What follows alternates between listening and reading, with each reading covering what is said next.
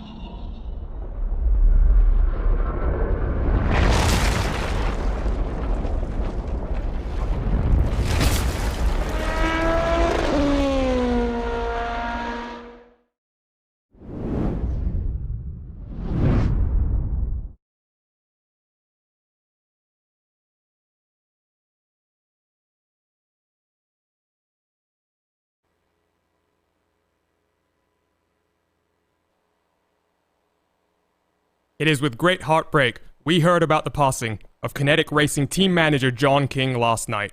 For 11 years, John had been a leadership figure on the iRacing service to so many, but his love for motorsports ran much deeper. After his own endeavors in racing and karting, John got into coaching, where one of his students went on to become a 24 Hours of Spa winner in 2019. As his real-life racing slowed down, iRacing filled the void. After joining Blackadder Motorsports, John's leadership abilities quickly led him to becoming team manager. He fostered an environment of respect and competitiveness, reminding everyone to let the race come to them, all while building a group that became much more than just teammates.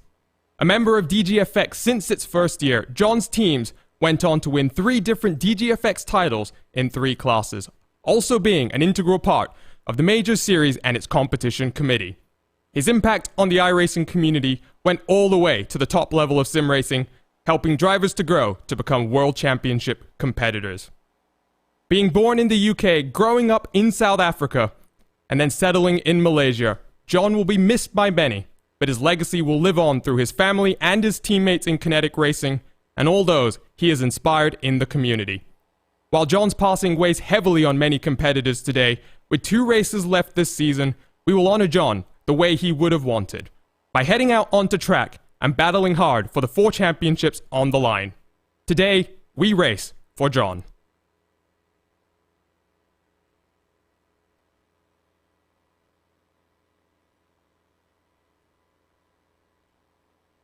Hello and welcome to the Imola circuit for the penultimate round of the IVRA Endurance Championship. Not the circumstances that we wanted to welcome you to this broadcast and to RaceSpotTV, but John King has touched so many people in this community, and it's only fitting that we pay tribute to him and his incredible legacy and his team as well. Kinetic Racing will be out on track today. They will be racing with very heavy hearts. My name is Arjuna Kankipati. Alongside for today's action is Somil Aurora and Jonathan Burke. TV cameras provided by Istvan Ballo and TrackCams22.com. Additional car cameras provided by RaceSpot's own Tyler Maxson. As said, this is the penultimate round of this championship, and you can see here it's been a very interesting run to get here.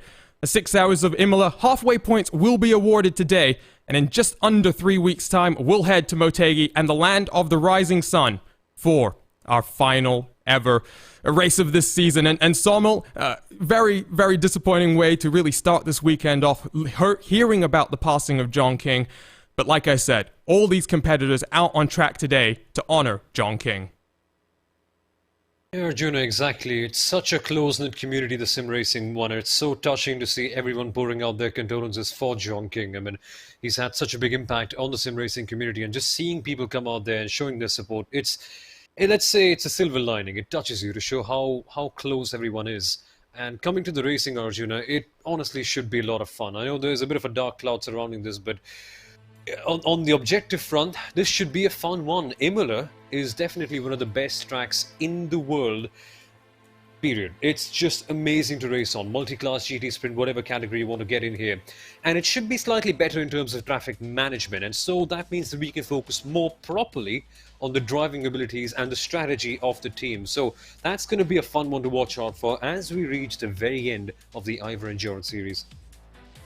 And looking at the schedule as well, you'll see only a couple of races so far have paid out halfway points. We'll talk about that in just a few moments' time. 6 hours of racing about to get underway. Once we get through qualifying, 15 minutes per class, and well, we've got 4 classes of competition here. 2 classes of cars, the LMP and GT classes, both get split up into Pro and Am championships. 4 tire set limits in effect for all classes, and with a rather recent update to the GTE tire model, it's going to be a very difficult day for those cars with track temperatures starting to increase early in the run, expecting tires to be a big issue later on.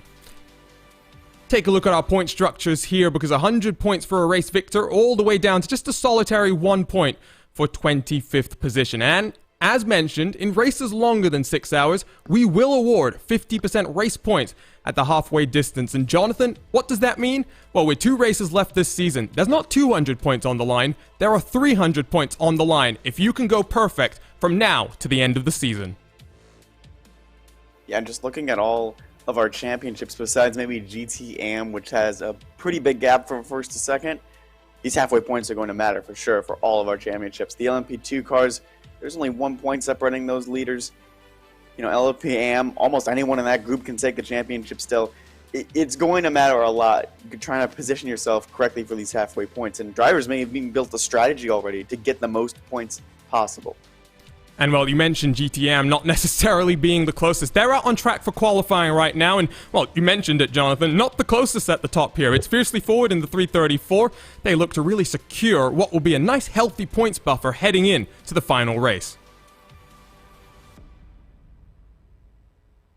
Yeah, they're the only group in this endurance series to win 3 races on the season, so it's not a surprise to see that 334 up there. The question is, can anyone really challenge them? Can Quasar and Vector Sim Racing capitalize to say Fiercely Ford has a bad day today? And all it takes is one bad day, and that's what some of the other championships have really been mixed up in them.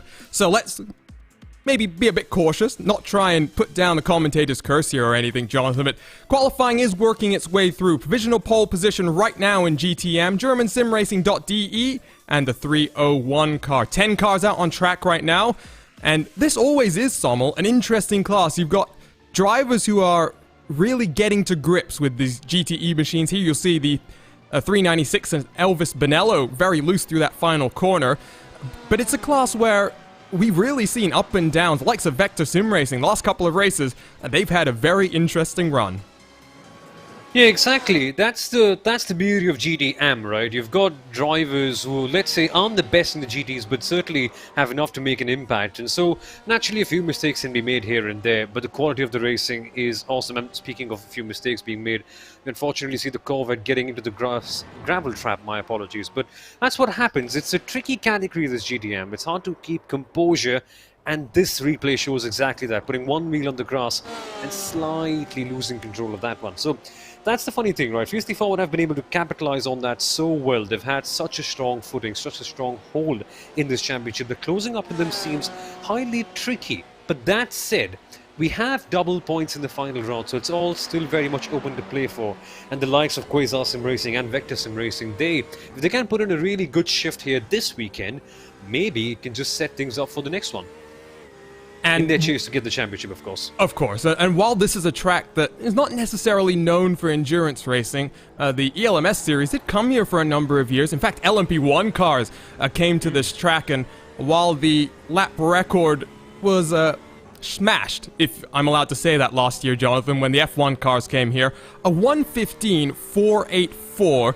To put that into comparison, provisional pole in GT right now, a 1:38.932. Yeah, these aren't the fastest you can go. This is such a technical track, such a difficult circuit. You got a heavy braking here. We're on board with Josh Klog into Ravad, so this is a corner that I've screwed up at least 27 times. And now heading down this front straight. It's such a technical, flowy circuit that it's hard to be perfect every lap. And especially, you know, we're talking about tires ready for these GT cars, we're talking about the championship fight and how Josh Klug is in the front. You need to be perfect. Down into Tamburello. Let's ride on board for a lap here at Imola. Through the first chicane you'll work, and it's trying to build up momentum here and really ensure that you can swing your way down into the second chicane, the Variante Villeneuve. Try and use as much of the curb on the inside without getting into these anti-cut curbs and set yourself up for Tosa and the run up the hill all the way into a very tricky corner. You see here, Josh Klug will roll his momentum through the corner, slam himself onto the power, and as you climb uphill, you come to a track which is notorious for the lives it has claimed. It's now been reshaped and remodeled, so you actually have to slow down here. Klug uses a lot of the width on exit there, and down in towards Acqua Minerale. You scrub off speed initially, but it's more about trying to make sure you don't run too wide here. Klug a little bit loose through the middle of the corner, but doesn't lose too much time, Sommel. Couple of corners left. Here is Variante Alta. Exactly, I hate this chicane. It really breaks up your momentum, but it's necessary to slow the drivers down. Passing through, just making sure that you don't have just about enough of the AstroTurf on the right-hand side. Not too much, otherwise your rear tires can spin out. And then, this is a high-speed one. Align yourself to the kink, brake hard here. I often end up missing my braking point here quite often. It's so easy to be caught out by this. The double left-hander, hit your apexes properly, and then go out there towards the back straight. As Jonathan mentioned, it's such a flowy track, right? You just have to make sure that you hit the apexes every single corner. And I mean, that sounds like a dumb piece of advice. Hit your apexes every single time. Just the most obvious thing in the world. But even more so at Imola, because the corners, they just flow from one to the other, as you can see on this onboard view right now. So there's never really a moment of peace and calm apart from the home stretch. And it's not really the biggest home stretch in the world. So the drivers, mentally, they need to be very much strong to have a long endurance race stint over here, because you're constantly going from corner to corner to corner to corner. There is no respite. AOD Racing, the BMW and Ferrari, they stack themselves up. Ferrari calls it quits for qualifying. And of course, in IVRA competition, once you reset back down onto pit road, cannot head back out onto track for qualifying. Impressive run for them though, Jonathan. It's been a up and down season. When the Ferrari has done well, the BMW has struggled, and vice versa. One race victory for each of the cars, second and third in qualifying, times looking very, very competitive here. Yeah, they each have a win, they each have a podium. It's just like they haven't been able to get one car towards the top of the standings. And I think that's another reason maybe this GTM category, especially second on down, is just wide open. Like, no one has been able to have a really good, consistent day. And AOD, they've also been victim to being a pinball in some instances, and they've struggled through a few races. But they've shown they have pace. And right now, again, if this day goes well for them, second and third, maybe they can get both cars on the podium, even both cars in the top 5.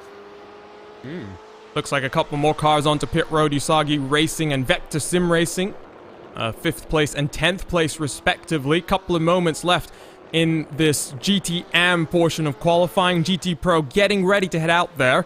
And just a reminder as well, you can stay involved using Twitter, using the hashtag IVRA League. And guess what? The championship leaders, well, they're staying involved with us, and we'll follow along with them as well throughout the entirety of the race.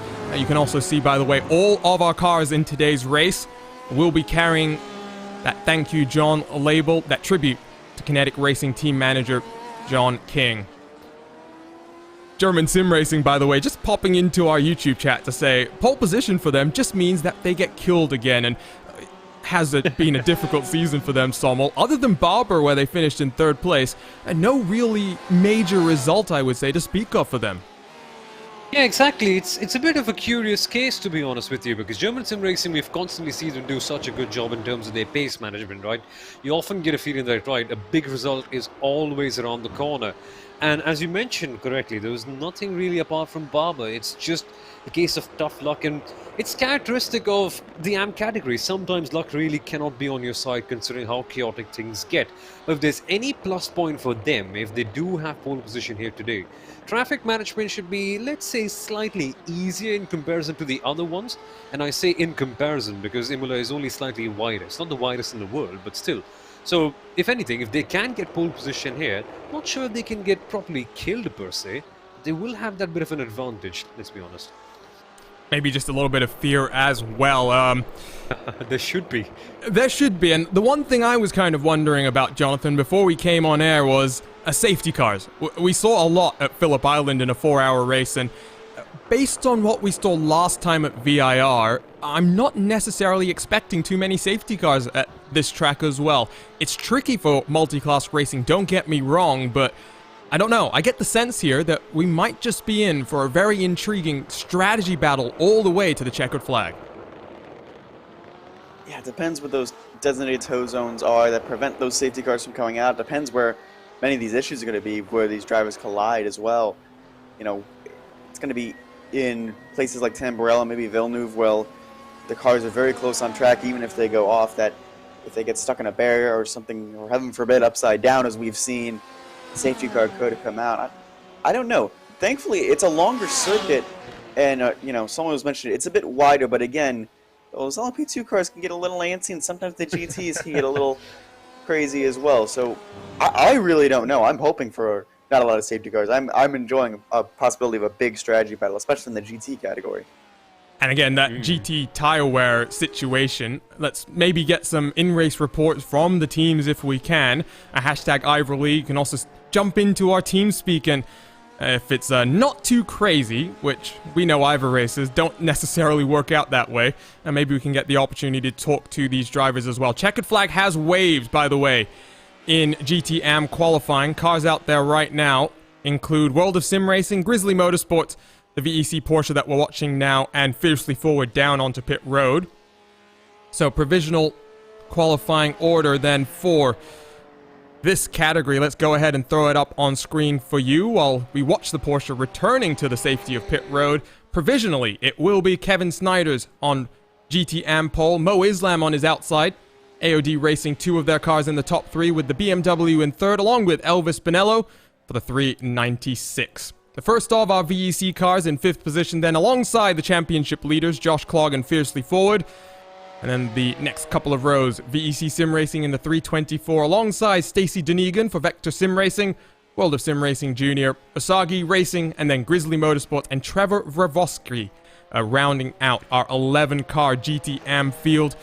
And GT Pro is getting ready to go racing, but let's go ahead and while we wait for them to actually head out onto track, let's bring in to the broadcast booth one of our sponsors for today's race. Primus Engineering has come on board with the IVRA Endurance Series to partner for this race, and we're delighted to have Alex Santos joining us now. Alex, happy that you're in the booth with us, and even more excited that you are now, part of this IVRA community as well. Yeah, thank you very much for having us. Yeah, for us, IVRA we share the same vision, so it made sense that we start with this kind of partnership. Yeah. Talk to us a little bit about what Primus does, Alex, because it's an interesting concept. It's about really allowing a driver to focus on the driving. And while there's lots of services out there that try and add value to a driver, I don't think it necessarily does it in the same way that you guys do. Yeah, exactly. Primus started from the vision that in sim racing now we have a professionalization of the sport. So with our background in Formula 1 and GT categories, we want to bring our motorsport knowledge to sim racing. So we will provide personalized services, engineering services to every team and driver that wants to up their game. And we're going to have a little bit of fun in today's race as well. We're not going to spill the beans just yet, Alex, but there will be opportunities throughout today's broadcast and the 6 hours of action for drivers to get a hands-on experience with what Primus is going to be able to do for them. So I'm sure this is an exciting endeavor. It's not just about bringing visibility to the brand. It's also about getting drivers that first-hand experience of what the company's about.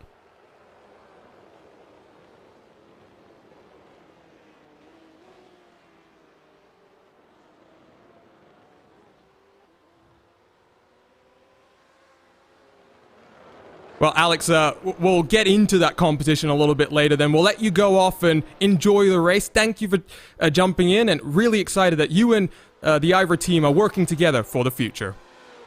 Thank you very much. So Alex Santos, part of the Primus engineering team. Apologies for the slightly lower mic level than normal, but Alex is not a broadcaster, does not necessarily have the same microphone and stuff that we are working with today. But it is an interesting partnership, and as mentioned, there will be opportunities for you guys in the community to win 1 hour sessions with the Primus team. We'll get to that in the 6 hours of action. 4 different 1 hour sessions to be given away.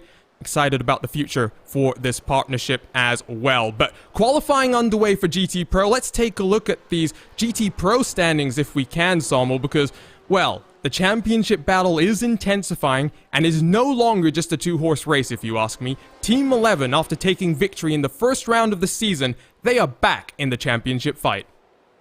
Oh, absolutely. And how pleasant is it to see them back here in the battle, truly. It's only 27 odd points separating Team 11 to Team Hersingweld, who are then 13 points behind Maniti Racing. And these three, well, they've had a lot of fun atop the GT Pro standings. We've seen so many good races. I can particularly think of Barber as a one where we had a really dramatic finish, right? As a GT Pro, they almost always deliver. Let's just hope that they're able to keep it clean, because sometimes, say for instance, Phillip Island, they can be overshadowed by all the drama that happens in terms of crashes. If we don't see that, seriously, this should be a battle that should be incredible to watch out for on track. And I maybe slightly mischaracterize the championship picture, because of course, Maniti Racing, a disastrous race at the VIR 5-hour race. No other words, disaster. For Team 11, it wasn't as bad, but still pretty dire. Team Heusingveld, victory in that race has really brought them back into the picture. That's what I was trying to say here.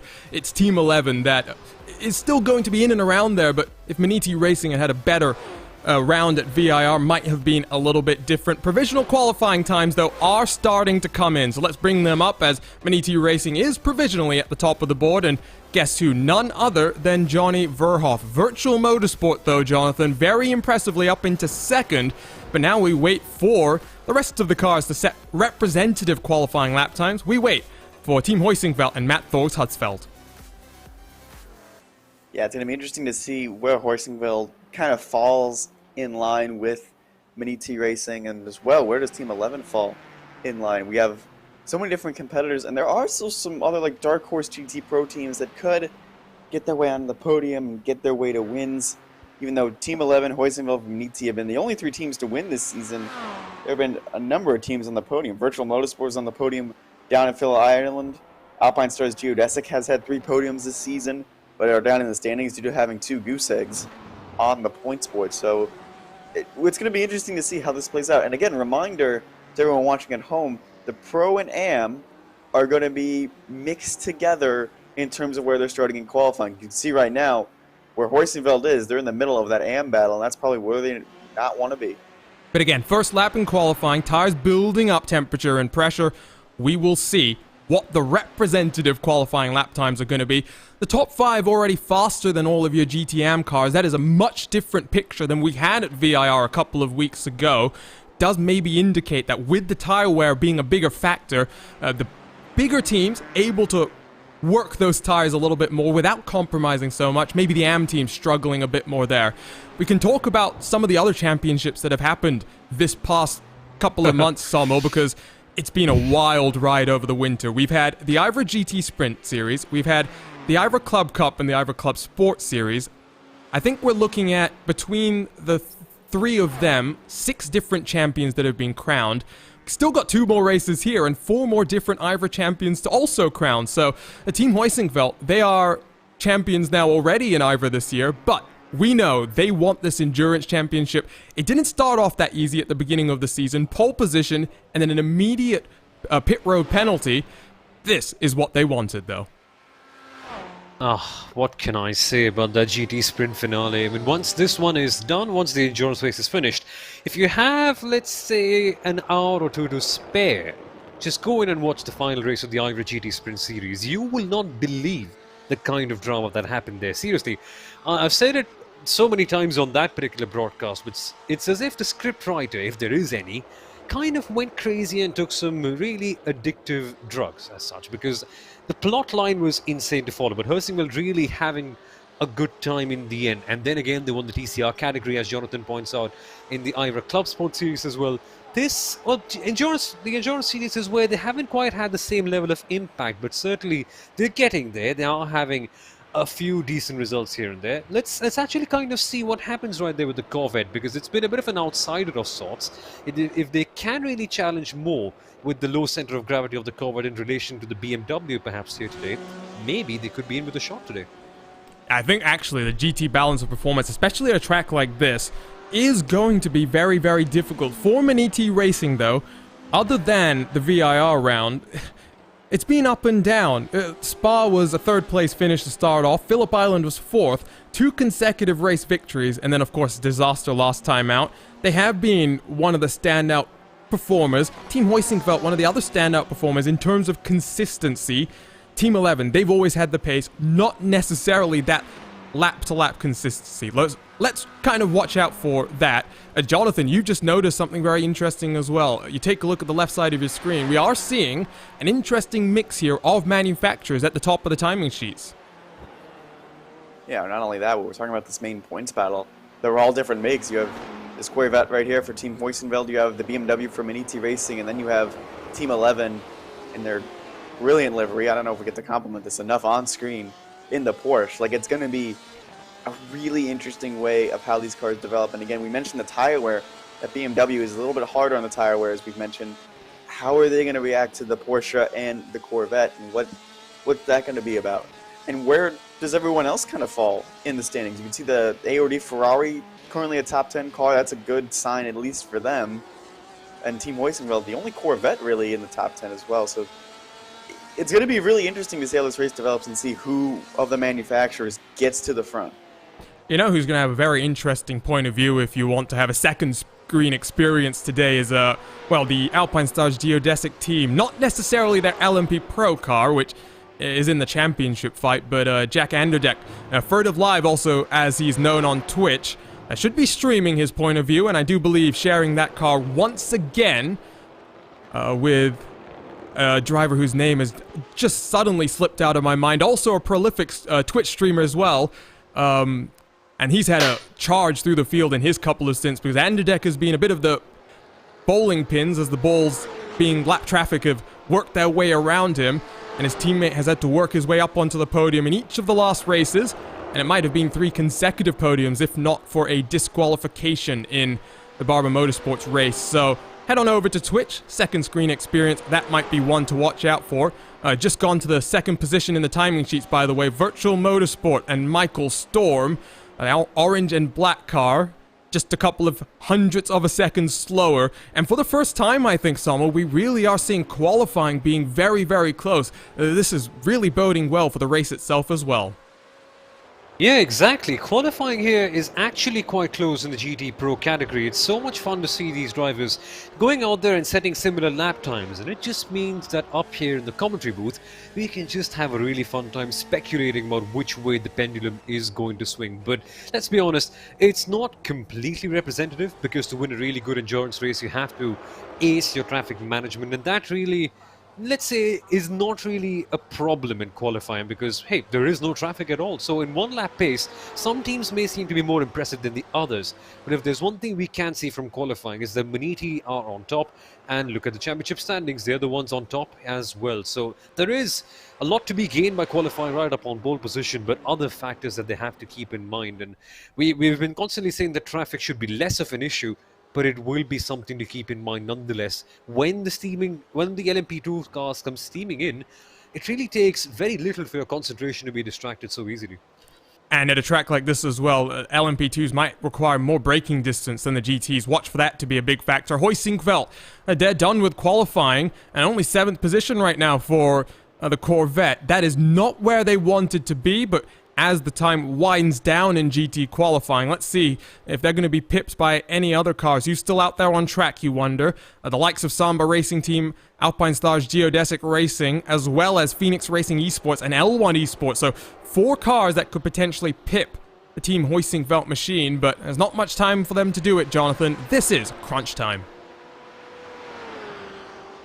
Yeah, especially if they're talking about tire wear being an issue. Like, how much of that tire have you already taken out in these first few laps? So it's going to be trying to set yourself up and trying to really send it here on the first few laps. I'm really kind of impressed with kind of the development of Samba Racing Team. You know, maybe they don't have the points results they've wanted, but especially towards the beginning of the year, they really were not a factor, I think, in these fights. And they got their first podium not too long ago, at VIR actually, and they've gotten better pace. And I think the more the season goes on, the more the team has improved and impressed me. So it's a really good drive so far. I don't think they're going to be a consideration for the championship. They are 4th in the points, but it's been a solid and constant improving season for them.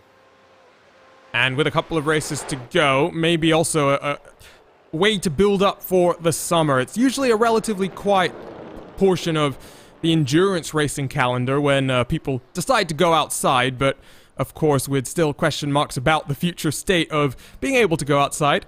Might still be some interesting events to take part in. Of course, the IVRA Triple Crown has been confirmed. The first of those 24-hour races will take place in just a couple of months' time, so very much looking forward to that. Update, by the way, it was, we were talking about Alpine Stars Geodesic Racing and the teammate there from Jack Anderdeck. Graham Saunders is his name. Apologies, Graham. I really enjoyed watching your charges in the last couple of races. I don't know why my brain decided to go a little bit forgetful there, but apparently Graham jumping into the LMP2 car today, so that great pace that he's had now being transferred over into the championship fight and sharing a car with Carlos, apparently. So Miguel Vigo, who sat out the Club Sport finale, sits out this race as well.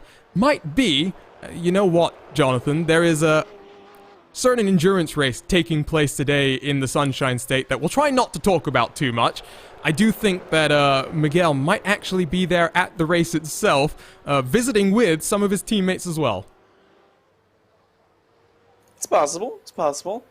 You know, I might need to, you know, get investment in more monitors because there's that going on. There's March Madness going on. Basically, what I'm saying is donate to RaceSpot, and I need at least 7 more monitors. I only have 2 right now, but so I at least need 7.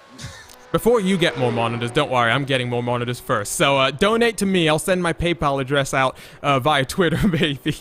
And RaceSpotTV donation pool will start building up for equipment. March Madness, of course, you do need so many monitors at the start. But then as you go on, you increasingly, Jonathan, find you don't need as many. So not sure what you're going to do with all your monitors then.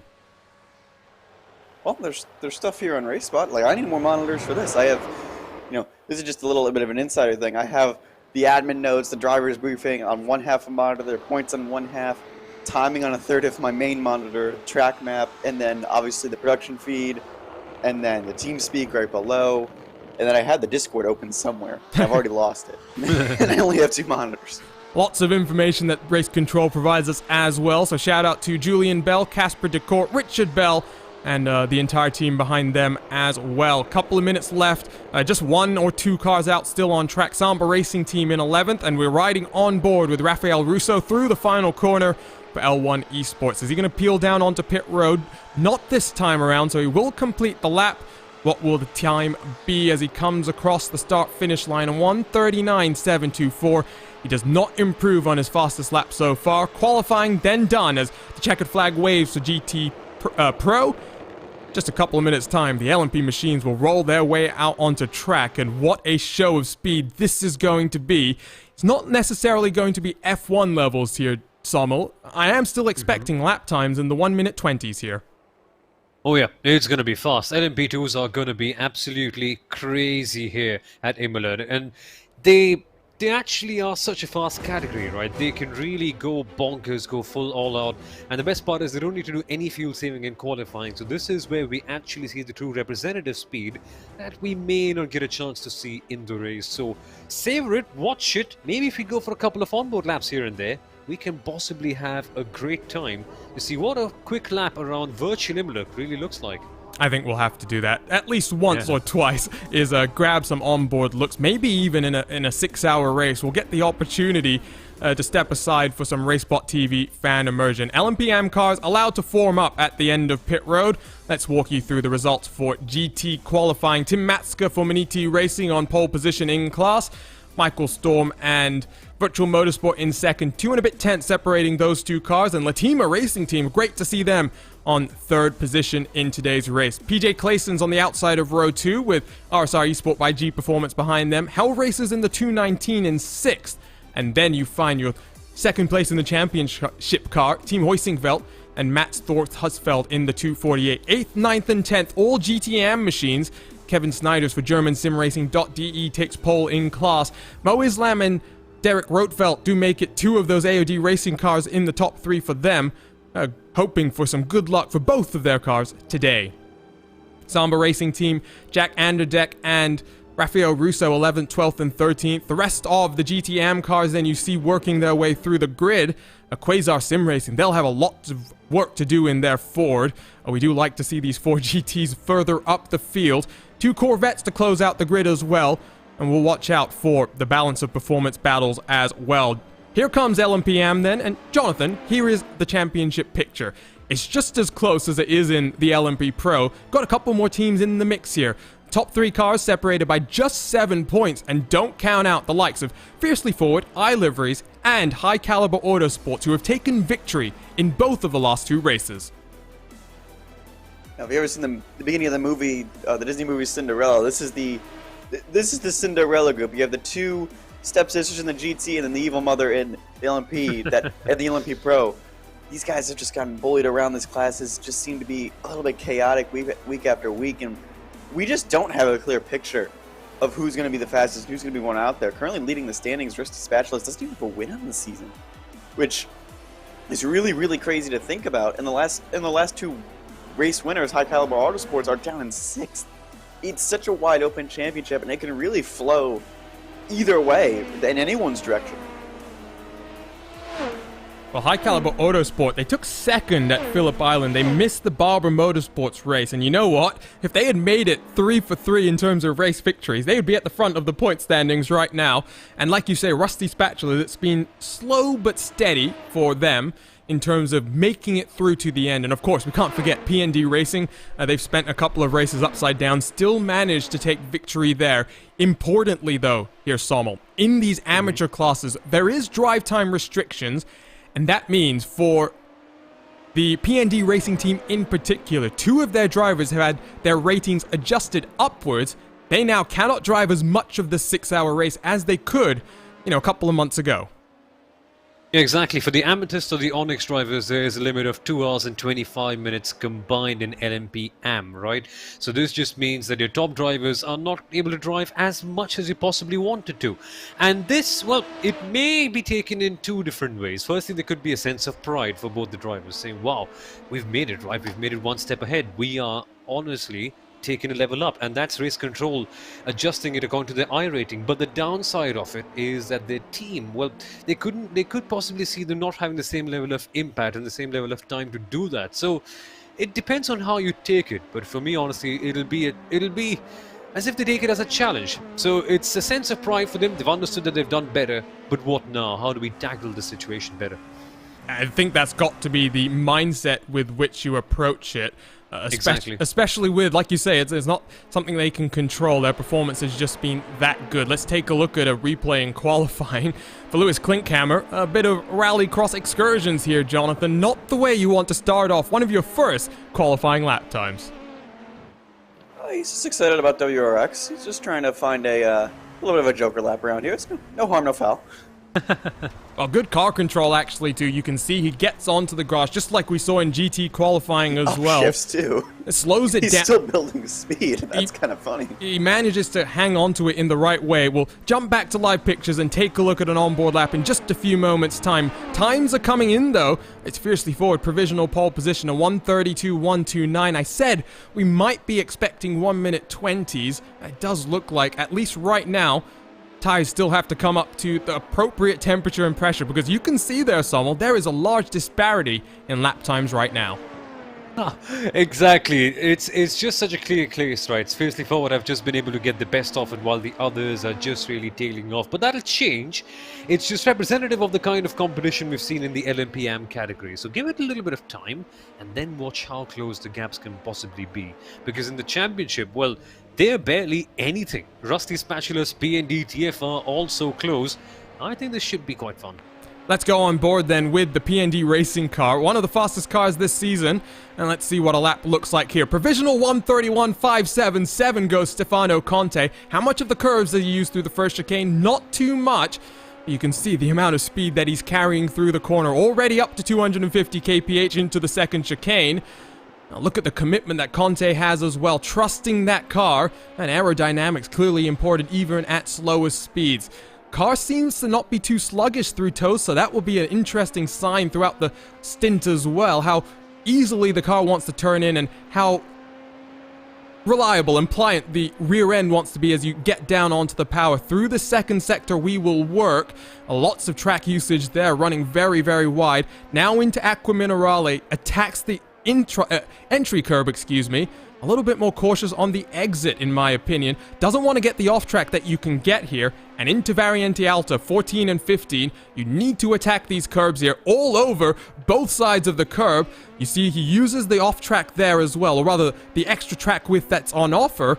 And final couple of corners into Rivazza. Last of the late breakers here. After the 100 meters you break. Conte doesn't use too much of the curb on the inside. Compromises slightly on the outside of the corner. Gets the power down nicely, Jonathan. What's the lap time going to be here? It's looking quick. It's looking fast. And this is a home race for the PND Racing team. All Italian drivers, and that was almost in the 130s, but a 131.1, almost half a second faster than Nomad Sim Racing. This team has really come alive, I think. They've shown great pace in the past few races. Well, they just need a race to maybe go a bit more smoothly for them, because they're always mixing it up with the pro teams as well, and sometimes maybe just a victim of their own aggression. Their championship rivals, at least their main championship rivals as things stand, the Rusty Spatulas across the line to complete one more of their laps for Tumo Seppola. A 132.437 the first time, much slower this time, a 135.284. Maybe just backing out of it, setting up for this next flying lap. iLivery's Vibe Sport, half a second slower, they're up into second. Pineapple Racing, they're up into seventh, 1.9 seconds slower than the provisional pole time. N-Race Esports, 2 seconds slower.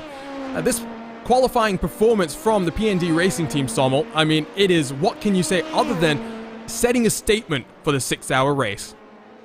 Absolutely, and many expected this. PND Racing have had such an impact on the LMP AMP category. Let's see what Rusty Spatulas do to respond right here, because currently they sit in P number 7. They've got their major championship rivals up there in P number 1. What can they produce in a situation quite like this one?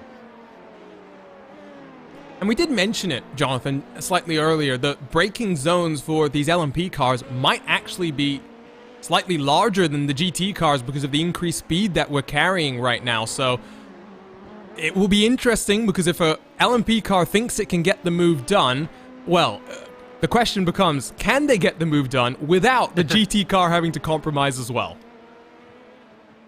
I think, remember the beginning of the season at Spa, remember those chicanes, the last chicane especially being a bit of an issue, because those GT cars were a lot better in those slower chicanes. And here we have Tamburello, Villeneuve, Variante Alta. We have several slow chicanes on this track, and it's just going to be a matter of making sure you get the power down right and making sure you don't compromise yourself or your GT car. And I think just placing yourself in the right position is going to be the hardest thing in terms of traffic management. Never mind where the traffic comes around. It's just, when do you pass and when do you get back on the throttle? Because you get back on it too early, you're going around.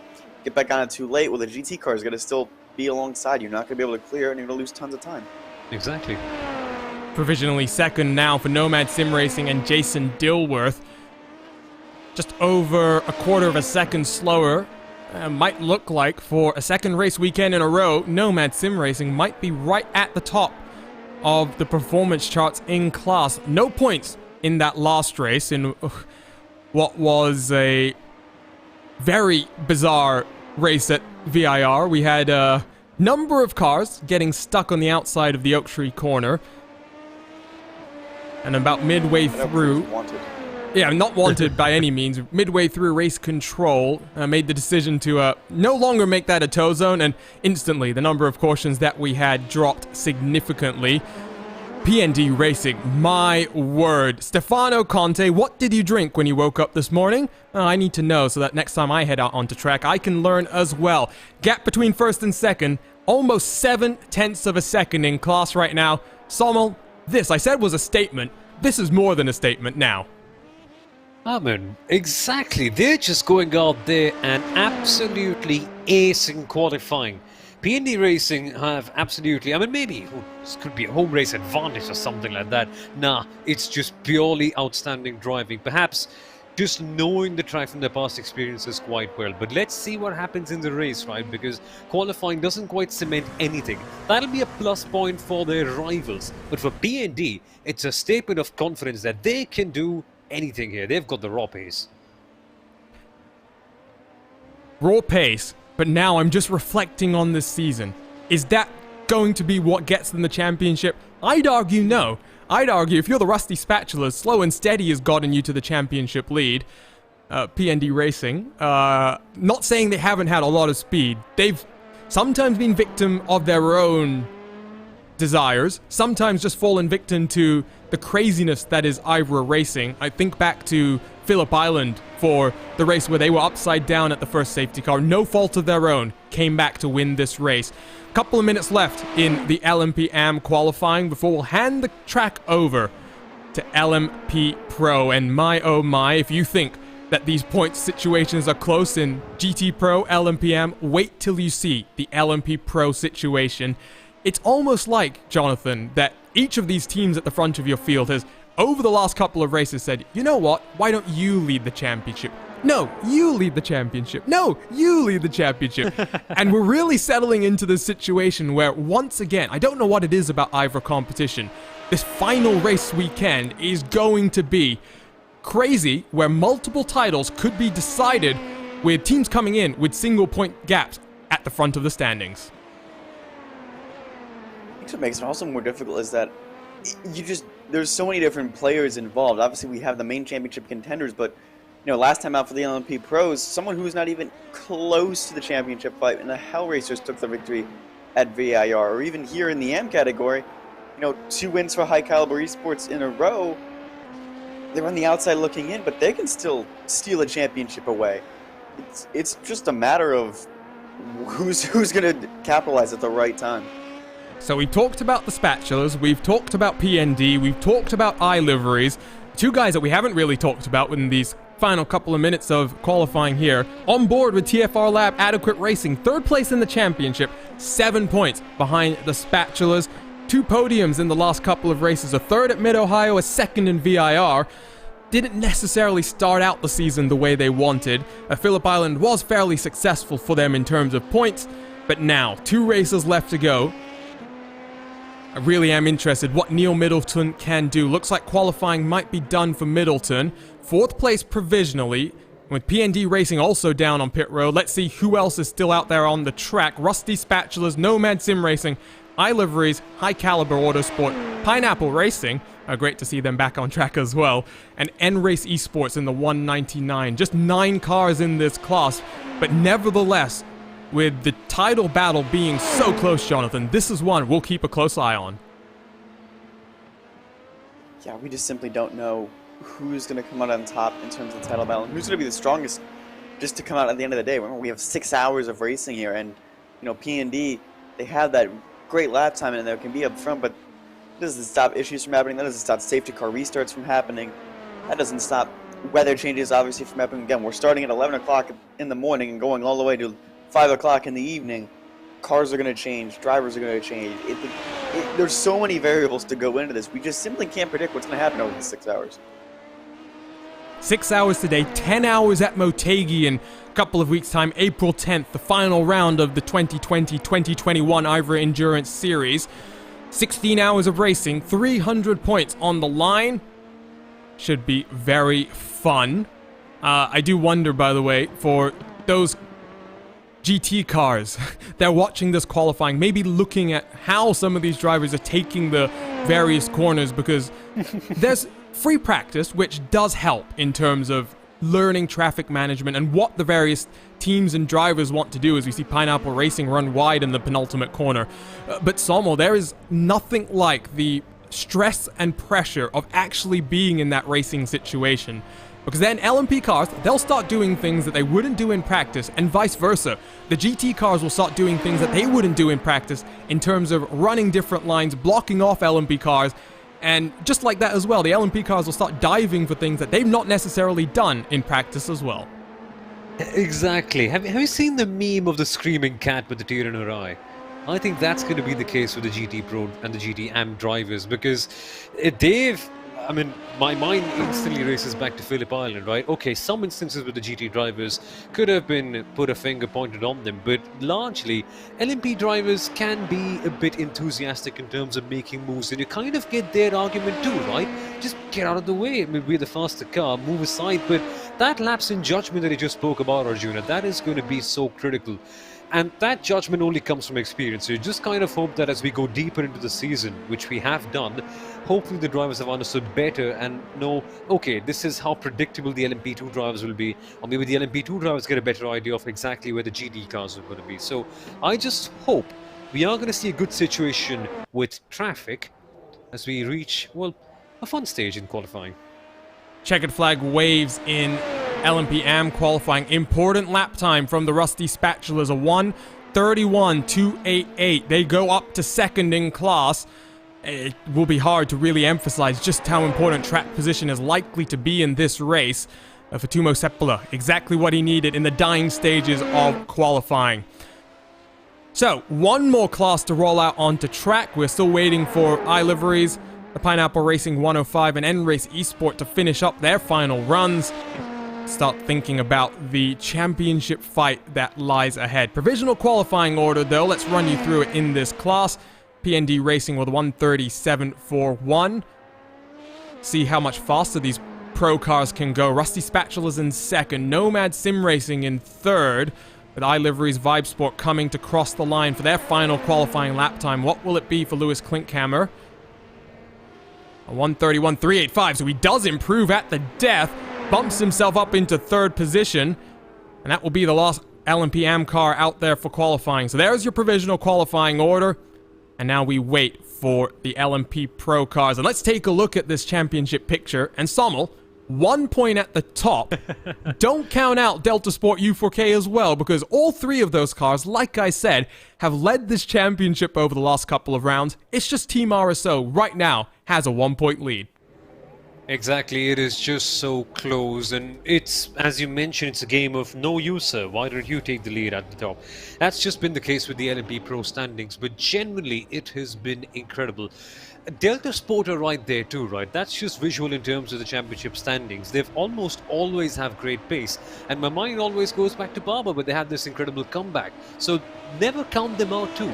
Yes, indeed, there's a bit of a gap behind them, and there's, let's say, the midfield battle starting in after P4, but at the top, goodness me, this one is going to go right towards the very end, and you can never count any of these three teams out. And all of them seem to say that, right, we've had the great confidence in ourselves, but can we really get P number one? There's no surety because of how chaotic the races can be.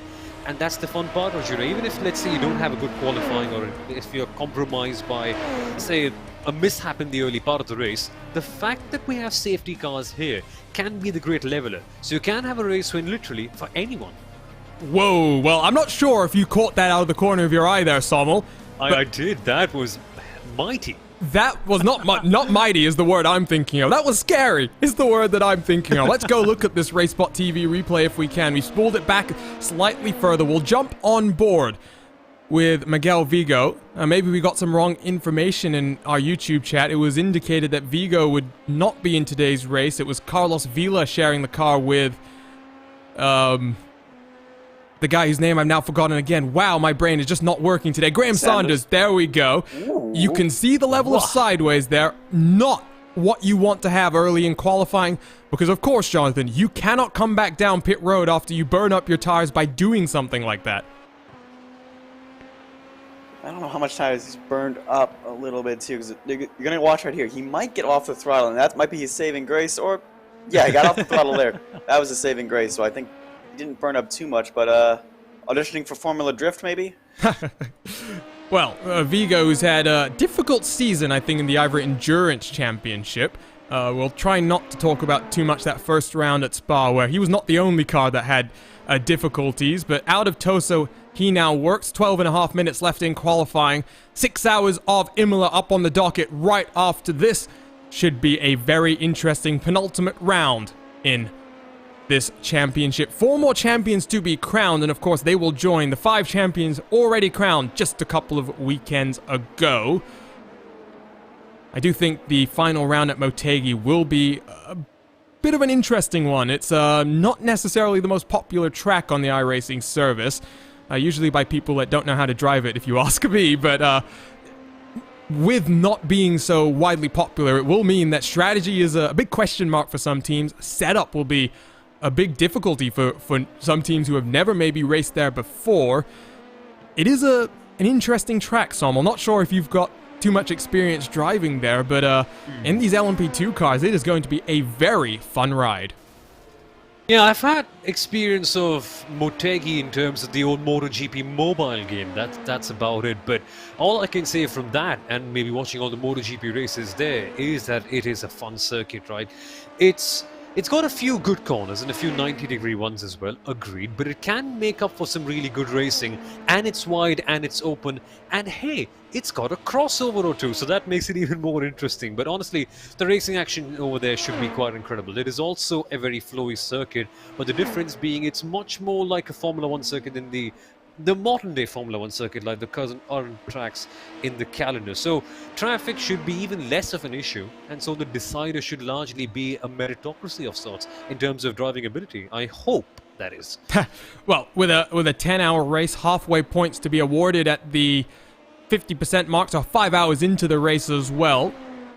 Strategy, you want to be out front at the end. You also need to be out front in the middle as well. So you do have to approach these races slightly differently than you would in the slightly other, championships with different rule sets. Let's jump on board with your championship leaders, though, for a lap here at the Imola circuit, and just ride on board and see what the difference is between Pro and Am. I am wondering if we'll see in this qualifying session lap times breaking down into the 129s, very sideways for Niels Benedict through the final corner. Let's go on board for a lap here then, Jonathan. I will say, the one thing that I would expect in terms of Pro versus Am, the Pros tend to be a little bit more comfortable with a looser car. We might be seeing a bit more hand input as compared to those Am machines. I'm a little more comfortable with a looser car, a little more willing, I think, to send it into these chicanes, not heavy on the braking. We're going to start in Tamburello, very, very smooth, and now we head to the Villeneuve chicane. And a lot of wheel input. He's fighting it. You can tell it is a loose race car right now, but something this team is obviously set up for. And I think as well, you saw the amount of curb he was trying to take in the second chicane, the Variante Villeneuve, up the hill in towards the Piratella. He's been running very wide as well, very sideways. Oh, look at the quick hands to hold on to that car from Benedict. That will have lost him a couple of tenths of a second, though. And you can see, even through the Aqua Minerale, a slow-speed corner, car is slithering around underneath the German in towards Variante Alta. Ooh, on the grass on entry, you can see Pure Sims Esports has gone to provisional pole with a 1:37.04. I am not expecting Niels Benedict to get within 1 second of that, Sommel. Oh yeah, seriously, that is a really crazy one for Team RSO. Let's see what they can actually do here with this particular lap. They still are in not a bad position overall in P number 5, but considering where they are, the championship rivals are, Alpine Stars Geodesic right in front of them, they'll definitely be hoping for more. Coming across the line, and see, that's it, 131.212, not the ideal lap there. And there you go, Vigo, this time around 1:30.961, so interestingly, that lap time for PND Racing is going to stand up very, very strong over the course of this session. Let's take a look at the weather conditions, and reminder, you can follow these live at Timing 71 using their world-class suite of data analysis tools. Vigo gets very loose through that second chicane. Here you can see 32 degrees is the track temperature. I have a feeling it might have increased slightly since the AM machines ran out onto track, but of course we've got more of these LMP Pro cars. That does heat the track up more. There's more rubber on the surface as well. Watch for varying track temperatures and conditions throughout the 6 hours of racing. 14-kilometer-an-hour winds as well, not insignificant. For Pure Sims Esports, though, Daniel Kraft, this is what I expected from them, Jonathan. It's not been an easy season for them by any means, and, well, for Kraft right now, it's a quarter of a second clear of the next LMP Pro car. Yeah, it's a good lap from him, and this is a team without a podium. They're sitting in 5th in the championship. We kind of expected him to be a big, heavy hitter coming into the season, a big factor in this championship fight, but they just have not been able to have some of the luck and maybe just some of the strategy to really put it together. And I think maybe this is going to be a good week just to try and stabilize and end the season strong. They're really not fighting, again, much for the championship. If all 3 of the top runners have an issue, though, they can fight for the championship, but it'll be interesting to see how much they're going to play into a factor into today. 7 minutes left in qualifying then. Team RSO have just gone provisional pole position. The difference, an incredible 9,000th of a second. The battle at the front of these classes is oh so close. The competition is oh so intense. And if you thought 6 hours of action was going to be determined at the end, no. It's going to be a fight all the way through this race. Safety cars will play a big factor. Alpine Stars Geodesic provisional 4th, Delta Sport U4K provisional 6th. Sommel, they need a slightly more track position, I would think, because in a race like this, once you get to traffic for the first time, we may see some large gaps start to form.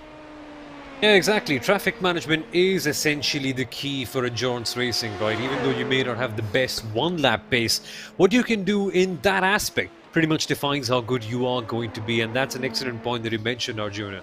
Composure is definitely going to be a case, and that's the reason why you want to have a grid start as high as possible, so that even if you are caught up by the traffic a little bit, it's not like you end up losing too many places. On the overall front, you'll not be, oh my goodness me, that's a crazy one from Pure Sims right there. Yeah, the main idea is you want to be setting yourself up to give yourself as much leverage as you possibly can for the main race, and so the qualifying matters as much. And considering the way they're driving, Pure Sims might be slightly, well, agitated that they're not quite getting pole position, but the gap right there, Arjun, at the top, still pretty close, even though RSO went out there and set another quick lap. And again, let's emphasize this. PND Racing are classified as an AM team. That means Race Control has decided they should be competing in that category. It does not mean they are not capable of putting in the effort and the time that you can put into a race like this to get the results that they are getting. Very impressed by them. Provisionally 3rd on track at the green flag. They will be looking for a very comfortable start to this race. The 2nd place in LMPM right now, all the way down in 10th position. That gives you an indication of the clean air that PND Racing will get to enjoy, because of course, Jonathan, this is not Pro versus AM, this is AM versus AM. So if you are Stefano Conte, if Miguel Vigo is flashing the lights from behind you saying, I'm in a championship fight with Nils Benedict out front, the smart thing to do is get out of the way. Yeah, the smart thing to do, maybe later on in the run, I think early on, I think this PND Racing car is just going to try and just hang tough, because he knows the bigger buffer he can put on the Rusty Spatchers and the iLiveries team, the better it works out for the Italian racing team. So I'm expecting, at least early on, at least these first 15-20 minutes, that PND Racing machine to be racing the pro cars just for the track position and to stay ahead of their AM competitors. I think they do know better. I think they do know that once the run gets in and once everyone gets a little spread out, they can let a few by and just, you know, run their own race. And again, you do have to remember, the Pro versus M is not just here in LMP, it's also in the GT category. So 2 of our championship contenders done with qualifying. Alpine Stars Geodesic Racing and Delta Sport down on pit road. So are both of the Hell Racers cars, the 29 and the 19.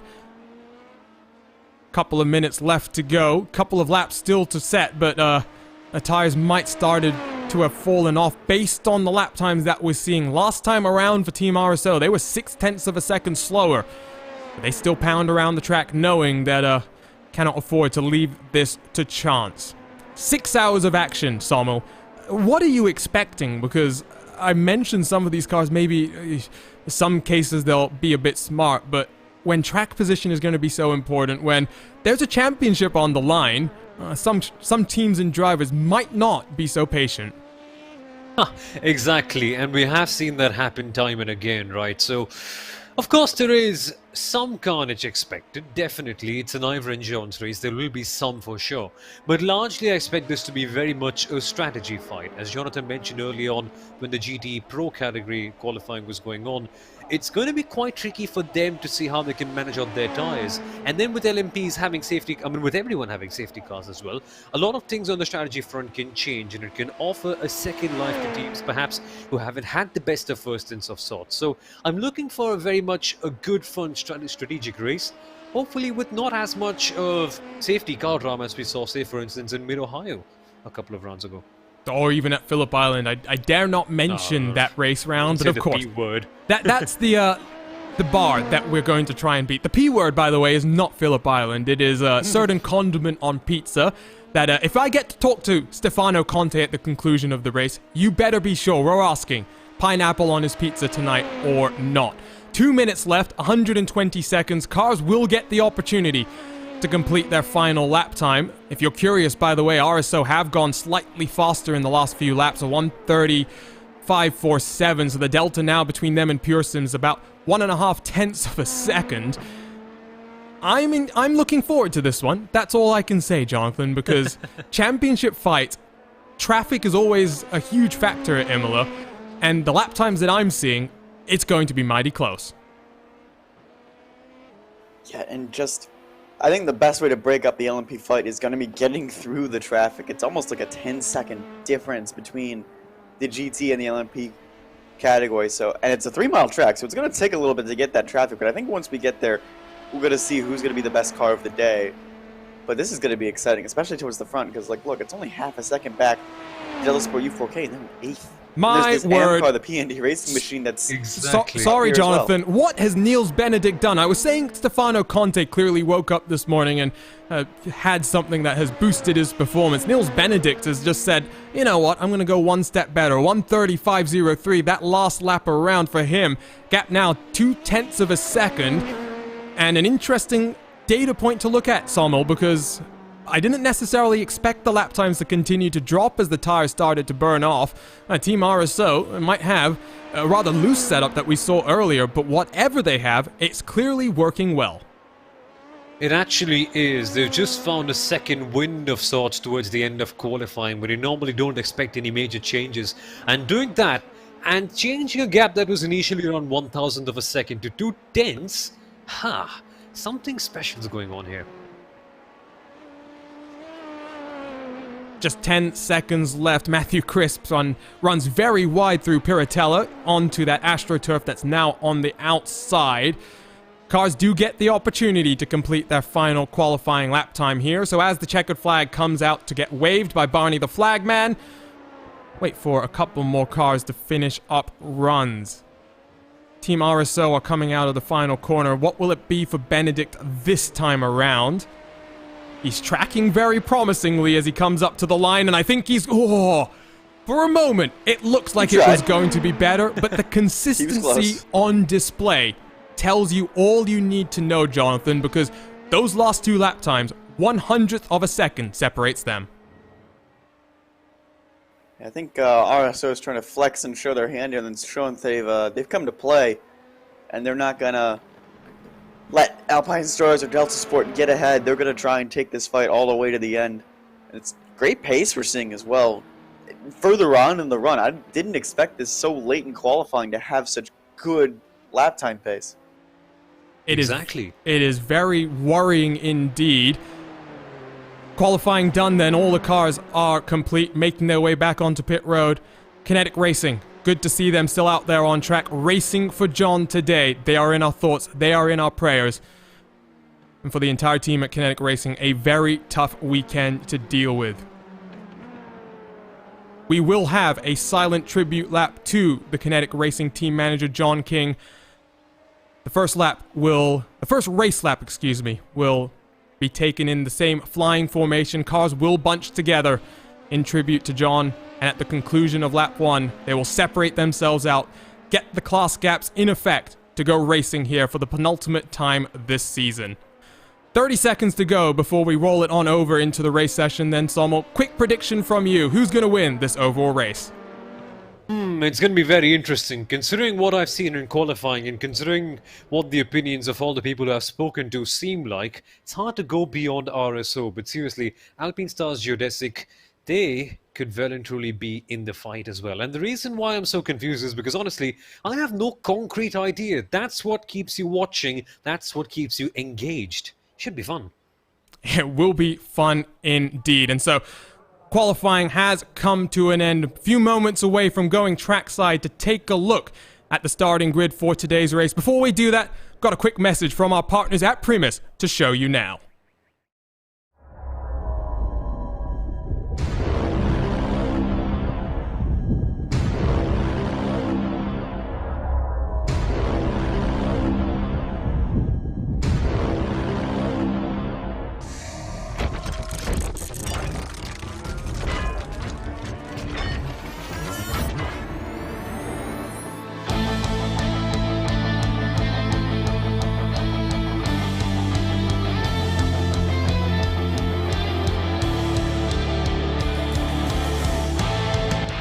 Okay, let's do plan B plus 5. Plan B plus 5.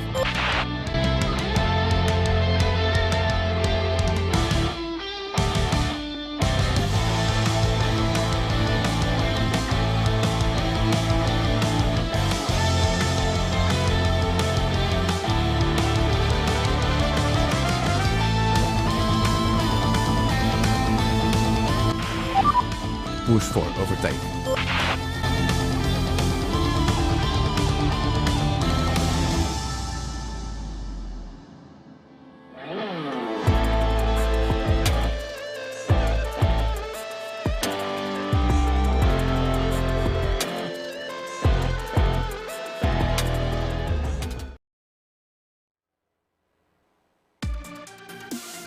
Welcome back to RaceSpotTV and coverage here of the penultimate round in the IVRA Endurance Series, the 6 hours of Imola. We are moments away from getting underway with round 6 of this championship, so let's go trackside and take a look at our starting grid for today's race. In the LMP category, it's Team RSO, the championship leaders, that take a dominant pole position, a 1:30.503. Daniel Croft and Pure Sims Esports, they look to bounce back after a difficult opening 5 races to this championship with a good run here in Imola. Stefano Conte for PND Racing, pole position in LMPM. They've got some nice clean air behind them to their competitors. It will be very interesting to see the pace on offer from the hometown team. Miguel Vigo for Alpine Stars Geodesic Racing on the outside of row number 2. Row 3, it's Torque Freak Racing and Ronnie Nunez alongside Nicholas Helm and the Hell Racers 29. Magnus Wallström in 7th position, right next to his teammate, Alexander Gravouille for Delta Sport U4K, 3rd place in the championship. Some work to do back in 8th place. Boris Angelovando, good to see him in today's field in the RSR Esport by G Performance car. Alongside him, fiercely forward in the 34 with Matthew Crisp.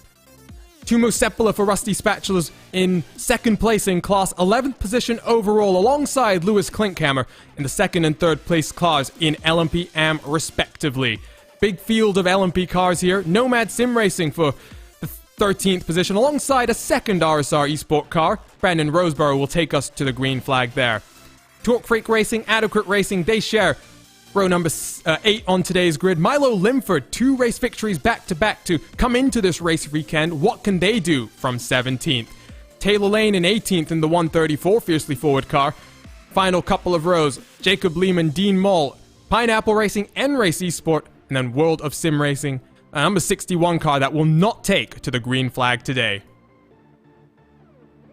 In GT, it's Maniti Racing returning to pole position, and after a disappointing race last time at VIR, they need to bounce back today. Michael Storm on the outside for Virtual Motorsport in the orange and black. Latima Racing Team, a very impressive 3rd position here. Team 11 will qualify in 4th place here. In 5th, you've got RSR Esport by G Performance alongside Hell Racers in the 219. And on the next row of the grid, you look at one of our championship competitors, Matt Thorgs Hutzfeld. Some work to do back in 7th. Kevin Snyder is the first of our GT AM machines in the number 301. Mo Islam, Derek Roosevelt make it a very impressive qualifying for AOD Racing. What can they do today? Samba Racing in 11th, Jack Anderdeck in 12th for the Alpine Stars Geodesic Racing BMW. L1 Esports and Elvis Bonello, they share row 7. Row 8, VEC Sim Racing and Fiercely 4, the championship leaders in this category. And then the next couple of rows, you've got a couple of Porsches, VEC Sim Racing, Vector Sim Racing, 17th and 18th. And the final few rows up on screen, World of Sim Racing in the number 351. They'll line up in 19th position. Alongside them, the only 4 GT in today's field with Quasar Sim Racing. Usagi Racing, Grizzly Motorsports 21st, 22nd. Phoenix Racing Esports in 23rd. Alongside Aaron Ackles in the Quasar Sim Racing Corvette. The cars begin to roll here at the Imola circuit. It's a short pace lap, but we will have a full tribute to John King as well. Before we get to that, though, final thoughts from you as well, Jonathan. I put Sommel on the spot. Who do you think's going to win, not in LMP Pro, but in GT Pro? Oh, GT Pro is such a hard one to say. I think Miniti clearly have that pace with the tires the way they are. It's going to be a challenge. I'm thinking, remembering back to Spa, how dominant Team 11 was in that long race. Team 11 might be the one to beat here, even though they're rolling off from the 4th position. Lots of intrigue today, but we go racing with a heavy heart. Everyone is thinking about Kinetic Racing and the entire team. They will lead us for a silent formation lap here at the Imola circuit as we pay tribute to their team manager and John King.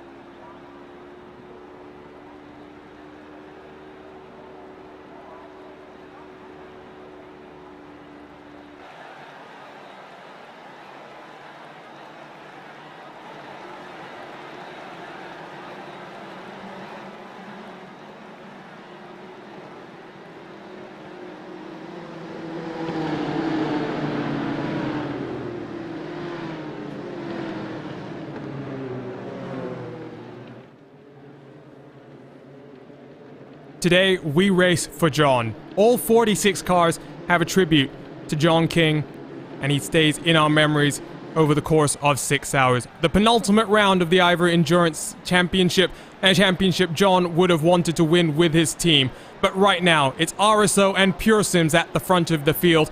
Let's go get ready, to go green flag racing for the penultimate time this season. A long hold here from the RSO car as we enter into the start zone. And finally, let's pick up the throttle, and let's go green flag racing.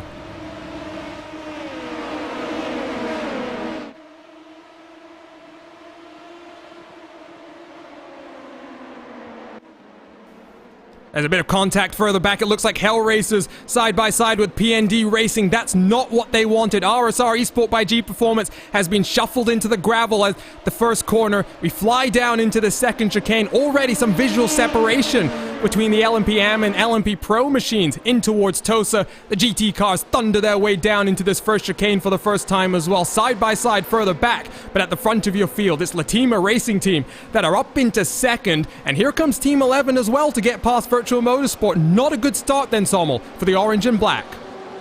Yeah, exactly. They're dropping down positions very early on. Maniti still maintaining their position right at the very top. The BMW holding on to that lead right out there. And still, look at that right there. Latima Racing car, but getting on the grass, somehow keeping it clean.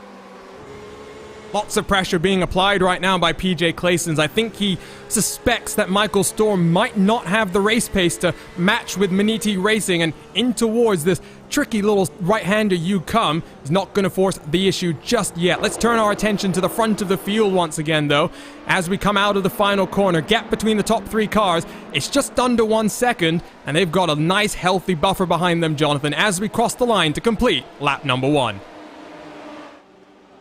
I'm wondering if the P&D car just had an issue on the first lap, just can't get into rhythm, because right now they just kind of held everyone up in this group. Or maybe they're doing, as you mentioned earlier, they're trying to let these pro cars go because all their AM competitors are further back in the field. That was very close for a moment there as Talk Freak Racing gets past Delta Sport U4K. I did mention track position might be important for the Delta Sport team. They've been shuffled back a further position. Look at the queue of cars forming behind them as well. RaceSpotTV replays to work our way through. Ooh, Nomad Sim Racing, contact with the rusty spatulas. That's got championship implications. Brandon Roseborough gets the worst of it, though. A subsequent issue for Joshua Wolf, who's side by side with one of his teammates. Very loose there. You can see Pineapple Racing loses the rear end by themselves. I'll get an aerial look at this incident. You can see there they lose the rear end early. Kinetic Racing has to recover and watch out and see that unfolding in front of them. One more incident to look at, Sommel, and involves GTE. Yep, absolutely. This is Vector getting on the grass. Ooh, that was dangerous. Thank goodness they were the ones impacted by this one, because we could have seen some unfortunate consequences for other teams, but for Vector themselves, not the ideal start, far from it. Looks like one more replay. Jack Andudek is around in the second chicane. Ooh, once more, maybe just cold tires coming into effect. Able to hold on. And German Sim Racing, not much time to react here, Jonathan. Very good reactions from the GT Am race leader. I think you can see it like coming out of the second corner. I can see right here that back end's already getting out, and I don't even know if it was just reactions or more of luck. He just kept it straight, just kept plowing right through. Well, and unfortunately, he's not actually in the race lead anymore, because AOD Racing, you can see the BMW in front, has scampered on past. So there's been some movement and shaking in these classes early in these runs. Let's try and get the race situation. At the front of your field, Team RSO, Pure Sims, and Alpine Stars. They're 3 seconds clear of the Hellraiser number 29. PND Racing has some angry cars behind them as it looks like RSR by G Performance into the wall. Ooh, Boris Avando comes right back onto track in front of High Caliber Autosport. That is not what he wanted to see happen here. But for PND Racing, more importantly here, Sommel, they talk about the pro cars getting past. Stefano Conte is being mobbed right now. Yeah, absolutely. He's had a lot of trouble early on. The fiercely forward cars looking for something. I wouldn't make a move right there, and smartly, fiercely forward avoid doing that as well. But what in the world has happened? You mentioned very well, Arjuna, raw pace may not be everything. Oh no. PND facing a bit of trouble. And Virtual Motorsport as well at the second chicane, the Villeneuve. A heavy contact to the front of that car. Does not look like that steering is very compliant at this point in time. And for Michael Storm, very impressive qualifying run. It's come unstuck early here, Jonathan. Here's the RaceSpotTV replay. It's all by himself. He launches himself over that anti-cut curb, and nothing he could do from that point. Yeah, that wall comes at you. There's that bridge right underneath, and as soon as you lose this car and get into the gravel, it's really, really, really hard to prevent it from going in the tire barrier, and that's a heavy, heavy impact. Storm has dropped down the order then, 18th position, and you can see there steering seems to be slightly offset as well. He'll be struggling now with this car for 6 long hours. Let's get you the GT race situation. The top 2 in this class have managed to break away slightly, but Sommel, it's not too much of a gap, and Team 11 have managed to clear the rest of their competitors and now set to work on catching Latima Racing and Maniti Racing in front. Yep, absolutely. They have just set the pace right here at the very top. But PJ Clayson's coming in with an overall best lap in the GTE category. So he's found the rhythm in the last particular lap. And there may be a bit of a gap for sure. It is quite visual, but they are closing up eventually. Problem is, they have to close up without making sure that their tyres are completely burned out by the end of the stint. Well, and I was expecting Maniti Racing... qualifying gap might not have been as big as I thought, but the strength of season it's been for them, I might have expected a little bit more. Ooh, Trevor Varvosky is very sideways. Is that the first corner? Yes, it is. Down into Tamburello. He's got things all sorts of wrong. Lots of replays to work our way through, and you can, side by side with Usagi Racing, just commits a little bit too hard into the corner. But interestingly here, Jonathan, we're seeing lots of replays. We usually get this kind of activity level, but no safety cars. All of these cars, for the most part, still factory fresh. Yeah, it's just a lot of people going off into the gravel, and really only that Virtual Motorsport hard into the barrier is the really only big impact we've seen. It's a lot of the single car mistakes. Which look back here at the AMs and the Pros and the LMP2s, they're flying along right now. And right now we only have 1 investigation, by the way, for penalties as well, only the 55 and the 122. So not only is it been only just like single car incidents, but also penalty-wise, it's only been 1 penalty report in these first 10 minutes. I have a feeling that's going to start increasing, especially as traffic starts to play a bit of a factor. At the front of your field, if you're curious, 1 second is now the delta out front. That will be very important when it comes down to traffic. These cars are working their way into the Variante Alta. The final of the GT cars is just coming out of Rivazzo right now. So in just a couple of laps time, Sommel, these LMP cars will start working their way through lap traffic for the very first time. Yeah, exactly. And it's almost like they never get any respite. They're just getting their brains chewed out all the time for the traffic. So these first few laps may feel a bit like heaven to them. And then that is when the real crunch begins. As we mentioned early on, it should be slightly easier than we have had, let's say, at VIR or Mid-Ohio, but still never easy enough. And you get 15 minutes of clean air, and then like you say, it never lets up, no end to the traffic in sight. It sometimes weighs on you a little bit as well. Here comes down the inside on the rusty spatulas. RSR Esport by G Performance, recovering after Evando had that incident through, I think it was the second of our chicanes on exit. Evando gets up into 12th, passes your championship leaders, and wow. In fact, you know what? Let's focus in on this LMP championship fight, Jonathan, because we talked about PND Racing needing to use the track position. Well, I'm not sure if you really get an indication from this camera shot, but this one gives it to you. 2 of your LMP cars are right behind that fiercely forward car chasing down Stefano Conte. I'm wondering if Stefano's just playing a little conservative here, or maybe, again, he just wants to let these pro drivers pass and not have to deal with them or get in any collisions with them. But this is a really weird situation. Like, they had this huge gap all the way back to their AM competitors, and now iLiveries and Nomad Sim Racing are knocking on the door of the lead early on. It's an interesting play, but I'm sure there's got to be a reason for it. This might still all be going to plan for PND. Well, 5 hours 47 minutes to go.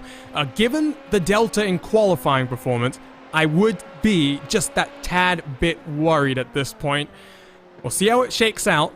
Great onboard shot, by the way, with Nomad Sim Racing and Jason Dilworth. You can see hands very busy in this car as well. It's not just the pros where you see some great car control on display. It really is up and down through the field. We'll turn our attention back towards the GT class once again, and some battles in GTM here. You can see a side-by-side for Jack Anderdeck working his way through the field. You've got a number of these GTM cars, Sommel. They're fighting for bragging rights. You've got the championship leader, Josh Clogg, right there. He's not got too much of a concern in the championship hunt just yet. He really needs to just focus on staying clean. Yep, exactly. He just has to manage it out and eventually make sure that by the halfway stage he's at the best possible place. Because remember, we've also got halfway points here today. Those will get awarded in about 2 hours and 45 minutes time when the race leader comes across the line. Race control already busy, Jonathan. A drive-through penalty for Jason Dilworth in the 122 car that we were just riding on board with a few moments ago. Yeah, that's going to really affect their race. Thankfully, it's early and they can start making a comeback now, but the pit road delta is still about 18, 20 seconds. Walking all the way down there, he might be back in the GT traffic at that rate. There is one more incident that we can let you know about. It was in practice, though, so for the number 12, I think it's Real Pixel Motorsports, I do need to be a little bit careful about their conduct in this race. Race Control will be keeping an eye on them throughout today's festivities. Battle for the race lead, still very, very close. PJ Claessens has fallen off the tail end by a couple of tenths of a second. The last lap was fairly matched across these cars, but now the gap 1.6 seconds, and that Porsche tries to chase down. And as Sommel, you mentioned it in qualifying, this is where each of the 4 different GT machines will start to show where it's stronger. The BMW is out front, the Porsche is chasing them down, and you have to go all the way back to 6th position to find the Corvette for Team Hoisingfeld. Which is a bit strange, because normally when a new car comes into the iRacing service, after a few months you do start to see it settling in and having a great deal of pace, but seemingly not so much for the Corvette. Quite unlikely to what we're seeing in real life with the same car. So that's quite intriguing to see whether it's a Corvette only thing, or are Hoisingfeld not quite able to match the same level of pace as the other cars. Speaking of troubles for the Corvette, there's one in the gravel trap. I think there's been a few cars that have been off into the gravel trap. Exactly, three wide as we enter the chicane. That is not what you need. I think Hell Racers will have to back out and slot into line. Oh, my word. We didn't necessarily think we'd be getting too much of that, but, wow. What can you say about that? RaceSpotTV replay. Phoenix Racing Esports, they get forced onto the grass. Contact with Alpine Stars Geodesic Racing. That's what lap traffic will start to do here. Let's take a look at what happened for Delta Sport U4K. Ascended into the corner very, very deep, trying to get past Usagi Racing. Checks up their momentum, but they make it work. They do lose out a position to the Torque Freak Racing car. I think the alternative there, Jonathan, was damage, so if I'm Alexander Gravois, I take this. Yeah, it's okay. Just losing one position, just getting that off track. But now I'm curious in the damage on Miguel Vigo in the Alpine Stars Geodesic car, because that was a heavy, heavy impact they took to the rear diffuser of that car. Is that going to affect the driving at all? Doesn't look like it. He's still about 7/10 of a second right behind Pearson's Esport and Daniel Croft. That gap, by the way, has started to balloon. It's now 3 seconds. We do need to be careful about the commentator's curse here, Sommel, because was it Phillip Island or was it Barber where RSO were leading the championship? We kind of expected them to dominate that race as well. And after showing some very interesting pace in the first stint of the race, things went a little bit pear-shaped for them. I think it was Barber, that one. Or, actually, it's been every single race that we've possibly had here. We've had some sort of commentator curse of sorts. Let's hope this one is somewhat different. And now you see on the screen, folks, this is where the traffic really begins.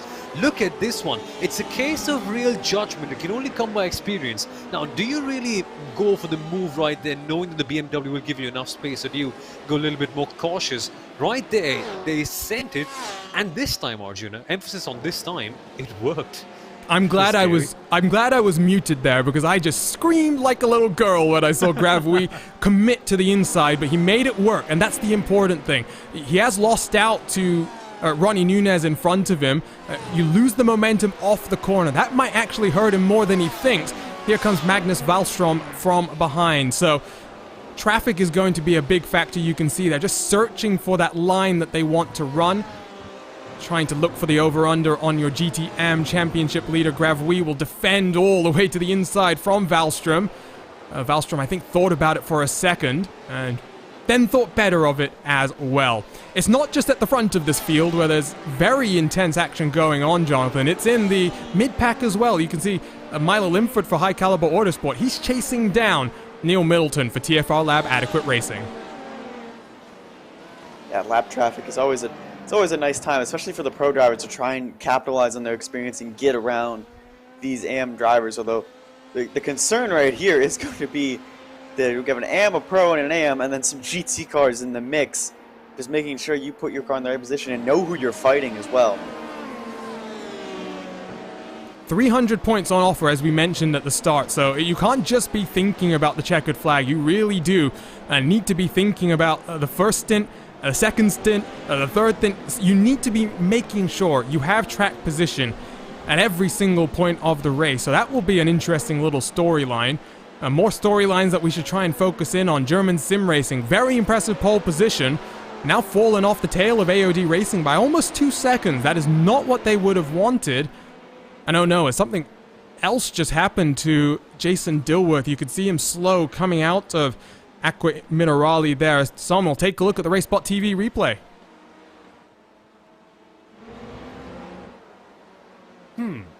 Classic oversend there at Acqua Minerale. It's a very hard corner to get your alignment correct. I mean, you always want to go deeper, you always want to try and maximize your speed, but quite often when you do that, you end up with situations like this one. Perhaps it's just a sign of they're trying to push it a bit too hard to try and make up a good amount of ground after that early incident.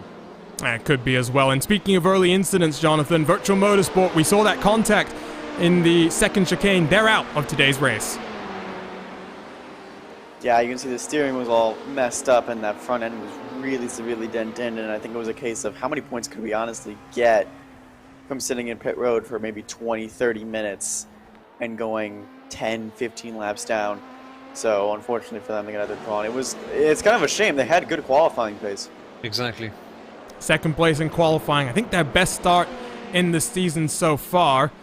Unfortunate then for them to end up this way. There is increasingly battles starting to develop through the traffic because, of course, you don't want to cause an incident. That's meaning that some of these cars being more cautious than others. I do think Niels Benedict out front is probably being the least patient, but also, Salma, when you're the race leader, you tend to get the most leeway by the lapped cars. So for Benedict, things are working out perfectly. You'll see the gap, though, between second and third. That has started to balloon. Yeah, exactly. The interval gap between Daniel Kraft and the Pure Sims car and Miguel Vigo. Why do I always make this mistake? I'm so sorry, Miguel. But yeah, Miguel Vigo 2 seconds behind right there.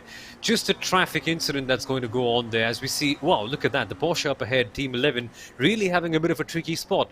And so this means that the geodesic car has lost a little bit of time on the entry to the corner. This is the kind of stuff that actually builds up the gap. And that is why you're seeing the Pure Sims car so far ahead, while geodesic has to navigate a few more cars in this tricky section of the circuit. And a swap for the race lead in GT. Maniti Racing down to second. The Portuguese team of Latima Racing, great to see them in the race lead.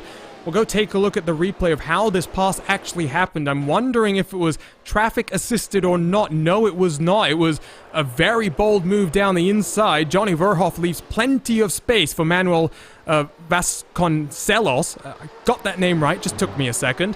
Great drive there to get up into the race lead. It does bring Team 11 back into the equation now, because the gap between second and third, Jonathan, is almost just 1 second now. You know, we were talking about the tires and managing your race and managing this whole 6 hours. I think Maniti's just trying to pace themselves right now. I think they're going to let the team have this lead early, and if they need to let that Porsche by of Team 11, just let them by early on. Manage your own race. Again, we're talking about the tires, and we're talking about the strategy, and we're talking about how this thing, you know, might be an interesting green flag strategy battle most of the way through. If this is the case, then you're going to have to watch the stints and how much fuel you're saving, or how much tires you're burning up, as the guys that aren't going to be watching the stints are the P&D Racing Machine, because they're now out of the lead. I have no clue what is going on here. I just wonder if damage on lap 1, they were bullied by some of the pro cars from the little incidents and clips that I saw at the start. That's to put it mildly. Yeah, I'm not... It's a big shame for PND Racing, but I do not think that iLivery's car is looking as solid as it did in qualifying at this point. Let's jump on board with Stefano Conte and ride up the hill on the exit of Tosa here. Wow, big drama then, because we were thinking that it was PND Racing's race to lose, and now in the race lead, it is no longer the Italian hometown team. Now iLivery's Vibesport and Lewis Klinkhammer. And for iLivery's Vibesport, they're just trying to make a late charge at the championship here. They are about 30 points behind the championship leading Rusty Spatula's car, but this 150 points on offer. This is what they need. They get past the Team Hoistingfeld car. PND Racing loses a whole bunch of time here, Sommel. For iLivery's, this is very promising. Absolutely, there is no reason why they cannot jump up a few positions apart from a bad performance, but currently they seem to be doing a pretty good job. So for them, it's just a case of points maximization, and that'll happen if they are fine with the traffic. And now they do approach, that's the RSR car approaching PND, that is, my apologies. And for iLivery's wife, so they just have to create that gap to the back, cars in the back right there, because then they can really build up that gap, and RSR are sending it now here. You know, the team car might not have appreciated that 3 wide there, because they almost got squeezed into the grass. They make it work. RSR by G Performance up into 9th. PND Racing, they lose out an overall position, but not a points paying position. And Matthew Crisp tries to drop them 1 more position down. The important thing, though, if we're looking at this from the LMP AM perspective, Jonathan, is the gap back to the Rusty Spatulas is 5 seconds still. So Tumu Sepala, who had a very impressive qualifying time late in that session, he sees PND Racing in front of him right now. This championship fight, oh, I'm loving it. Yeah, we just don't know what the outcome of this race is going to be, and maybe if PND is also set up for the later points of the afternoon and their car is going to come on late or something like that, and they're just not set up early on. But I think we need to give a round of applause for Stefano Conti. My heart dropped twice while you were talking about them in that last lap, where they almost ran into the back of the iLivery's machine, and then when they almost ran into the back of the Hoistenville Corvette, and just really good driving from the PND Racing machine. Even if it's struggling, even if it has damage, they're still trying their hardest to keep this car in the race. Race Control investigating an incident between the Fiercely Forward 34 car and the 182 PND Racing car. So that was not at the start of the race either. That is in... That's just now. Yeah, that is in the recent couple of laps, and I'm not sure if we're going to be able to spool that one up, but... That's interesting. Let's see if we can do it. I think I might be able to roughly find the relevant section. You can see they're working their way up towards the GT race leader, so we'll hold off bringing that replay up right now as GT race leaders might be getting a little bit nervous. Latina Racing that Team was close. Cuts off the Fiercely Forward car, but no major contention there. I think that was always going to happen. They get past the lap traffic without too much of an issue. Let's spool up that replay. I think we might jump to the conclusion of that. You can see here, side by side, there's just a slight touch there. Oh boy. The bigger issue might be that PND Racing is staring down a further penalty right now, Jonathan. Yeah, I'm not sure what Race Control is going to do with that one. Let's see if we can spool it back a little bit further. This is the BMWs fighting behind, but you saw like they gave him space, and I think the 182 is trying to defend the track position. They're going into Tamburello right here. And just over the bump, just a slight touch. So I'm not sure if that was intentional. I understand why you would report that incident, but I'm not sure if that was intentional. And the close call coming back on the track, oof, that could have been disastrous. Yeah, that could have been. I think the way this is being investigated is the 34 is complaining about the 182 car. And so that's why I'm saying that's the important point here, Sommel, because for the 182, pace is not there, now staring down a penalty as well.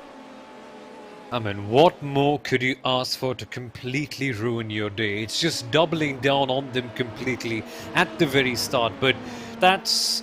If there's a good thing for PND, it could very well be a race of two halves. A safety car could come in. If they go for an alternate call, there still could be a chance to resurrect a race. It does also come down to a bit of luck if the safety car comes in at the right time. But never say never. they could well recover in the second stint, but I wonder what really is going on here. That's a very curious way to see them drop down so quickly. Almost 30 minutes into this penultimate race in the 2020-2021 IVRA Endurance Series. Gap out front, 4 seconds for the Team RSO cars. Niels Benedict, master of traffic, he was called in our YouTube chat, now has a bit of clean air for the next few moments until he finds himself re-engrossed in lapped traffic to deal with. 4 further seconds, by the way, back from Daniel Croft and Miguel Vigo. That's exactly what RSO wants to be seeing, as is this. Alexander Gravouille still stuck behind Nicholas Helm. And, you know, for the Hell Racers team, who I think Barber was very disappointing for them in terms of how the start of that race went. Last time out at VIR, the number 19 car did take the first victory of the season in LMP for this outfit. And they are rather enjoying this as well. Speaking of the YouTube chat, getting word from a couple of the teams that they're split strategies in terms of setups here, Jonathan. A couple of teams running 1 dive plane, a couple of teams running 2 dive planes. That is a big difference, and it's hard to explain to those who maybe just think, oh, it's 1 versus 2. The way that the aerodynamic load shifts on that car really does have a big impact on the behavior and how you set up the rest of the car as well. Yeah, it's almost like a basis for how you want your aero to run, and I think, I was doing the call for the Pro Mazda race yesterday where I saw some of these teams even competing in that race, which was really good to see. And just the differences in how they were managing the aero and how they kind of built their aero from the ground up was really evident in that race, and I think it's going to be evident in this one. I think there is clearly a different setup on that P&D racing machine, or there's some damage, but I'm leaning towards a different setup. I'm leaning towards there's almost something mechanically they've done differently from a lot of these other teams. And maybe even RSO has done something mechanically different to get this gap out in front. And we'll only really know at the conclusion of the race. Reminder, live timing available at timing71.org. You can follow along with the weather conditions as well. Much more important than you might think, especially with limited tire sets in effect for all of these drivers.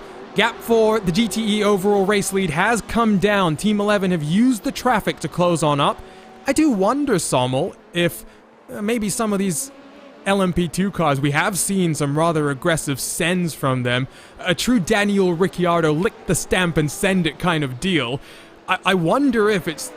You can see now, once again, Latima Racing has pulled away slightly from Maniti Racing. I just wonder if it's lap traffic that's going to be a bigger factor for these cars than we thought it might be. Yeah, it actually is, right? Imola, the corner is really tight enough, so it's hard to properly decide, should I or should I properly not go for the send? As we see Pineapple Racing have a little bit of trouble in the middle sector. And that could very well be possibly down to the traffic, maybe them having a bit of a confusion regarding whether they should actually go for the move or should they not. Let's have a look here. No, that's actually, yeah. Bizarre That's there. strange. Because... Yeah. Because Sommel, I mean, he's trying to get the power down and already through the difficult part of the corner, if you ask me. This is the maintenance phase. You just focus on which line you want to take into the next corner. Rear end steps around on him. He's down on pit road. One more replay to take a look at as well. Let's jump back to live pictures. I wonder if a potential safety car is on the cards here. As a car that's been off the track for about 30 seconds. It's the World of Sim Racing car, Jonathan, finally rejoins out of the final corner. Yeah, I wonder if they were waiting for a nice area to rejoin, because here they come into the Ravazza, and oh, that's some rally crossing right there, and then they're all the way around. World of Sim Racing, just trying to get their stuff together, trying to calmly get out of the gravel, make sure they don't come back in the traffic. This is actually a good, safe rejoin from them, although the gravel being a little bit more annoying, I think, than they wanted to. You can see they had to wait even further as there goes Delta Sport. 3-point turn as well. Yeah, this is a long time to be stationary. On the onboard look, you can see he's already on the grass. Not where you want to be on exit. And that's the World of Sim Racing car dropping then to the tail end of this class.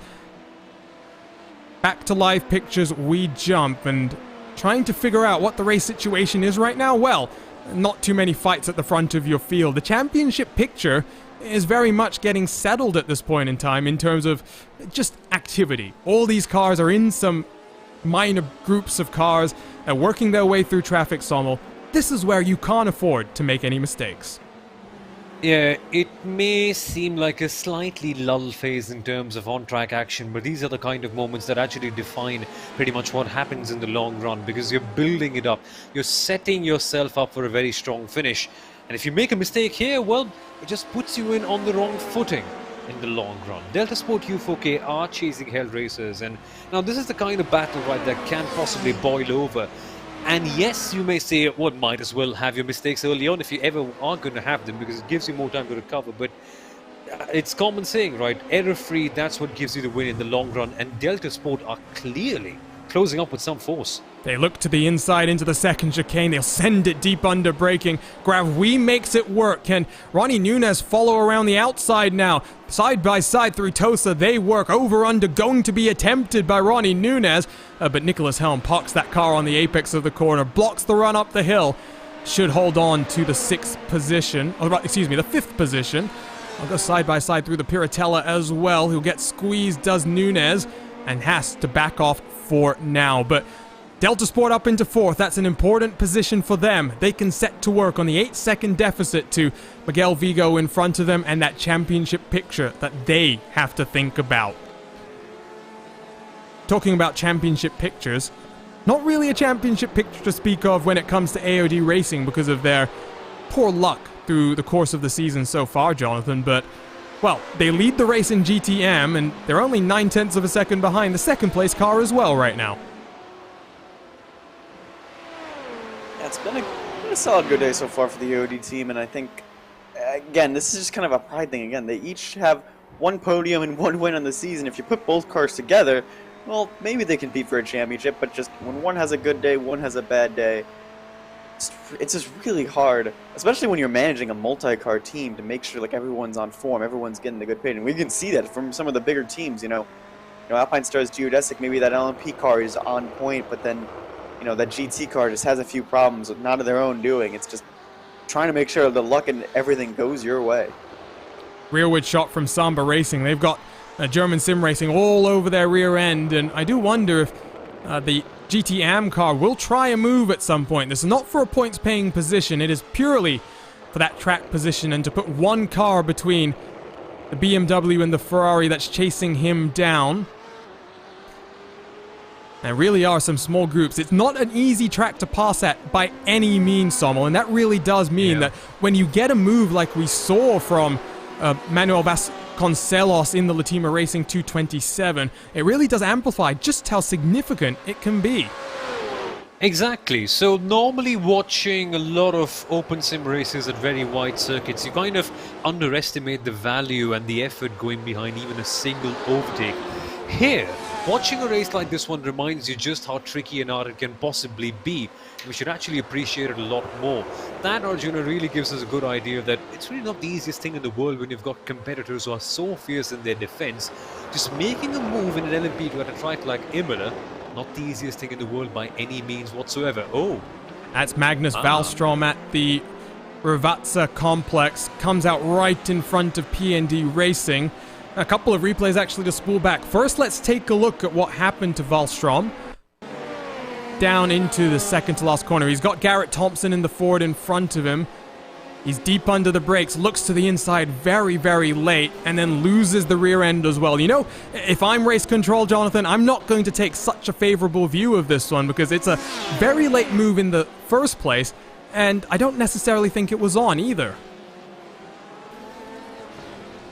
No, I don't think he was alongside. I think, thankfully, that Ford GT was kind of expecting it, kind of saw him peek down the inside and just cut him off, but then, yeah, it was just a really, really late move down. And then here's a Corvette for Grizzly Motorsports. They've already gotten the first chicane wrong. Have they gotten the Villeneuve chicane wrong? Yes, they have, but sadly, at least fortunately, not into the barrier and trying to get underway so they're not in the track and hopefully don't get collected by anyone else.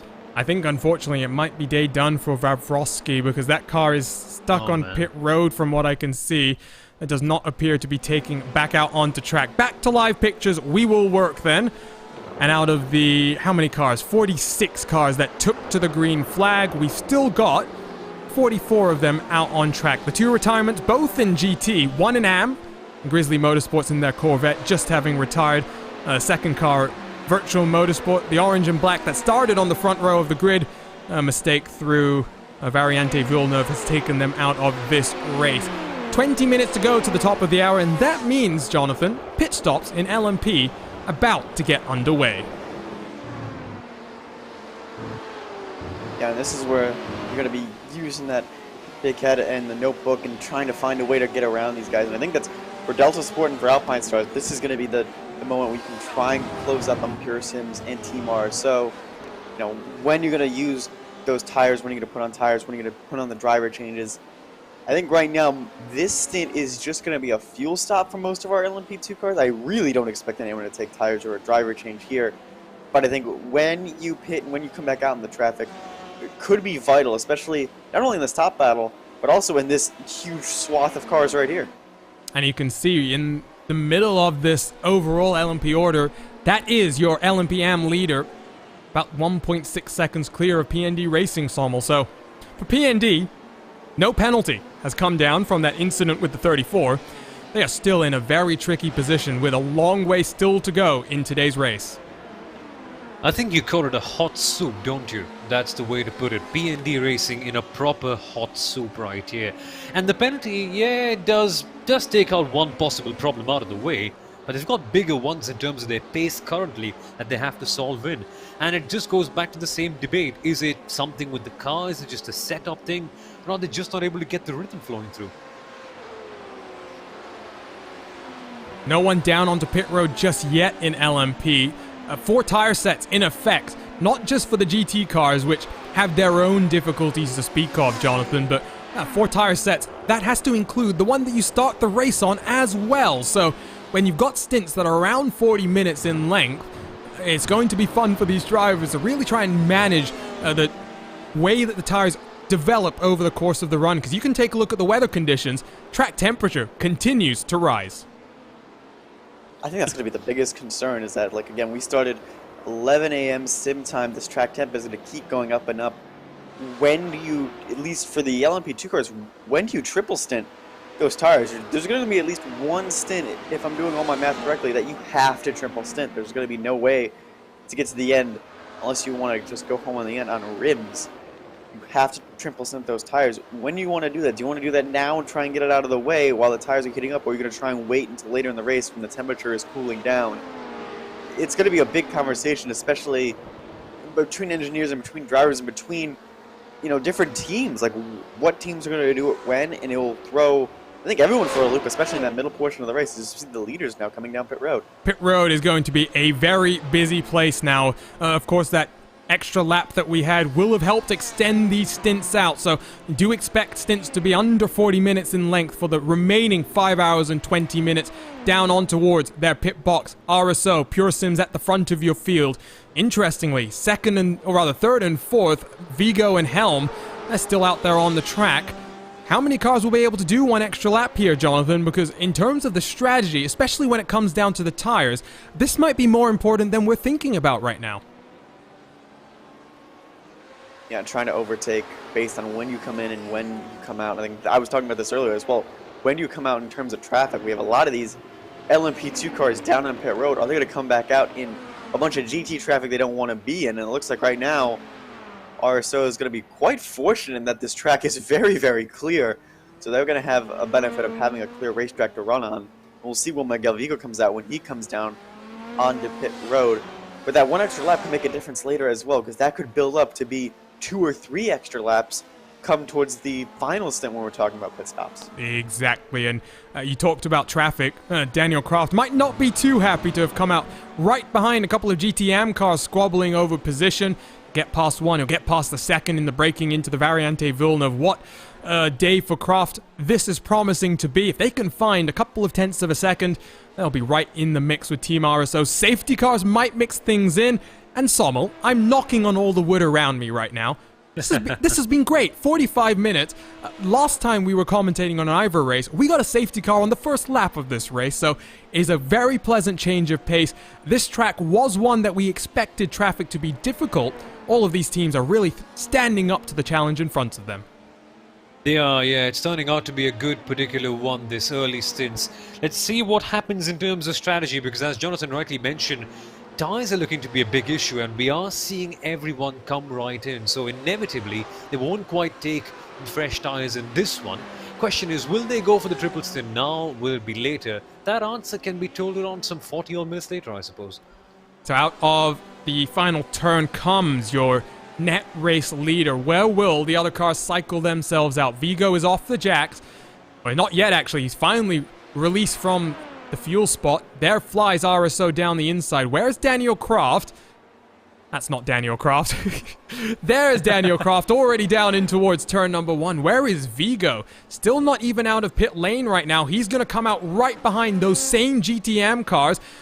They're going to be side by side down into the first chicane. No, he's going to lose out even more time here because they're squabbling. Quasar Sim Racing locks up on entry. And my word, we talked about traffic, Jonathan. Miguel Vigo, not going to be too impressed with that one.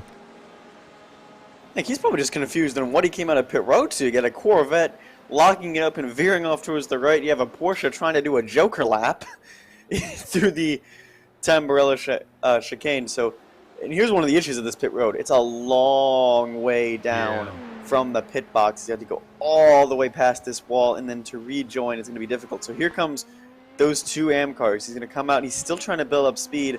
The Porsche and the Corvette go right around, and then Quasar locks it up trying to get to the inside of the Porsche, and the Porsche going for the Joker lap. And the European-style Joker lap, where it takes longer than it does on the US side, where Joker laps are typically shorter. Interesting incident there. You can see the gap to Delta Sport U4K is now just 3 seconds. That is much more significant than we can explain right now. The gap, because of that incident, has dropped by 3 whole seconds. Alexander Gravouille has a target in his sights once again, and as always, when you can actually visually see your target, it becomes that much more exciting, it becomes that much more intense. That will be a fun little scrap. Let's go take a look, by the way, at GTE. We've not really talked about them, Sommel, through the last 10 minutes or so in this pit stop window. GT cars are entering their pit stop window now. Just about 10 minutes to go until we should see the BMWs, Porsches, the Fords, and the Corvettes down into pit lane. Exactly, and the drama for the tyres is very much the same in GTEs as well. The recent iRacing updates, well, they have changed quite a fair bit of things for them. Now, drivers are quite keen to see if tyres are actually going to last out towards the very end. So we are properly building up to a situation where towards the very end we could be literally having absolutely no rubber or no grip in. This tyre management situation here is going to be incredibly difficult. And you can see a bit of fuel saving being done by Team 11 right now. That's the smart thing to do when you're chasing down the race leaders. No need to compromise that gap between first and second as well. PJ Clayson's winner in the opening round at the 12 Hours of Spa. Hardware failures the next time when we went to Phillip Island for him.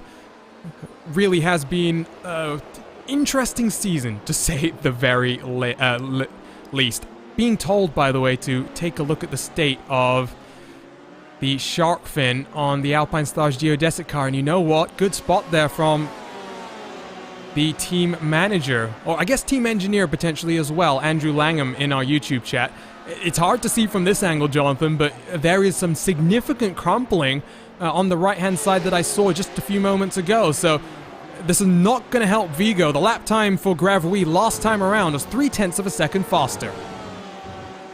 Yeah, I mentioned this earlier. I think it was the Phoenix Racing eSport car that went barreling into the back of him about 45 minutes ago, like really towards the start of this race, when they were starting to get through that lap traffic, and wondering how it's going to affect that damage. I think with the fresher rubber, it neutralizes it, but now that the rubber is a little bit broken in, the track is warming up, I think it is going to be an issue, and they can't wait on repairs on pit road, especially during green flag pit stops. Otherwise, they're going to lose more track position. This is going to be a case of, look, just ride it out to the end. They still have pace. They're obviously still running third place, but that Delta Sport car is slowly but surely making its way towards them. By the way, the gap out front, 2 seconds between Pure Sims and RSO, so that gap is coming down as well. Intrigue at the front of the LMP Pro field. Gravouille will get past the Ford, as in front of him Vigo slots in just between those two Porsche cars. Couple of minutes away from the GT pit stop, so let's not just look at the front of GT, let's go back into the pack as well. Pole position in class, but German Sim Racing have not enjoyed the first 50 minutes here, Sommel. AOD Racing in that Ferrari still chasing them down, and you know what? We've talked about bad luck for AOD before. They need a bit of bad luck for German Sim Racing in front of them right now. Exactly, yeah. I mean, normally teams, let's say they would want others to have bad luck, but not really. I mean, it would help them, but they don't really have that in mind. They don't really have that in heart. So they know deep down that it's something special that they have to produce on themselves, or it can be luck that can help them on their side. Same can be said for German Sim Racing in this case. Let's just see what they can actually do right here. They have to bring out something special to maximize. So we are 2 and a bit hours away from the halfway points being awarded. Championship leader in LMP Pro leads that class. Championship leader in LMP finds themselves in a bit of trouble right now. The third place, but right behind PND Racing. So PND Racing should re-inherit the championship lead through this halfway cycle. In GT Pro, Maniti Racing, they are in the race lead. What's just happened to Manuel Vasconcelos? Ooh, he's lost out a huge amount of time here. And we'll have to spool up our replay machine and see if we can find exactly what this is. Down into the second to last corner. Ooh, just carries too much momentum all by himself. And you talk about Joker laps being taken, Jonathan, there. There's about 7 seconds being lost for the Latima Racing 227. Have a good car control there, keeping it out of the wall, keeping it, you know, as straight as possible. He had just too much speed, just a little bit of an overcorrection, and I mean, the good news is, I guess, the LMP2 cars get by, but yeah, that was good car control. Look at that wheel going back and forth, just making sure to just keep it as straight as possible and not go into any of the barriers. Well, and talking about this tire update as well that got dropped on these teams midweek, and with a 4-tire set limit to think about, I can give you a little bit of an insight just from my teammates. We've got the BMW Sim GT Cup coming, heading rather to the home of British Motorsport tomorrow. At Suzuka a couple of weeks ago, it was pretty split in half. The biggest teams, the likes of Coanda, Redline, you know, your Joshua Rogers, your Max Verstappens, they single-stinted that race.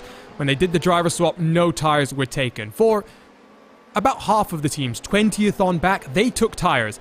Now what we're looking like when we head to Silverstone tomorrow is a race where I think we might see every single car take tires. So we're not talking a minor change in the wear.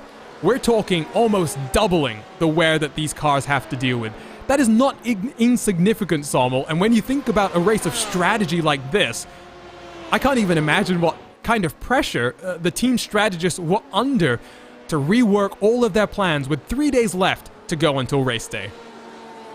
Now, quite often, iRacing has provided these team managers and strategists with a few moments of great anger and great frustration, like why do you have to drop such a big update with such a crucial race coming up only a few days later?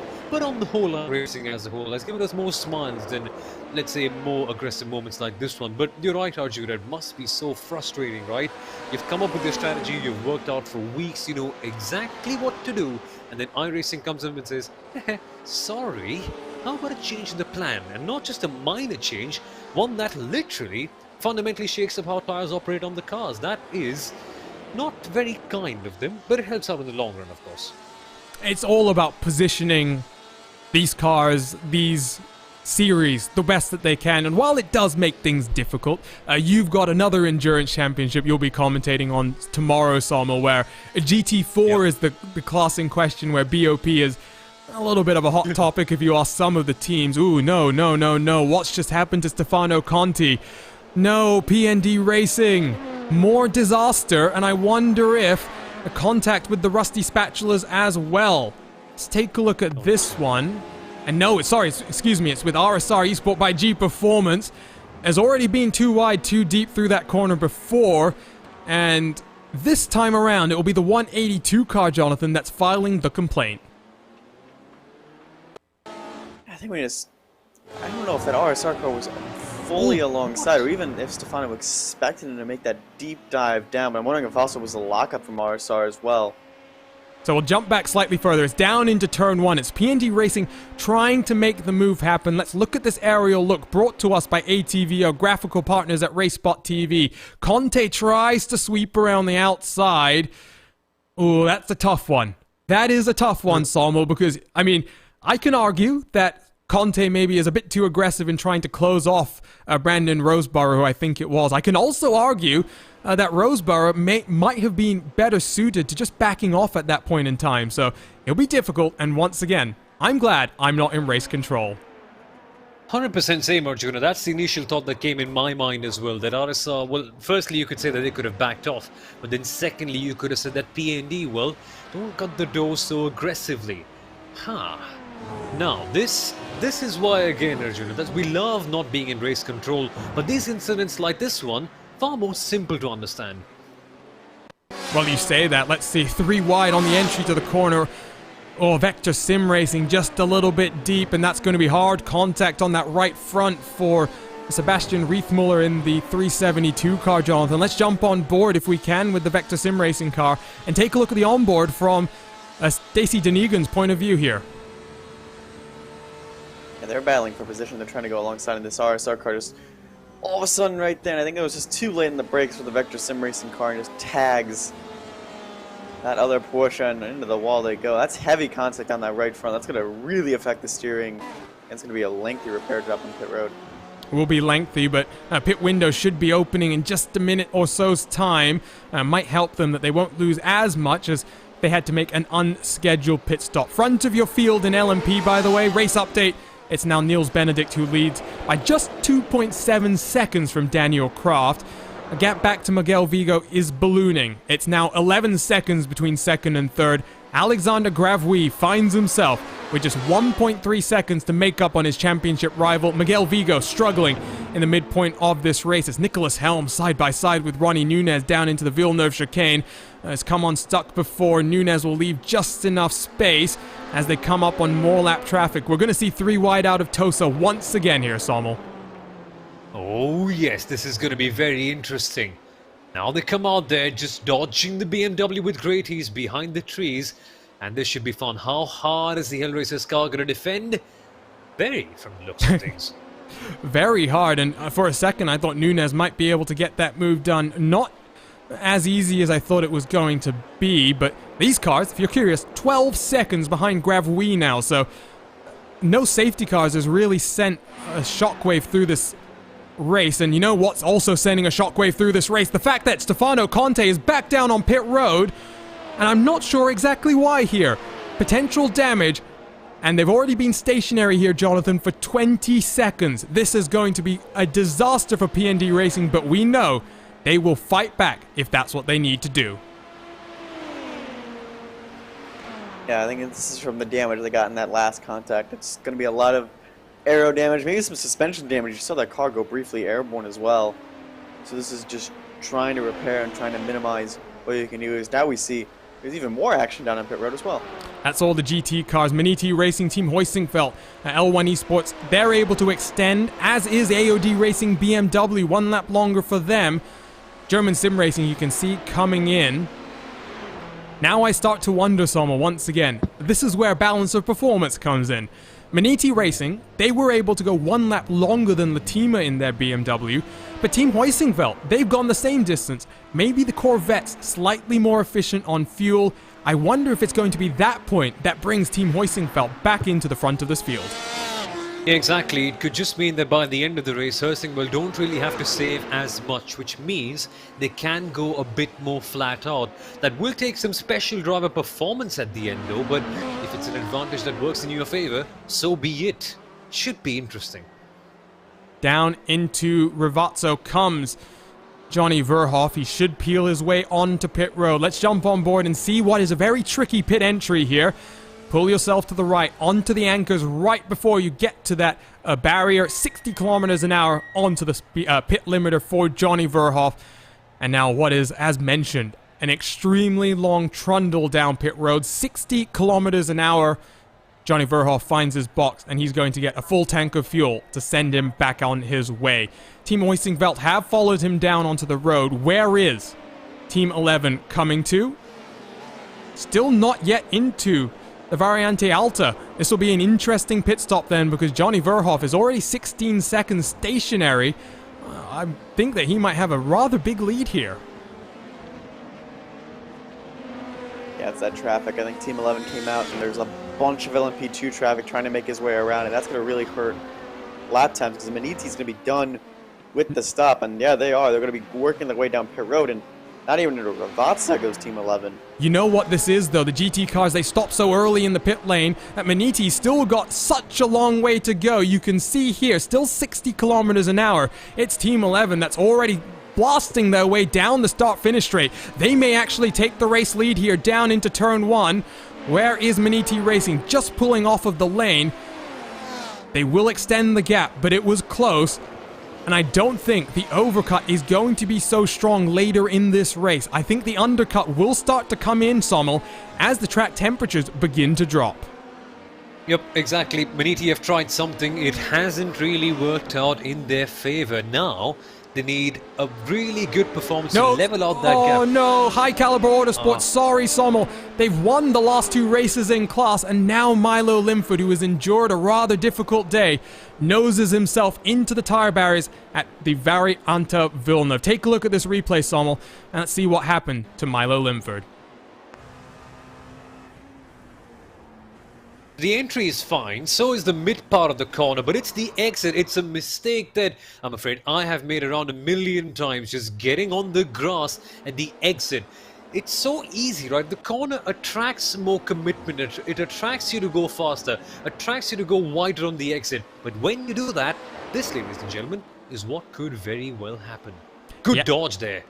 He was actually a little bit wide on the entry to the corner. That did not help him out too much, and I think compromised that second part as well. Second incident to take a look at for Vector Sim Racing, down into Ravazza as well, it would appear. Deep under braking, almost a mirror incident of what happened to Latima Racing, but in this case, the mid-engine balance of the Porsche unable to reign superior over the front-engine BMW. Back to live pictures, gap between first and second is 2.9 seconds, so I thought it might be closer than that, Jonathan. Maniti Racing have used that pit stop window. Despite spending 1 second longer in the lane, they pulled out a 3-second advantage. Again, it was the traffic who was making sure they got in and out of their box, and maybe it just might have been an issue for Team 11 coming in or coming out. We mentioned it's a tricky pit road to get in and out, so this 3-second gap could be made up on the next stop, though, and obviously Team 11 is going to be thinking about that as this race goes on. Like, how are we going to chip away at this gap to Maniti Racing? It also may be Team 11 trying to save a lot of tire right now early in the stint before the track keeps heating up. The temperature keeps increasing. It's now 38 degrees Celsius track temp. You can follow along with live timing and scoring at timing71.org and your favorite team and drivers in what is a very big 44-car grid. Live weather updates as well provided by our partners there. World-class data analysis tools that powers the best in the real and virtual motorsports world. So, we are 1 hour done with this race, and wow, you know, we've been focusing so much on GT guys. Look at this! Pure Sims Esports Team RSO finally in sight of each other once again. We've got to fight for this overall race lead, Sommel. Oh yeah, this is gonna be a lot of fun. Pure Sims not really having the best of qualifyings. That went to PND. That changed eventually. RSO have clawed their way back up. Jurassic not quite able to make the best of it because of the incidents that happened in front of them. Now this is a fair, clean scrap that we've been missing in the LP2 category for a long time. Here we go, Arjuna. Do we see a move into turn number 1 at last?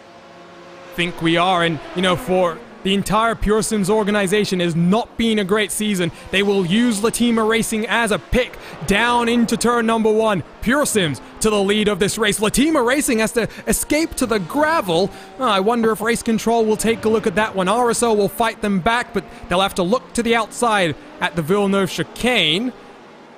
And they're going to make it work as well. Incredible racing. And you know what, Jonathan? We talked about safety cars being a factor. These guys, they've decided no safety cars. We're going to get it done under green flag. We get it done and get it done now. I think there's no hesitation right now from Pure Sims or RSO. They both want this lead and they both want to keep it. They know track position is going to be huge at the end of this stint in particular, especially if either one of them takes tires And I think the tricky part is they're getting through some of the lead GT cars in this traffic. Latima had to take evasive action. What does Team 11 do?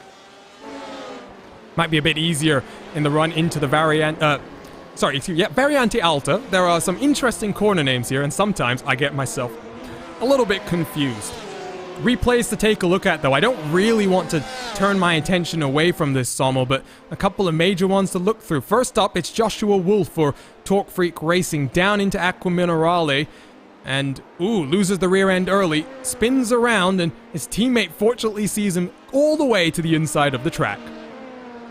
I love it. Peter Mackay once said on a Porsche Sport Carrera Cup broadcast on RaceSpotTV that it can actually get quite slippery at Aqua Minerale. No, okay, we're going to have to jump back to live pictures as soon as we can. In front of Maniti Racing, there's been a big issue. You can see contact for them, and you can see, more importantly, that's what I was trying to get to. Pure Sims Esport is around in the final corner. They are down in pit lane, getting damage repairs, and we were just talking about a battle for the race lead. It has come well and truly unstuck. Spooling up the replay machine here, Jonathan, in through Variante Alta, we will look at what happens at the front of this LMP field. Yeah, they're going through the chicane. They got around the Porsche at Team 11, and here's going to be the issue. There's another lapped car in front that's in front of Maniti Racing. I think that's the VEC Sim Racing machine. They get loose coming down into Ravazza, Maniti into the back of them, and there's just nowhere for these LMP2 machines to go, and heavy impact to the side of the car of the Pure Sims machine. And you can see almost instantly that's major damage for Daniel Croft. What a shame. And you know what? I'm going to have to take partial responsibility for that, talking about how this season has turned around for this crew.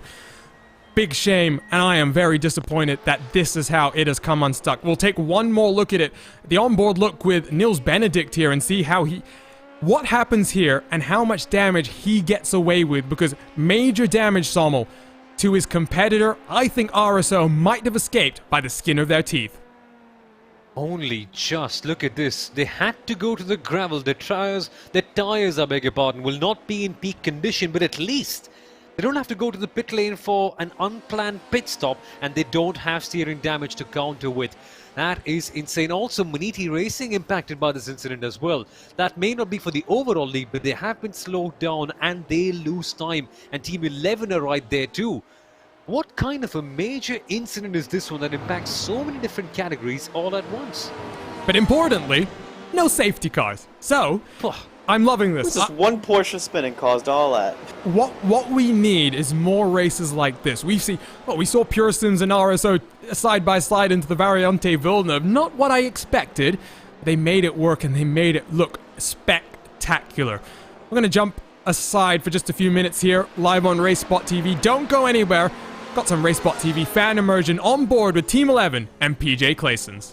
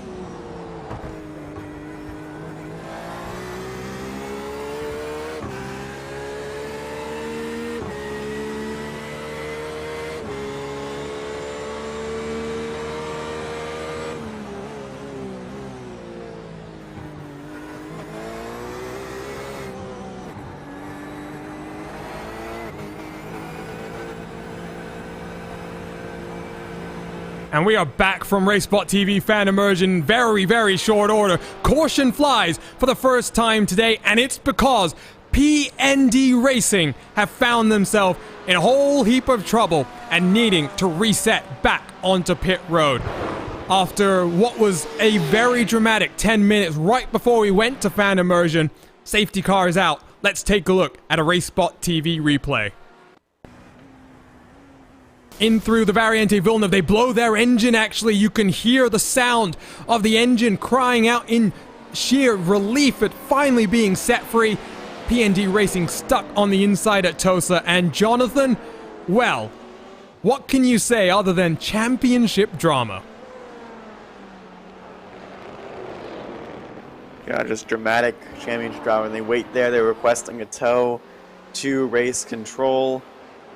And unfortunately, that's going to be day said and done, I think, for the 182. They might come back out on the track and try and get as many points as possible, but it's going to be hard, I think, to really redeem themselves here. See if we can get an onboard look here and see if it's a driver input that causes the engine to finally let go, or what else happens here, Sommel, because these LMP2 engines, you have downshift protection. There's a lot of things that are meant to make this non-factor, and in fact you can see it just gives way while he's holding third gear there. Yeah, just being pushed to the limit towards the end and the engine finally bailing out. But I'm a bit of a sad boy this. I expected more. I expected to see PND have an excellent race weekend after their qualifying, and it's a shame, it's unfortunate, but this is just a template of what exactly should not happen, and for them, to be honest, it can only go higher from here the next time on, although they are being slashed back in the championship battle, unfortunately. It will be a big shame, and it does mean that we'll get the opportunity to talk about the first of our challenges for today. You want to win a 1-hour coaching session with the Primus team? Well, head on over to Instagram and the Primus and IVRA Instagram accounts. Take a look at this question. Below is a speed trace of a lap of a GT3 car in a track from IVRA's Endurance Series. Can you guess which track it is? To submit your answer, head on over to Primus's Instagram story and make sure you are following both Primus and IVRA on Instagram, at IVRA League and at Primus.engineering. A 1-hour session with driver training and setup development to be worked on. I'm not going to ask you which track you guys think it is, because that's going to be making it too easy, I think, for some of these competitors. But Sommel, you want to try and guess which continent this is in. How about that? Now, I'll be honest, I've never quite done any sort of analysis of this way, so I'll try to do a funny answer. Antarctica. No, I think it's going to be Europe. Just guessing. I think it has to be Europe. Now, we won't say what country it is in, Jonathan, but I think you've managed to figure out, or at least think you've managed to figure out, what this track might be. Big brain. I'm a genius. Clearly drive here too often. That's all I'm saying. So clearly what you need to do is head on over to Primus.engineering on Instagram, submit your answers, and maybe you'll get a 1-hour coaching session to help you out on the road side of things. Oh, I need more than 1 hour, Arjun. Have you seen my iRating? I didn't say that. You said that. At least you can be self-deprecating. Not so fun if I'm the one doing it for you. Let's be real, though. You might need help on the road side of things. I need help on the oval. We've all got our... I can help you there, at least. That's true, and I'm sure I could help you out on the road side as well. So maybe we will have to go into a private session together. But let's again say, Primus has got some excellent services that they provide, not just on the iRacing service as well, across of other simulators. So head on over to their website to check out more. And remember to head to Instagram to take part in the first of our challenges. 4 1-hour sessions to be given out. So you can make sure to be included in that by following both Primus and IVRA on Instagram and submitting your answers. Pit stops are expected, by the way, right about now. The issue here, Jonathan, is we still haven't caught up with the pace car just yet. Now, when you have a 3-mile circuit, it's a bit difficult to catch up with the pace cars. This caution's going to be a little bit of a lengthy one at that, but I think at least for the GT guys, this comes as a relief. You can cool off those tires a little bit, and even for these LMP2 guys, if you want to wait a little bit. Maybe if you're going to want to do that triple stint early, as we've been talking about, now might be a good time. These tires are going to be cooled off. You're going to get at least another heat cycle through them. You might not put as much wear and tear on it. Might be a good time to do it. You can see pace car driver now has his mirrors filled with LMP2 cars behind, so we can now get underway with our safety car procedure. And I think that means, Sommel, it's time for a certain something, Sommel's safety car spot. It's been a long while since we had this one. Quite simply, the thing that you're watching, folks, right now is the field trying to close up to the safety car. So what happens is the overall leader is collected first. That, in this particular case, as you can see on your screens, is the Team RSO 97 car. Then perhaps if there are other cars that are caught up in the middle, ahead of their overall class leader, they are given the first wave around, so allowed to go past the safety car and to the back of the field. Then, in all of this mess, I won't say a mess of such, but that's the wrong word selection, but in all of this pandemonium, the pit window is closed, so you can't quite head in.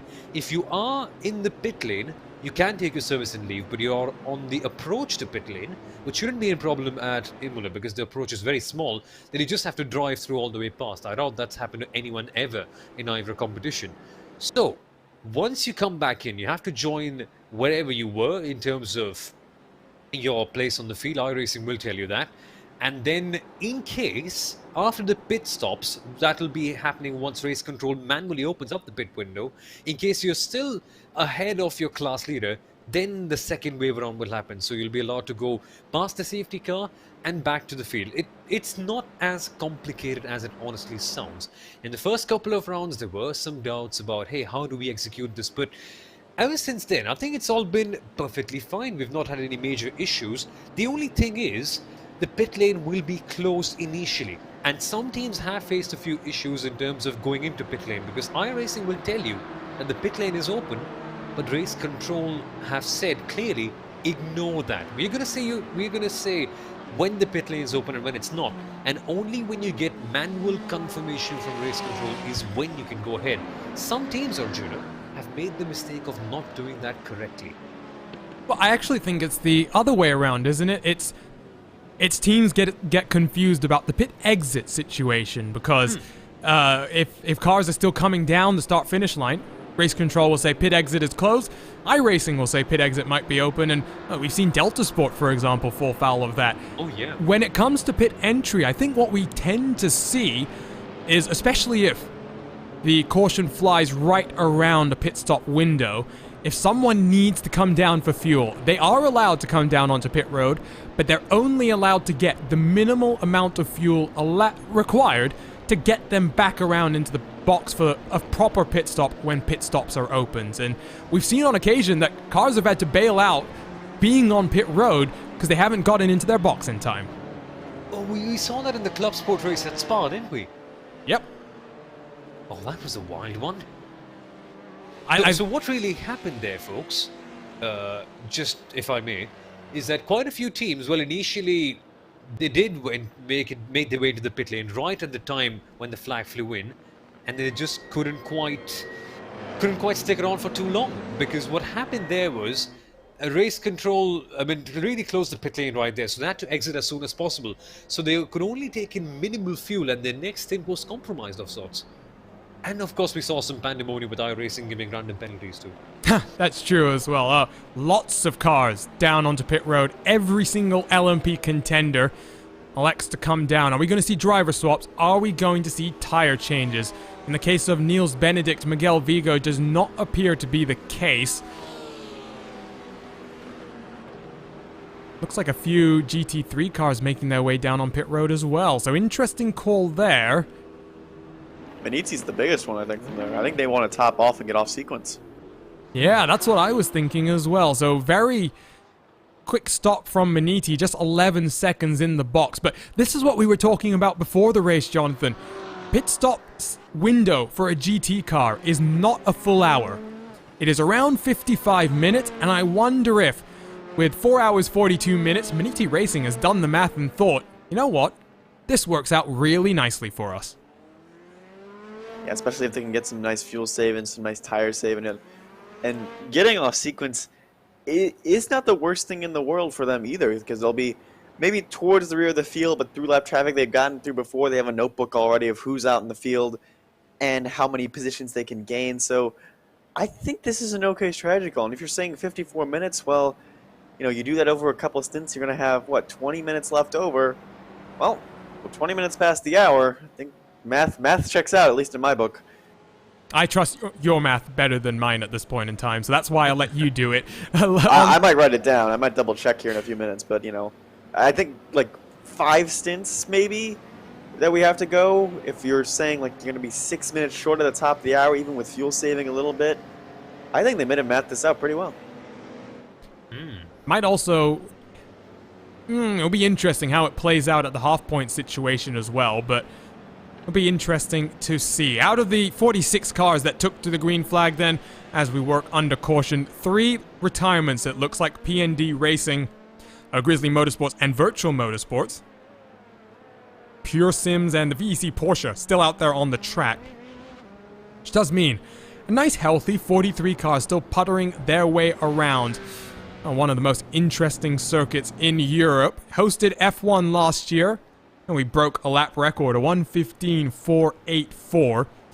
That is almost 16 seconds faster than the fastest lap in the race so far. A 1:31.037 gives you an indication there, Sommel, of just how incredible modern F1 cars are compared to even something like an LMP2 machine. Oh yeah, modern F1 cars are just...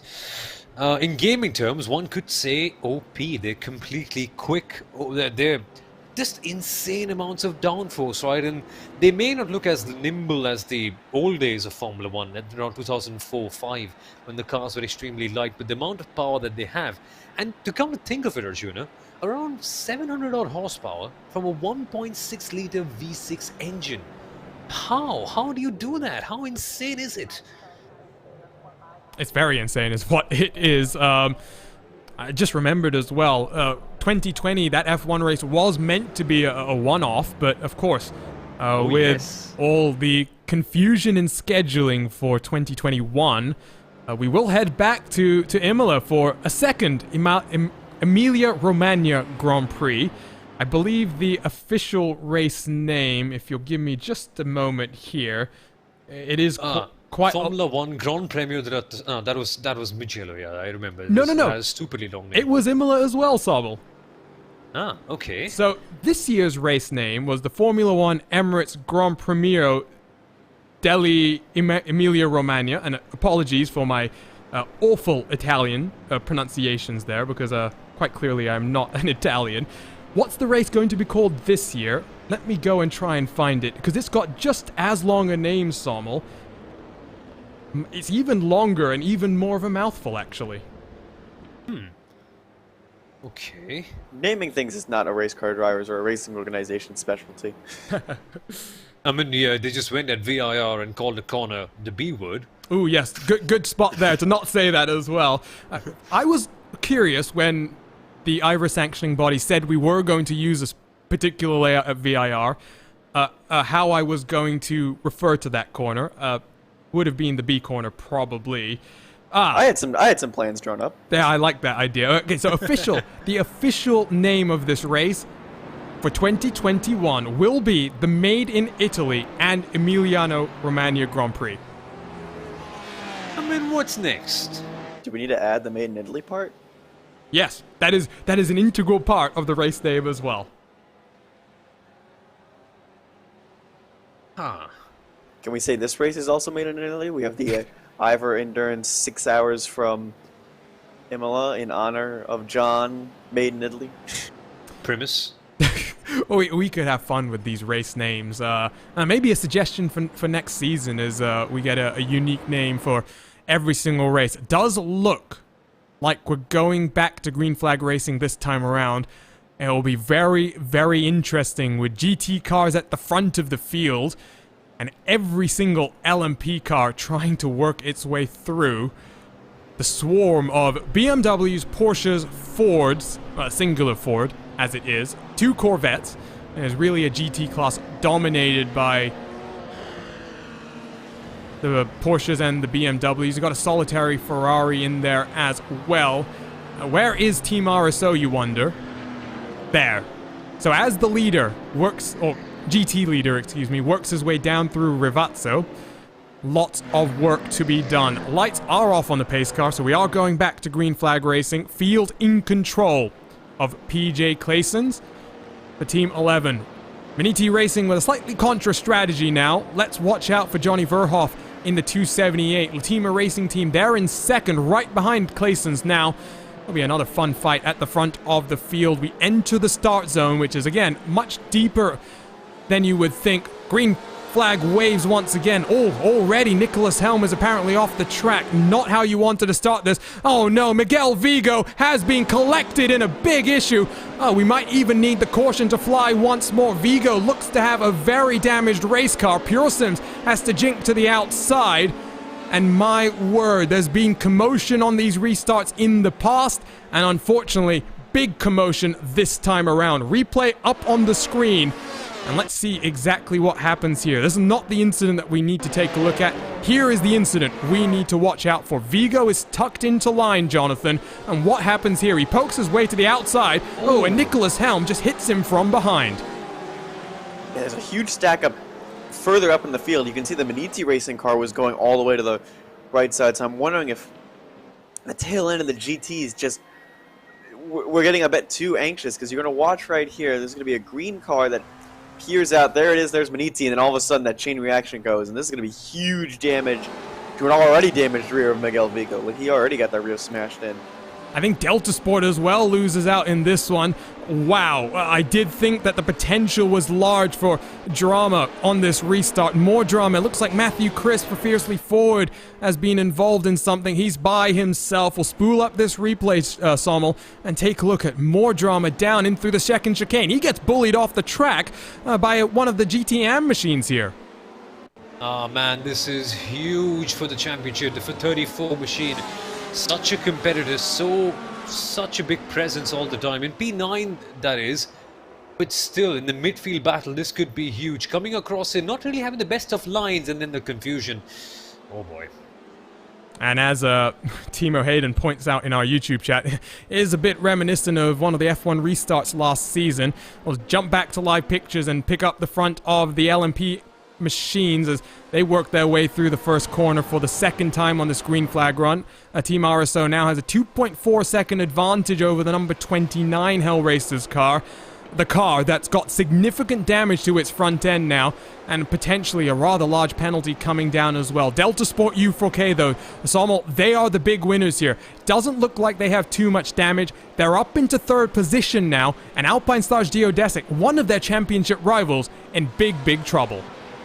Yep, exactly. It just works out so well in favor for them. I mentioned earlier on, Delta Sport U4K will be lurking around there, trying to gain as much as they can.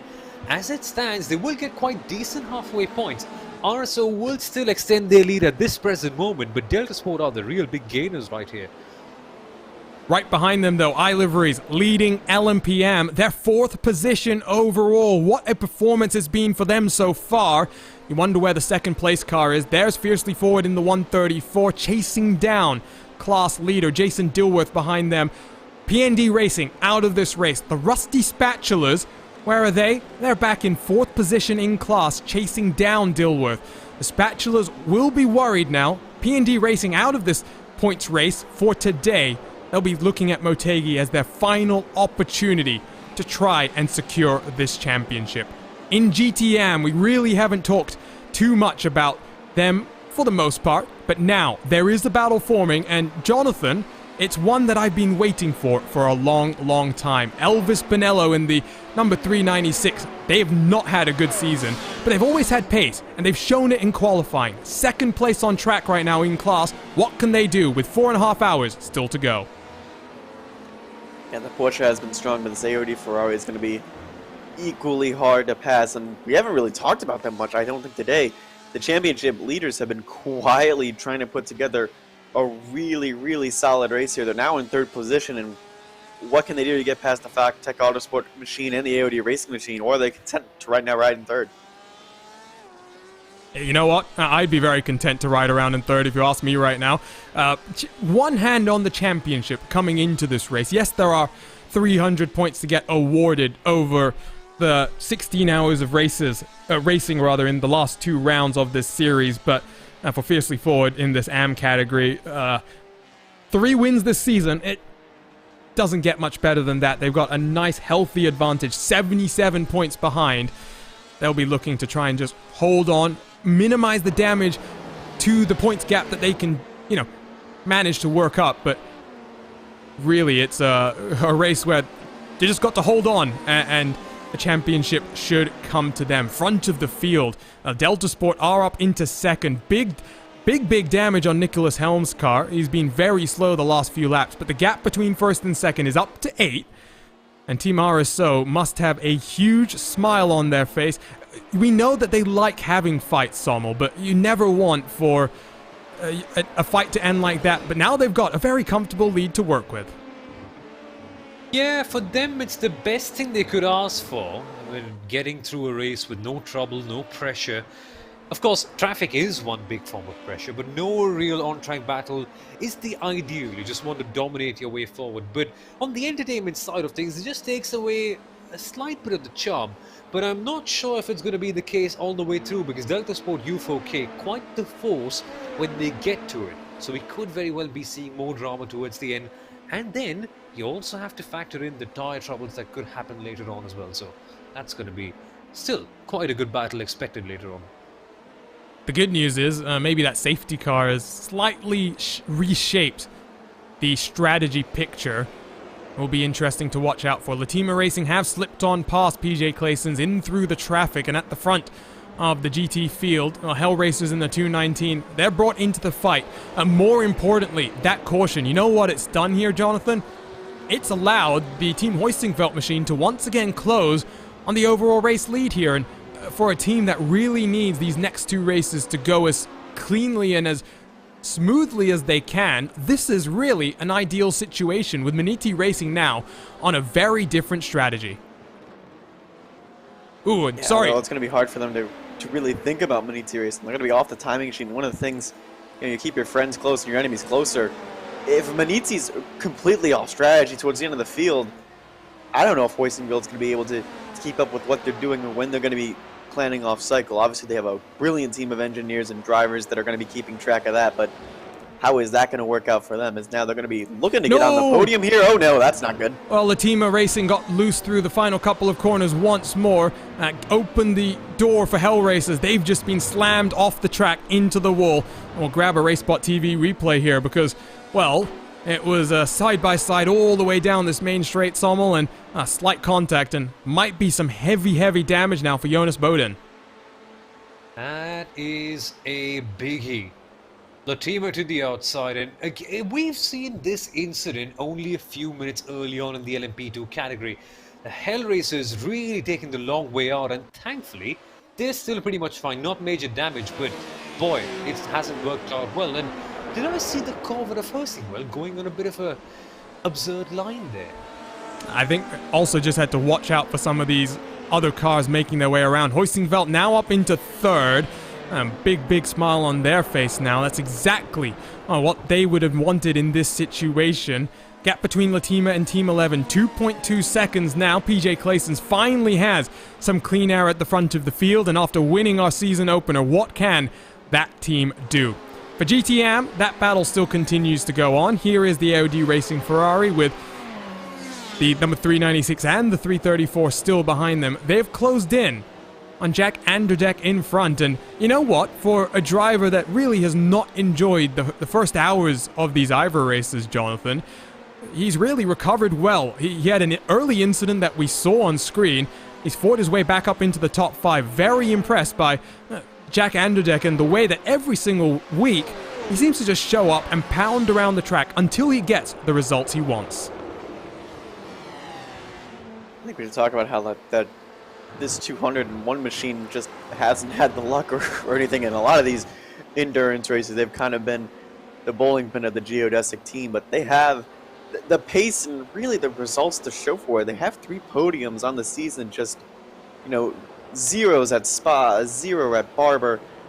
Those are the things that really hurt that championship run. And right now, I think just trying to end this season strong is really what they're going for, and really show that, hey, we are a talented group of drivers and we're a force to be reckoned with.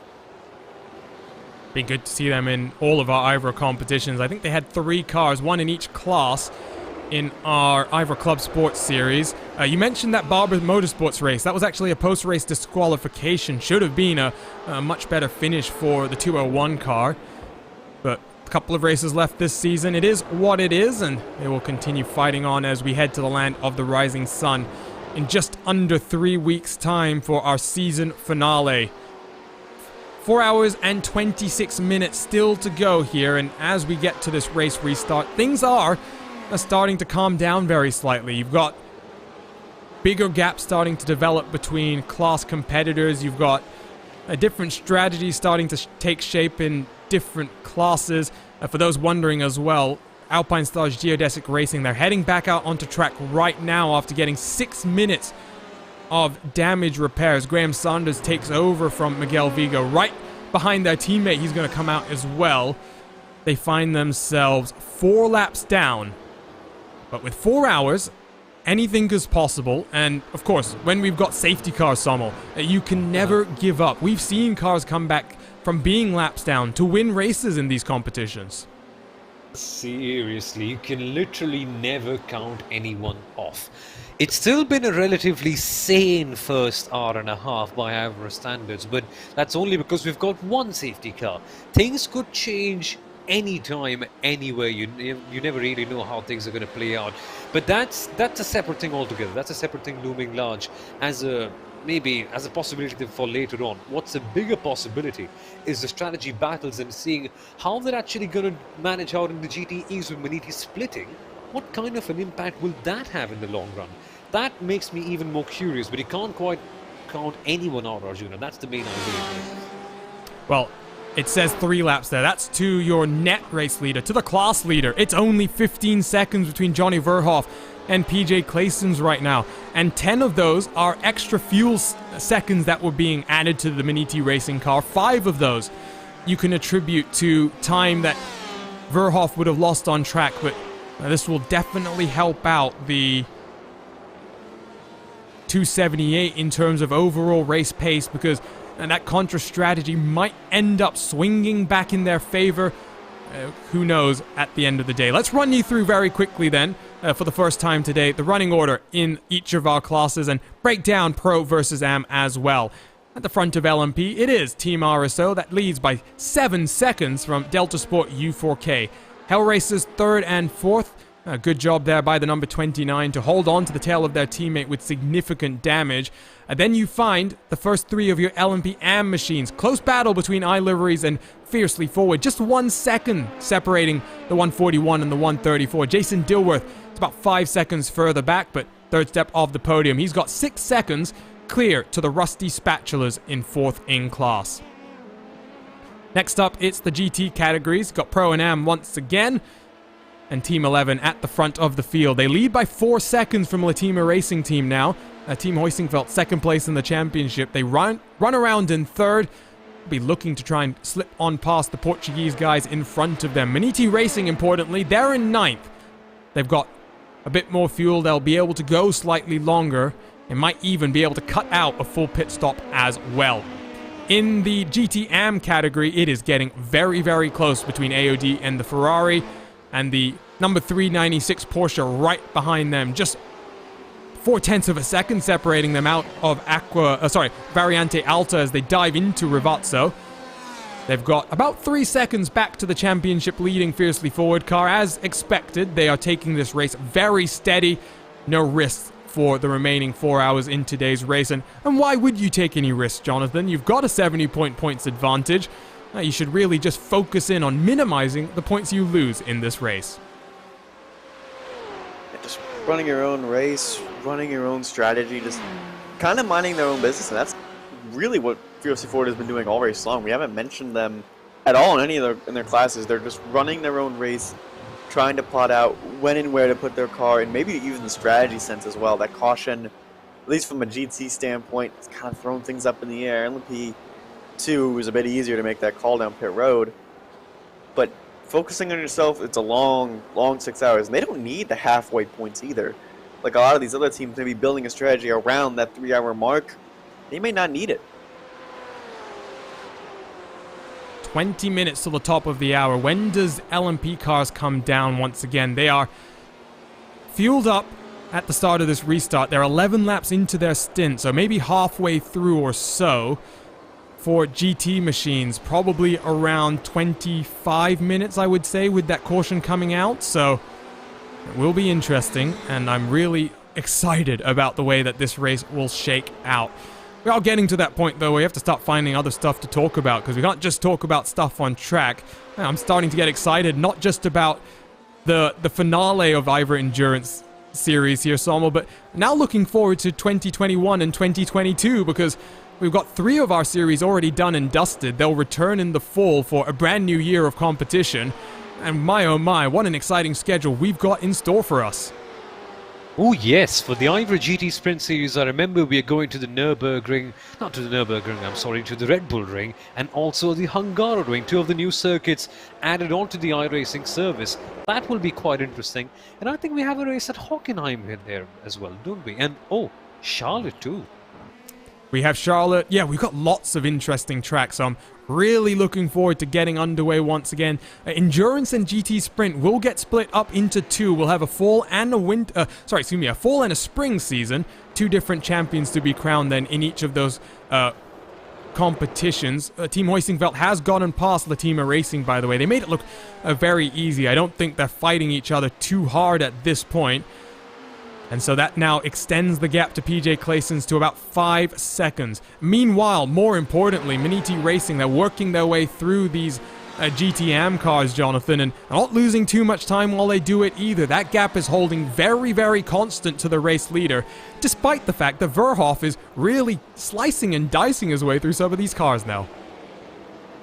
Yeah, I think they've gotten into a rhythm. They've gotten right where they want them. The only problem is, again, when you're stuck in the middle of this GTM lead battle, it's a little more difficult, I think, to make up time, but it's BMW obviously working good. And the other thing as well is they came in under caution to top off on fuel. They could have had a slight adjustment, if anything, that they could have done to the car to help this Miniti Racing come alive. And also, we have to mention as well, the track temps coming up and warming up, and maybe this Miniti car is going to come up really at the center part of this race when we see the peak temperature. You can follow along with that weather update on timing71.org. You can see there track temperature now bursting past 40 degrees Celsius. That wind is staying fairly constant. Clear skies. That is the important thing. There's not going to be cloud cover that comes in to cool down various portions of the track. The track is getting baked. The track is getting hot. Miniti down the inside. They make their way up into 7th position in GT overall. Past the GTM race leader. That might open the door for the 396 Porsche from behind. A bit of a duck and weave there, if I'm going to steal a combat sports analogy. Nothing happening there. In front of them, it's Hellraisers and Samba Racing. There is some action going on between those 2 cars. Hellraisers in the 219, they hold on to 4th position.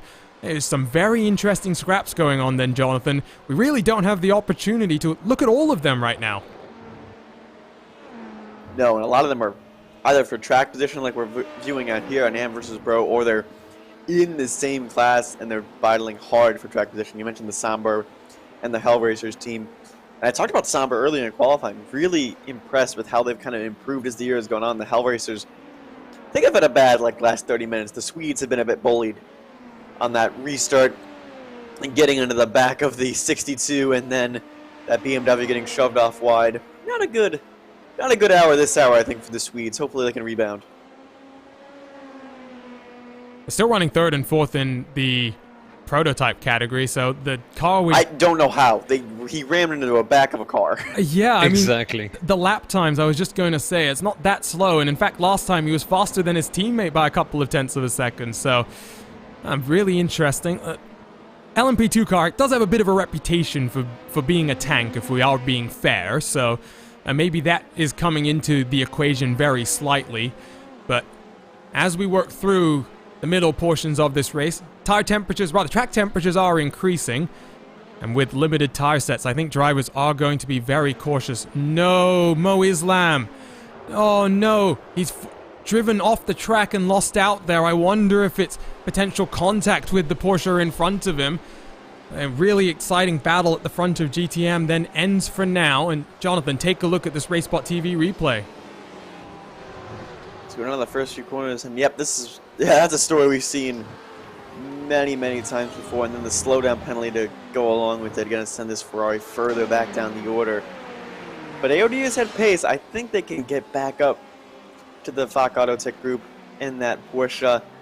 We're just going to see how far they're going to be willing to push it here, especially with this LMP2 just kind of petering in and out, just a handful coming in and out. Oh, and they've gone wide again. Maybe struggling a bit with those tire temps right now. That might actually get him a subsequent slowdown penalty to serve. A gap between first and second in class now, almost 1.8 seconds as we exit Variante Alta.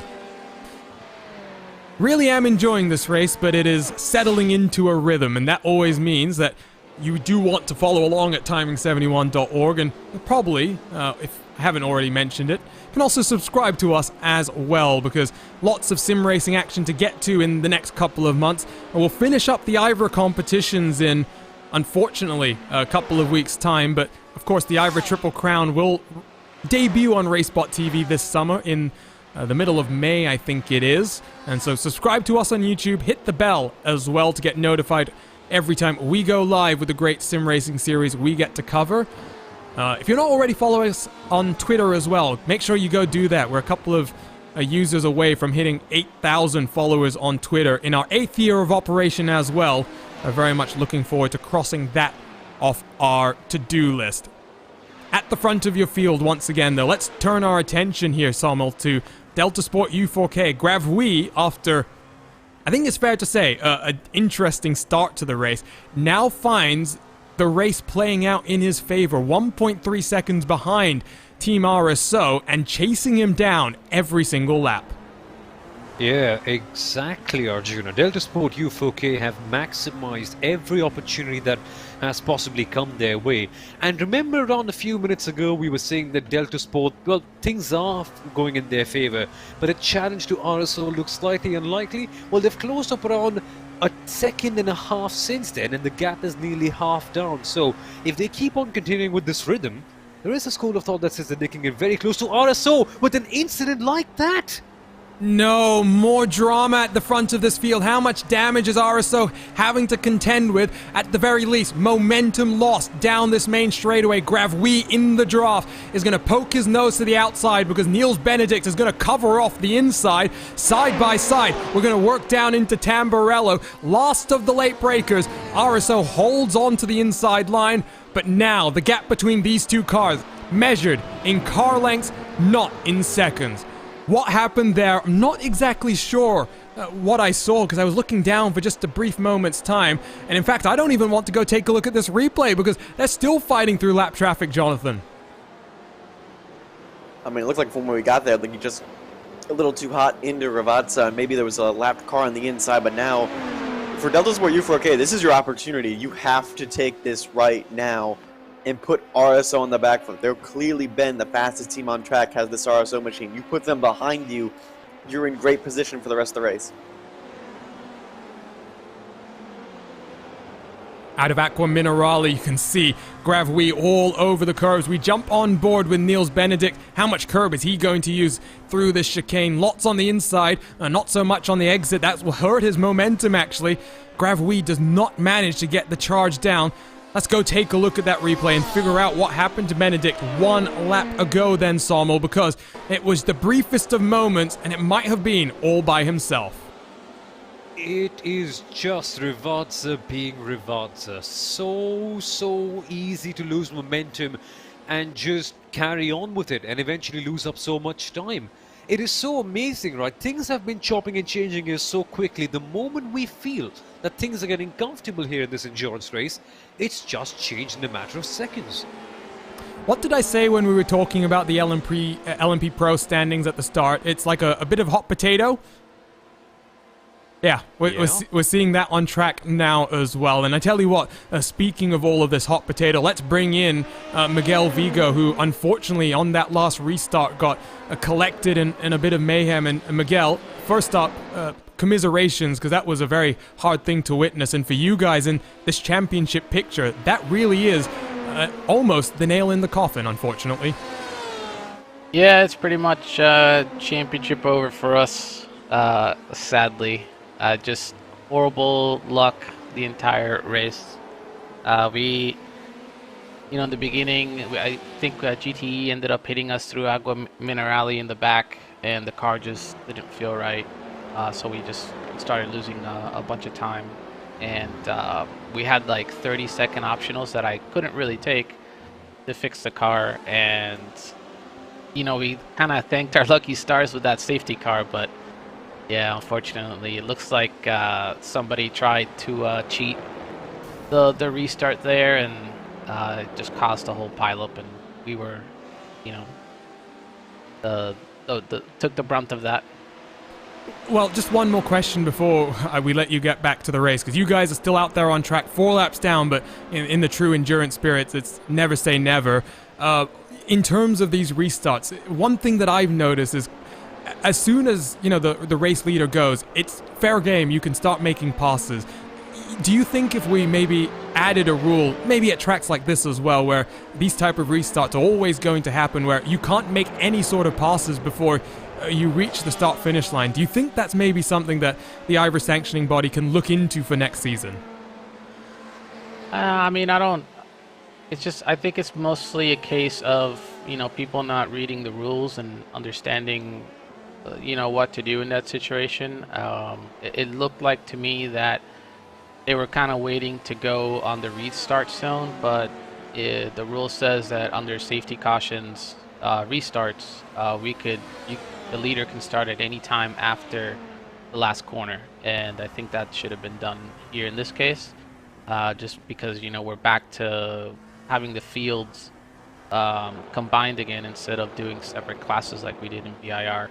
I've seen it work in different ways as well, where the field can't pass within 2 or 3 corners or something like that. But when you have different skill levels and stuff like that in this league, things like that, it's just going to happen.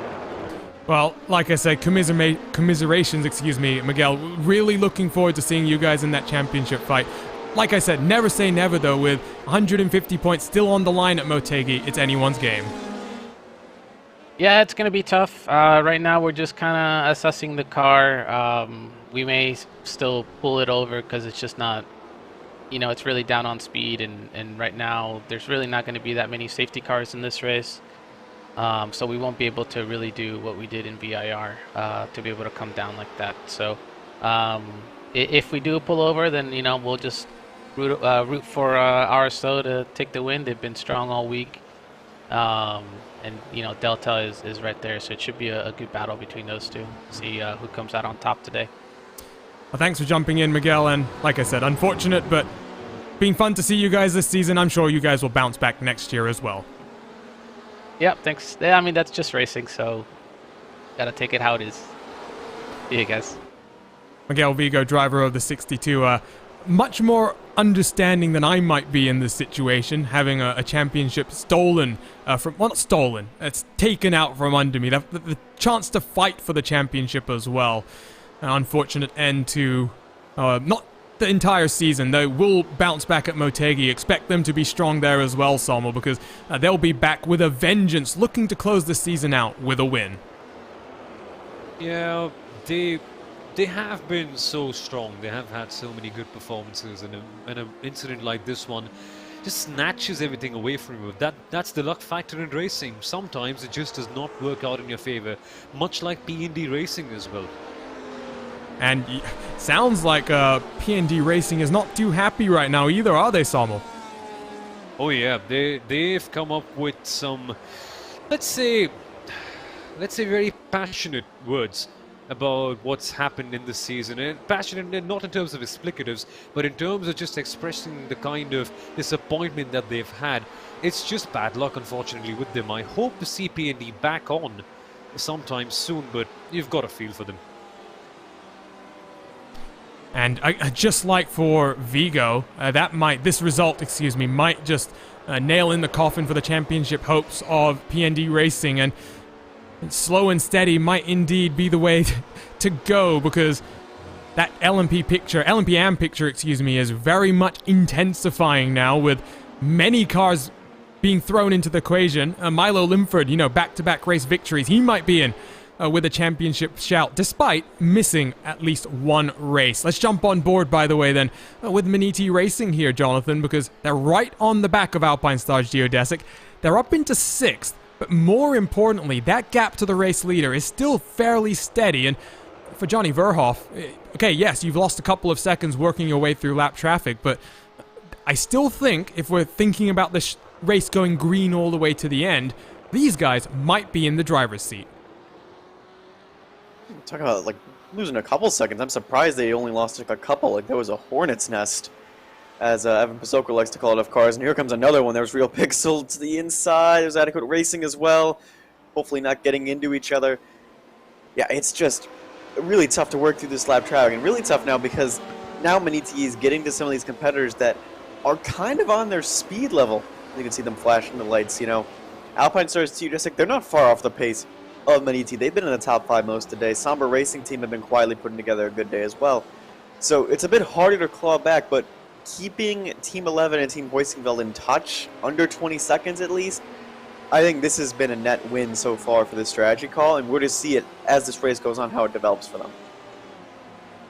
Almost the top of another hour. There have been some GT cars that have come down onto pit road in the recent few laps.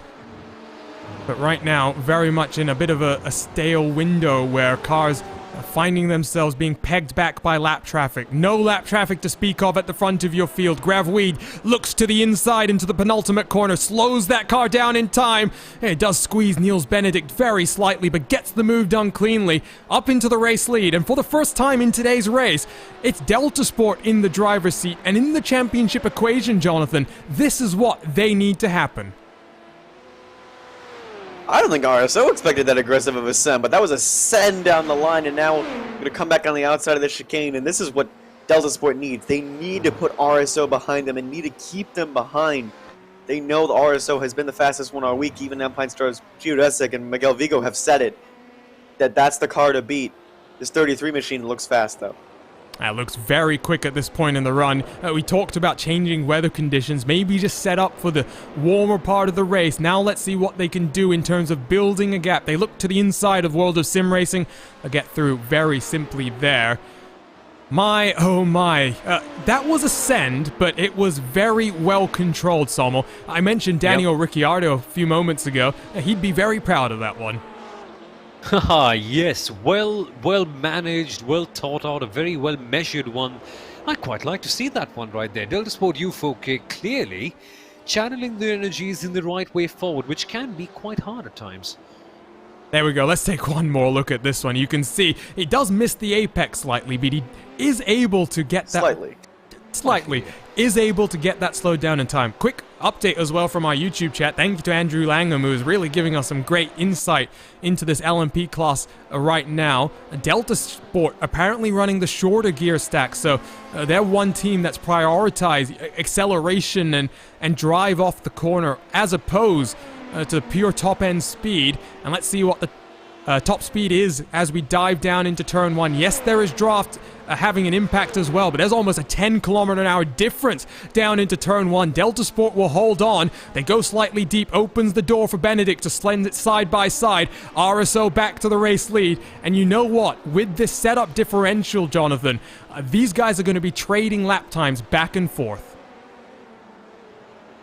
And this might be one of the first races, I think, of the season where we see such a big setup differential between some of the top teams and some of the other teams and some of the AM cars and some of the pro cars. And I actually love that, the fact that you can run different setups and still have these fast times. And obviously the good thing for RSO, they need to maintain speed, and obviously the Tamburello chicane, that's a good high-speed chicane where the higher gear stack with a little more top speed might help them.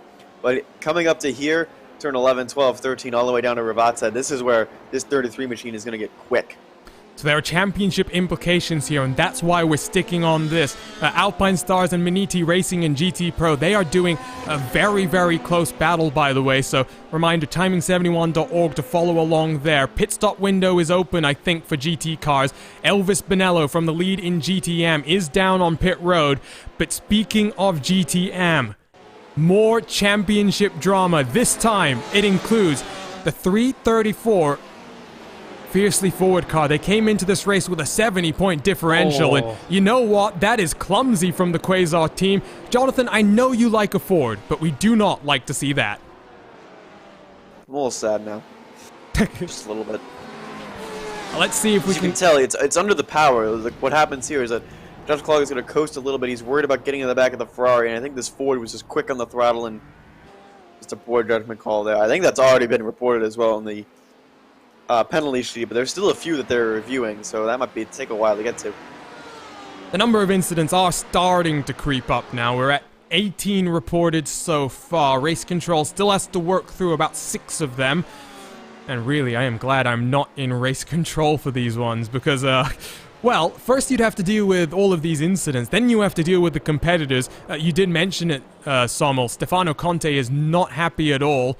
And oh no, why is RSO down onto pit road this time around? Maybe an early stop. Driver change underway as well. Luca von Leitner jumps behind the wheel for the number 97 then, Sommel. Big change happening here.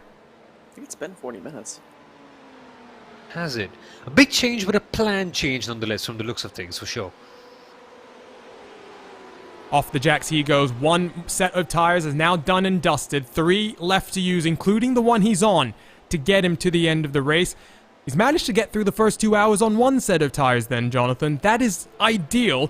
And you talk about triple stinting in this class at some point in time. They've already got it out of the way. Yeah, now they can go to the end. And I'm just looking at the some of the stint lengths, and it's about 25, 26 laps is how far you can go. So this is actually on schedule for RSO. They're just the first ones, I think, to pull the trigger. And now here comes the rest of the LMP2 field down. And this is where they're going to try and get an undercut in, try and use this fresh rubber, maybe to get away from Delta Sport. They knew, I think they were struggling. They knew that 33 car was coming. So I think this undercut, maybe get a few, maybe 1 or 2 seconds gap, might make them a bit more comfortable.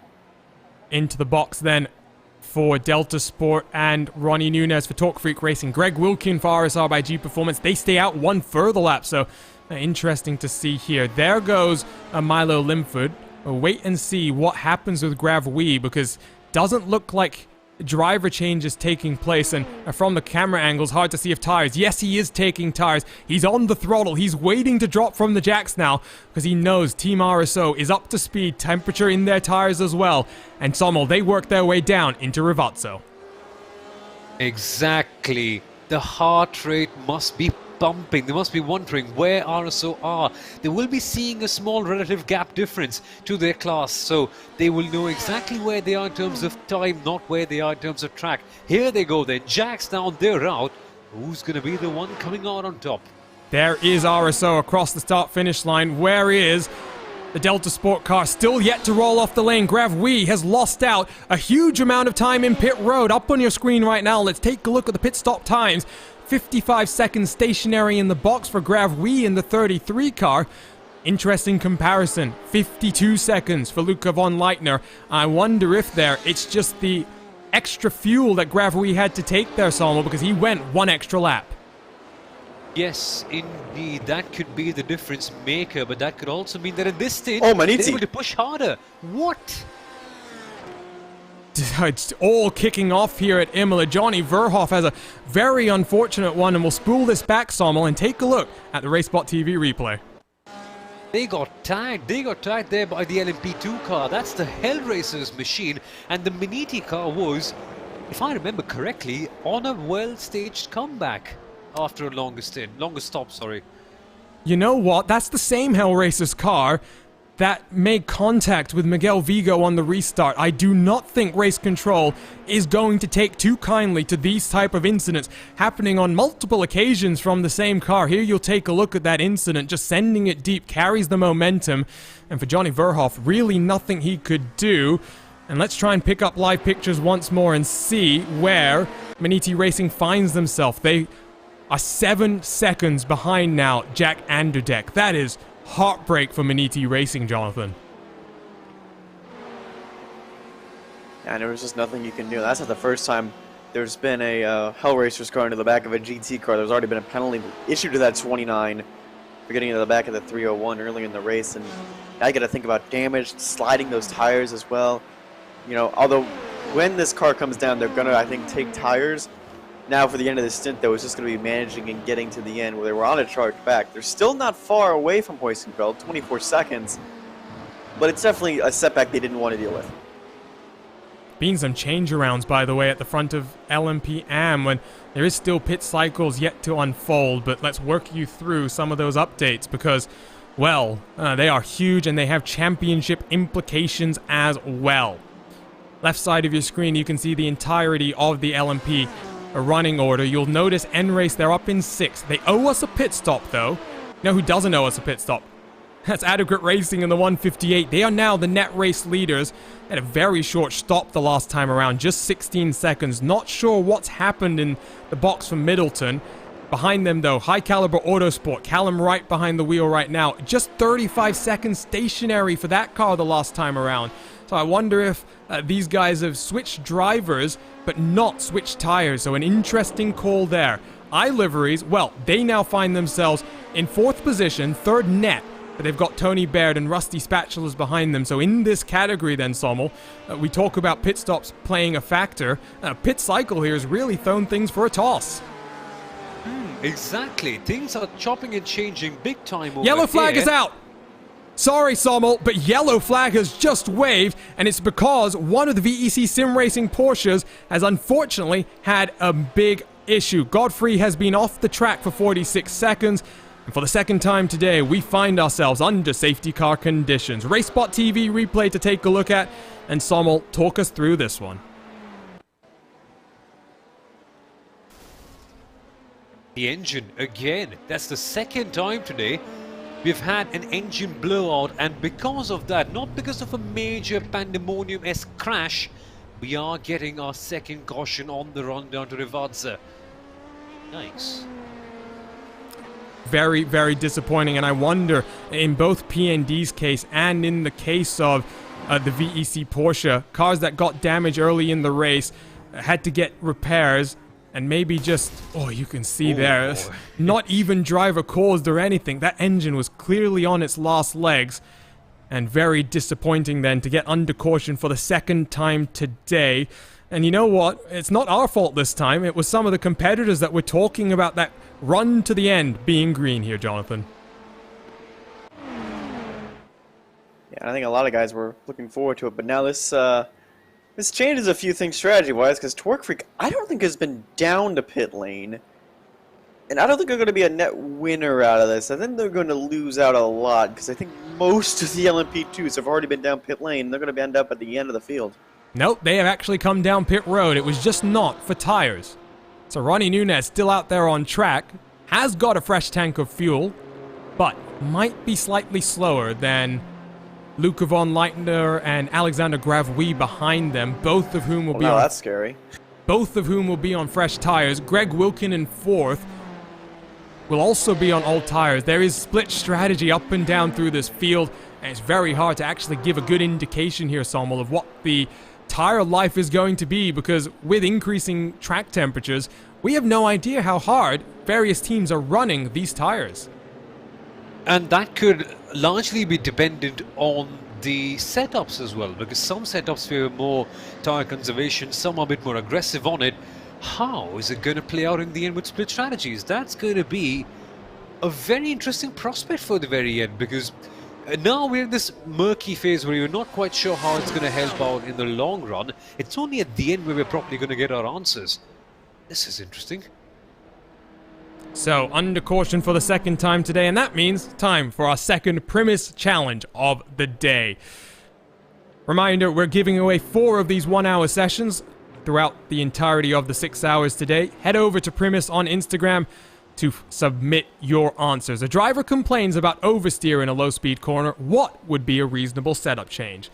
Increasing front toe out, increasing rear wing angle, decreasing rear anti-roll bar stiffness, or increasing the rear spring rate. To participate, submit your answers directly to Primus's Instagram story and make sure you are following both IVRA and Primus on Instagram.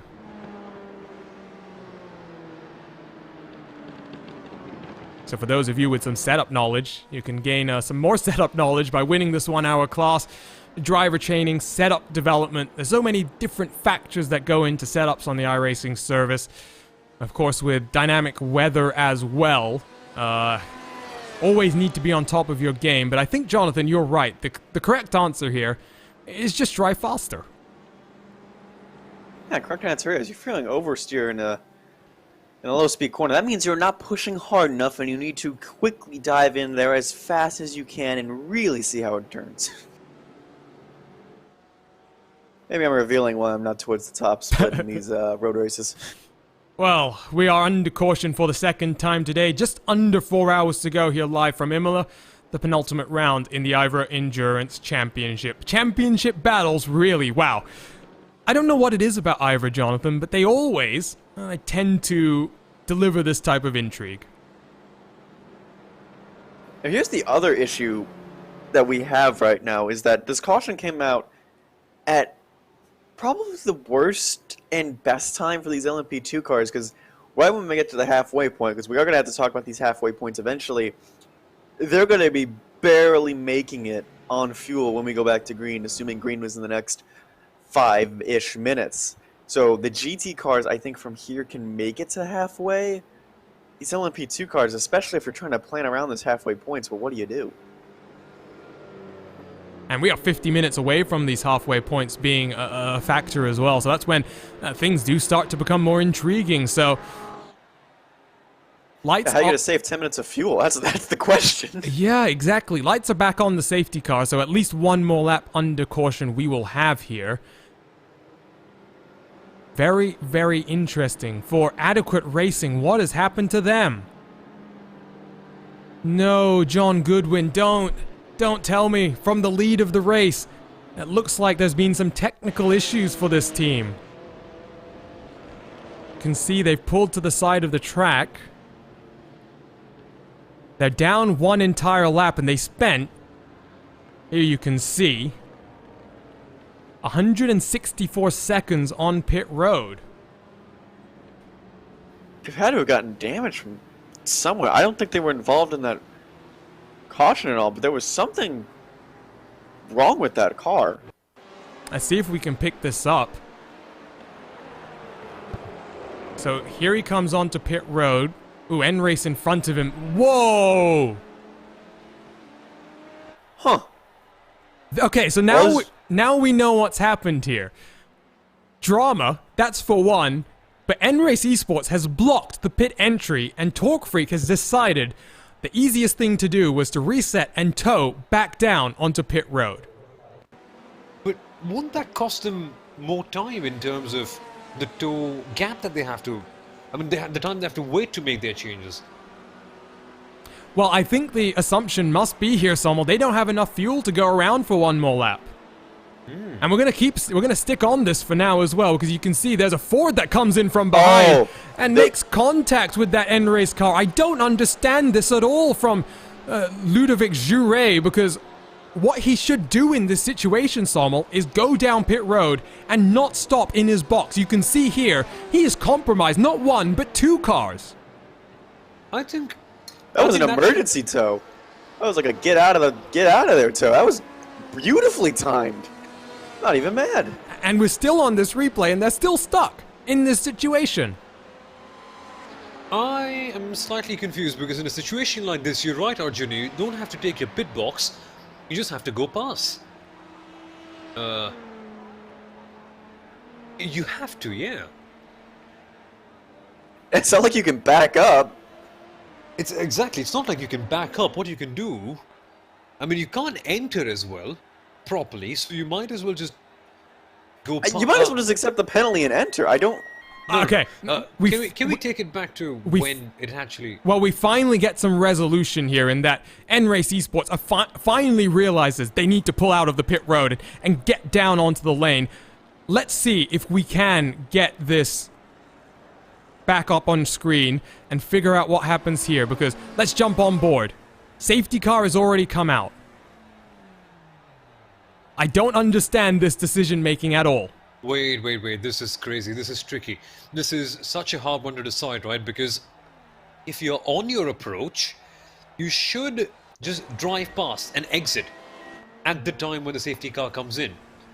Oh no, the safety car is already in before they approach. So they can't head into the pit lane, Arjuna. They've made that error right there. Yes, that's what I was trying to say. I don't understand any of this decision making. The safety car comes out as he's coming out of the final corner. You can see here, he's in two minds. Which way does he go? Last minute, he commits to the right. I mean, there's no penalty that would get handed down if he just drives through the pit lane and doesn't stop in his box.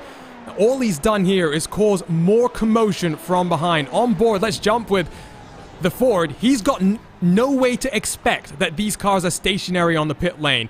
There is no rule saying you cannot enter the pit lane at all. The rule is you will get a penalty if you stop in your box.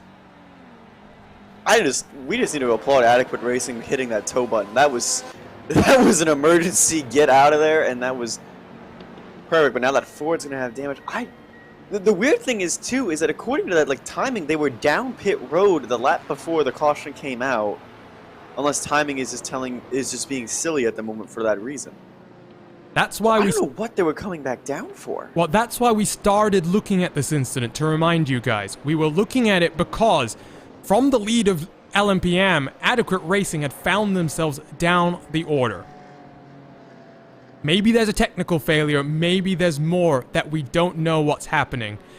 But the only thing that I know for sure is one person is going to probably get a penalty because two cars have had major race impacts there. The Ford was likely at the end of his stint. He had to come down for emergency service. He knew that.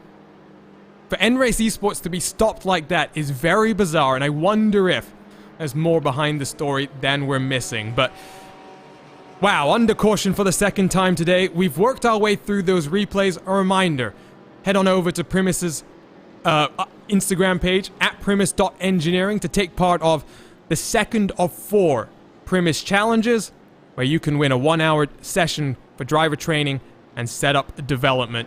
Question up on your screen one more time then, as we'll have at least one more lap under caution here from Imola. And, well, we're still trying to figure out everything that happened, Sommel. What we know is a lot happened. Seriously, what a crazy start to the caution that was. How can you even think of something like that? How can you even plan for something quite like this one? The worst part is that that's not going to get resolved for quite some time. Their race control is just now reviewing that last restart that was almost 45 minutes ago. So we're not going to have a definitive answer over what penalty is going to come down or what the heck even that was. And I almost feel for the Ford GT in that instant, because yeah, I'm coming down pit road. I'm not expecting people to be stopped. But why come down the pit road in the first place? That's one question. When the pit lane will be closed, they can drive through, of course, but it's a weird case. Firstly, you don't expect to go in the pit lane, and when you do, you don't expect someone to be blocking off the entry like that. Well, unfortunate there, and Stuff just happens. for the Ford, likely emergency service. For Adequate Racing, likely a technical issue. For N-Race Esports, just a slight lapse in concentration, not maybe fully understanding the situation at hand. They find themselves one lap down, and in race controls, naughty books. I'm actually looking at this race controls sheet, Jonathan. If I'm looking at this correctly, it's actually N-Race that's reported Adequate Racing here. Yeah, and I'm kind of confused on why. Because the other thing is, I would have just come down and accepted the penalty, especially in, such a small class is in that LMPM category. Accepting the penalty and going to the back of the group, I think that's fine, because you would end up 8th or 9th, and another caution, you could still climb back through the field. So I don't know what this issue is. They may be reporting the Ford GT for trying to squeeze his way through, But again, the other thing is we're still reviewing that last restart.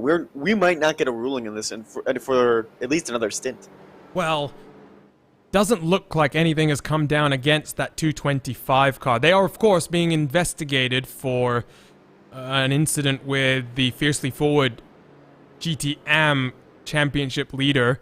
That 334 car finds itself in 19th position at the tail end of the lead lap for GT machines. We talked about them just needing a steady race, not the steady race they were expecting. Looks like we might be going back to green flag racing, and I sound very hesitant while I say that because, of course, with none of these LMP cars coming down onto pit road, a lot of the GT cars at the rear end of the field have come down, and it does mean, once again, split strategies up and down through the field. Left side of the screen, let's take a look at the stint length, so how many tires each, or how many laps the tires have done for each of these GT cars, and you can see here, Sommel, there's like a big line being drawn on the edge of the top 10. Exactly. It's just rather confusing times at this stage about where you go and which direction things are going to flow out right now. I think this should be a very fun next stint, because remember folks, not far too long from now, we're also going to have halfway points being awarded at this stage. That will be a very interesting picture as well.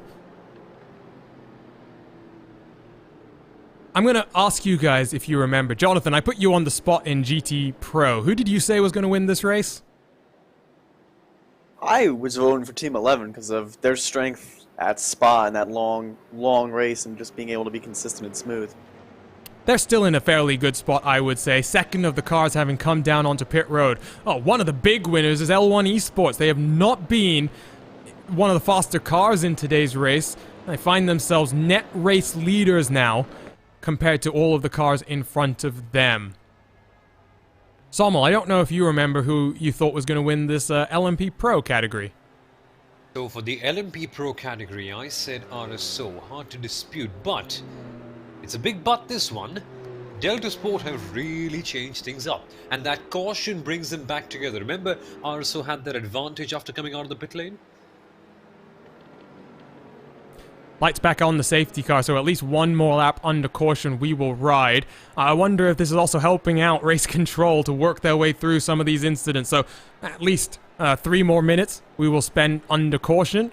One more opportunity for you guys to see the second Primus challenge. Head on over to Primus's Instagram story to submit your answers, and make sure you are following both Primus.engineering and IVRA League on Instagram.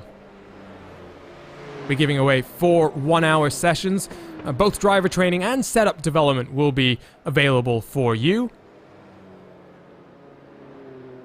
First question was a telemetry-based question, asking you which track you think that telemetry was from. This is a setup knowledge question.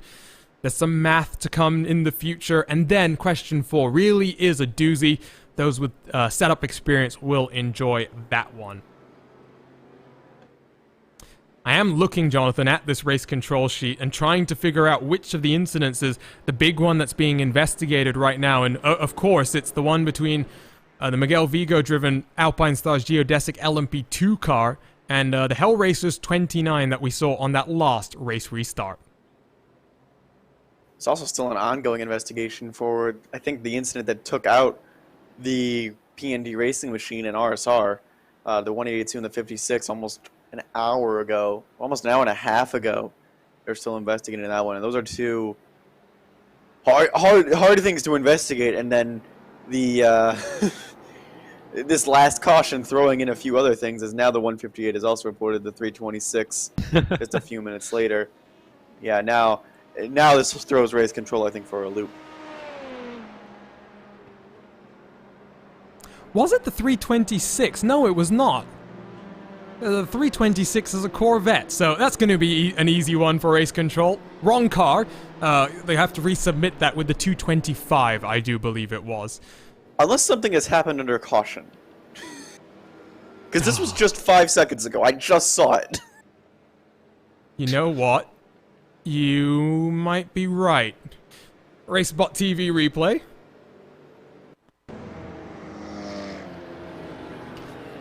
It is between the 150. Oh no. What's going to happen? Don't tell me. I have a bad feeling watching this. Oh no. There it is. There we go. So that's why that protest has been filed, separate from the initial incident itself. Wait, how gentle was that? It didn't look that gentle, Samo, because the rear end I of must have missed it slightly. the rear end of Middleton's car, Goodwin's car now, excuse me, does look a little bit worse for wear. Let's quickly jump on the camera if we can with a car that will get a view here.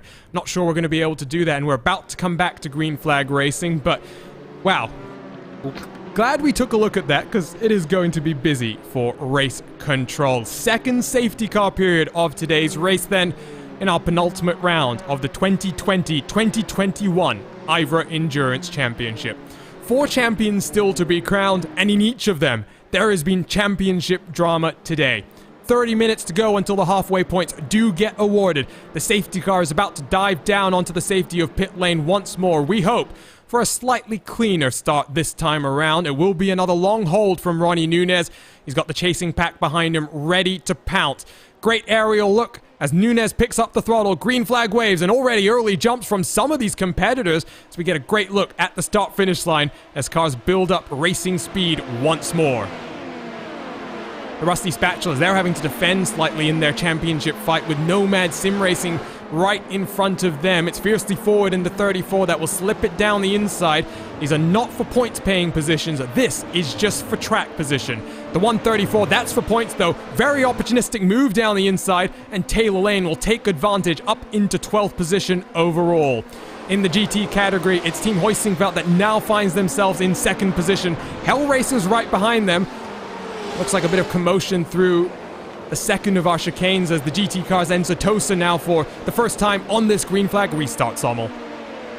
Yep, still slightly cleaner than the past few restarts, but the tempers will be starting to flare right about now when we see the cars getting closer and kinetic racing going past the traffic and inevitably going past onto the AstroTurf. Thankfully, everyone is clean, not really making any major mistakes, but that part could very well begin now as the gaps are ever closer thanks to the safety car shaking them in. And you can see here comes Hell Racers trying to get past the Team Hoisingveld machine. Too wide, too deep. Elvis Bonello and your GTM lead is going to try and take advantage. Ooh, contact between Hoisingveld and Hell Racers. That checks up a number of cars. Samba Racing Team will take advantage. The question now is, Jonathan, is there damage to Christian Frank and Team Hoisingveld here?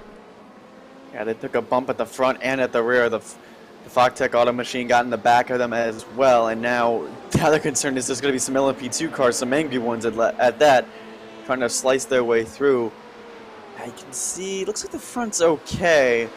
Don't know about the rear of the car, how bad of a tap they got, but it was a slower corner, thankfully, so maybe the damage is minimal. Hard to tell from this view, but there is damage to the rear end of that car. Let's jump to the front of the field. RSO, too wide through Villeneuve. They're into the race lead and find themselves now with a buffer between them and Delta Sport U4K. On board, let's jump with the number 33 car. He's got lap traffic in front of him as well, Sommel. He needs to get past now. There is a great sense of urgency for Delta Sport U4K. They lost out on the last pit cycle and they were down on Team RSO. They very well closed that gap on merit. Can they do it once again now? Yeah, Gravui, what an opening stint he's had. He's been in since the start, almost 3 hours so far. Expecting Christophe Herbigno to jump behind the wheel to take over for the second portion of the race.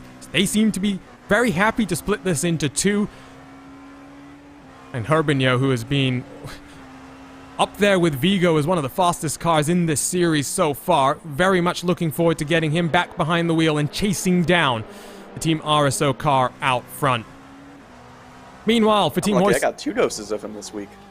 Yeah, you got to commentate on him in multiple races, official as well. Here is that battle then in GT Pro, Team Hoisingveld. Well, they will be smiling from ear to ear, Jonathan. Maniti Racing down in 11th, Team 11 in 9th. This is not what those cars wanted. Team Hoisingveld is in the perfect strategy position. Yeah, but we have to be concerned about the damage on that car. You can now see that rear is dented in, and what's also the damage on that Fogtech Auto Machine? They're actually in pit road, so I think that was critical damage to them coming out of the outer chicane. And boy, oh boy, this is big drama. We really don't know how compromised that Corvette's going to be. Oh, getting word from one of the team members, I think, or at least family members at Maniti Racing, that the Chevy is fairly indestructible. So let's see if that is actually true. On board we ride with Maniti Racing in the 278 car. They're tucked up behind Vector Sim Racing right now, trying to get past to close that gap to Team 11, but of course, if you're a GTM machine, you see the likes of Elvis Bonello and his teammate who are having a good run. Actually, them 396 coming down onto pit road here has actually given Vector Sim Racing right in front here the lead in class, and I wonder if, Jonathan, there's been a penalty that's come down for that 396 car, because I'm not sure exactly why they're down on pit road.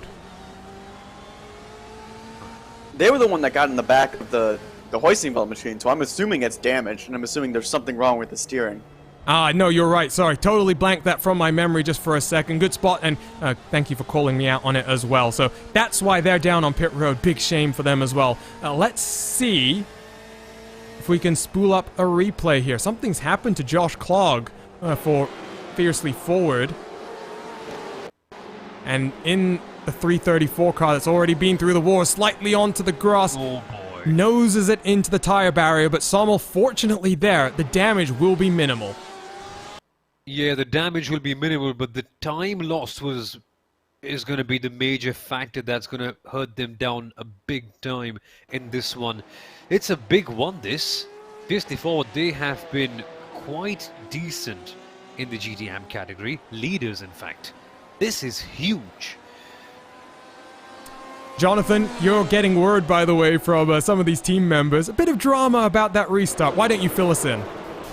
Oh no, before you do that, Maniti Racing have been taken out of this race. Phoenix Racing Esport getting mixed up in it as well. Maniti will recover back in 15th position. Matthias Schultz, though, involved in contact with Bernd Schmidt. Jonathan, talk us through this RaceSpotTV replay. Multiple cars side by side, just a tag from Phoenix Racing Esport, and around goes Maniti. Thankfully, just a light touch in the wall, but they were 2x2 going into the Villeneuve chicane. That's not recommended. Dust flying in front of them from someone going off. I think that was Sombra. It stacks up everyone right here. And then Phoenix Racing, I think Maniti thinks they're clear. Phoenix Racing is trying to avoid the curbs, and just a slight bit of contact right there. Then Phoenix gets tagged from behind from the AOD BMW. That's going to be a lot of damage, I think, for Phoenix. Let's see if we can spool one more look at this incident up and maybe get a slightly clearer view of it. Samba Racing in front is slow. Oh, you know what? I don't want to be in race control. I don't want to be in race control, but if I'm giving my judgment here, which is my duty as a commentator, I'm not here to mince words. For Maniti Racing, they've just been turned, and once more, championship competitors getting caught out by no fault of their own in this one, Jonathan. No, and I think Samba was slow. I think they were the car that was off in the Tarambello chicane. I think they were the one that took a little bit of a joker lap and stacked that whole field up, and they did the right thing. They pulled to the inside. It's just then there's opportunistic guys that are trying to capitalize on these slower cars. Exactly. These restarts are crazy, and, well, we're going to get that update from you, Jonathan. I guess we've just seen what the restarts really can do here. Yeah, there were 3 reports filed for the restart. 2 against Fiercely Forward, another one against Fiercely Forward, and then one on the 258.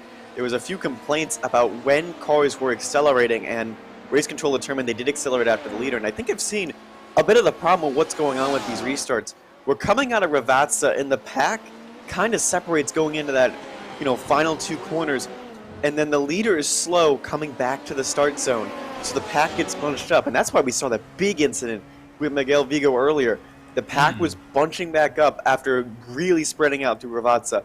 It's just a matter of when these guys are grouping back together. They're kind of grouping back together at almost the worst time possible. Well, and this is why I posed the question to Miguel when we spoke to him. If we were to add a rule, you can't pass anyone before you get to the start-finish line, it becomes irrelevant when the leader decides to go. You cannot pass until you get to the start-finish line. it doesn't get any simpler than that. I think back to Mid-Ohio, Sommel, when, we had restarts there, and there were cars getting passed into the carousel before they even got to the start-finish line. So I just wonder, I threw it out there.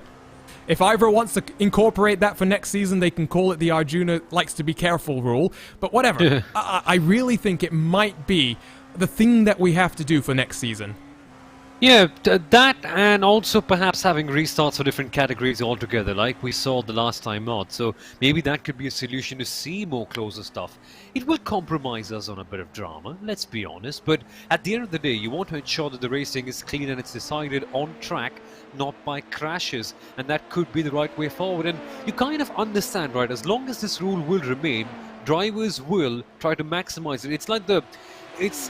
It's like a prisoner's dilemma kind of situation. You just want to maximize the gain for yourself, but you're not sure what the other is going to do in this case. So the simplest solution is just to make sure that they can't pass before they pass the starting line, as you rightly mentioned. Just an idea. Class split might also work, but personally, I do like intermingled class restarts. It makes things exciting.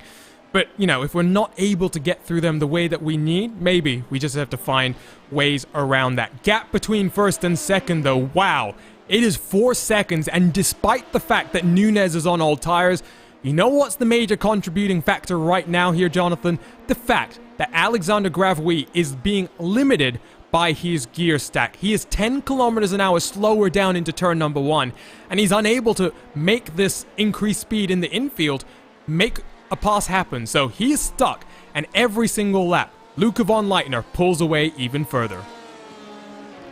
I think it's just more of a shout out to Nunez and how he's really holding off this 33 car. We didn't really expect this Twerk Freak machine, I think, to be a factor, but they're top 5 in points team. They're riding the number 1, and they've had, flashes and moments of greatness. And again, the main passing point is going to be in that Tamburello chicane, and he just doesn't have the speed. Does Delta Sport. They don't have the speed to make it alongside. So what does he have to do? He has to get it through Tosa or Parentelli or some of the other chicanes. He's going to have to get it in some of these low speed corners where he knows that one car is going to struggle, especially on these older tires. 25 minutes, by the way, from halfway points, and I'm trying to look at my timing screen. I have a feeling LMP cars will come down onto pit road before we get to the top of the hour. So, the running order that you see on the left side of your screen scrolling through in both categories might not necessarily be the most representative, especially when certain cars owe us pit stops slightly sooner, like Hampus Bars in 4th position, who's 21 laps into his stint. Here comes around the outside, though, Gravouille. He's going to run off track. Can he make it work? Just about, and he'll take the off track there in consolation because he's got the move done. Now the important question, Sommel, can he hold on down in towards turn 1? It is going to be very interesting, as you rightly mentioned, 10 kilometers per hour down. As you see the Phoenix car at the back slightly damaged. Here, I think he's got it well and truly sealed in. But there's the Hellraiser's car in the background too, trying to capture something for their own. This is going to be interesting, and as well, Hellracers not too far behind if these guys continue to trip over one another. Through the final corner then, this will be the interesting run. Very good exit for Gravouille, and Nunez on those older tires might not even be able to make that top speed differential work in his favor. Gravouille might be released. The gap now to the Luca von Leitner driven RSO car out front, 5 seconds. And you can see there, down into turn 1, Jonathan, he leads. Now he's got to get to work and really show us why they've gone for the slightly different strategy approach. What can it do in terms of lap time? Yeah, and this is going to be the point where you can stretch your legs as they head into Tosa, all the way from Tosa to Ravazza. This 33 car is going to be stronger than the Twerk Freak Racing with number 1 machine, just because the tires and the gear stack and the setup. And also, he's been released. There's a lot of, clean air in front. As you can see, a little more chaos number 2. I think it's fiercely forward off. It was. Rusty Spatulas, I think, also got mixed up in this one. Championship leaders by just a solitary point coming into the race. We can quickly jump back to the replay machine and see if we can figure this one out. It's the 134 that tries to go down the inside of one of the Torque Freak cars and causes a bit of a chain reaction in front of them. Just a little bit of careless driving here, Sommel. Not sure what you see here. Yeah, it was a proper send right then. The fiercely forward car, they were properly on the outside line, so they were slightly compromised. Not the ideal situation, this. And so it just ends up in a messy, muddy compromise of sorts, so they have to go into the gravel trap. I do wonder if maybe just the 34 car saw what was happening in front of him, backed up, and didn't give the... well, rather, the Rusty Spatulas didn't do the same thing and give that same... whatever you want to call it, opportunity to Zwemstra, who we ride on board with now, to really avoid rather some contact. Slight contact between those two cars. Question will be for both Zwemstra and the Rusty Spatulas, how much will that affect the performance of the car? The hope will be not too much. And wow, at the front of your field, this is incredible. Traffic has already brought the gap down to 2.3 seconds, but you can see it's not going to be easy for Gravui at this point either, Sommel. Yeah, it's not at all, because Gravui, firstly, with that setup, that's not really going to help him out. At this stage, heading out of Tosa, it will help him clear out the traffic slightly more easily. But later on in a classic one-to-one battle, he does not seem to have the pace advantage over RSO. And remember, the last time out too, the primary reason why they were able to get past was RSO making that error. I don't think Lightning is going to strike twice in this case. Race control is busy, Jonathan. Give us the update. So that big restart that involved Leinster's Geodesic and the Hellraisers getting together with heavy contact. No penalties for anyone. And there was also some contact further on the lap later with the 219 and the 227. They both reported each other. It's a racing incident. Also, Johnny Verhoff was reported by Alpine Stars Geodesic. No action taken. Racing incident determined. Race control quickly getting through some of these incidents. And now they're going to slowly make their way down to the pit road incident. That's one of the next ones on their list. That will be an interesting one for sure. Gap 2.3 seconds then for Gravui. That's what he wanted. Turn our attention back to GT and try and... Before we do that, actually, let's talk about LMPM. We haven't talked about them too much recently, Sommel. Of course, Adequate Racing, they were... Whatever happened in terms of them needing to come back down onto pit road, that was then compounded by the end race car being stuck at the entry. It's opened the door, not for iLiveries, who have been one of the fastest LMPM cars we've had to date. It's opened the door for guess who? None other than High Caliber Autosport. They're looking for 3 race victories to kick off 2021. Exactly, what a run has it been for High Caliber Autosport. Just growing in form, growing in terms of the way they have actually worked out in this championship. And from not having competed in Barber and having pretty much a DNF on the major points in Spa, to having 3 victories in a row, Arjuna, and the 2nd place in Phillip Island, seriously, they're pushing for really high spots around here. With the double points at Motegi, watch out for them in the long run. And with, you know, the likes of P&D Racing, they're going to score no points in effect for today's race. It's going to throw the point situation wide open. It was looking like they may secure 150 points today and really establish a foothold on the championship heading into the final round. But now, just like in the other classes, championship leads really going to be coming all the way down to the wire. 19 minutes from handing out the first of our halfway points. We'll get that update from Race Control as soon as we can. I'm going to step aside for a few moments here live on RaceSpotTV for some RaceSpotTV fan immersion. We went on board with GT cars last time around, Jonathan. I think we should do some LMP cars right now, so I'm going to give you a choice. 1 or 2? 2. Okay, so we'll go for LMP AM, and let's jump on board with championship leaders, Rusty Spatulas. That will be an interesting onboard look. Let's ride around for a couple of laps here in Imola.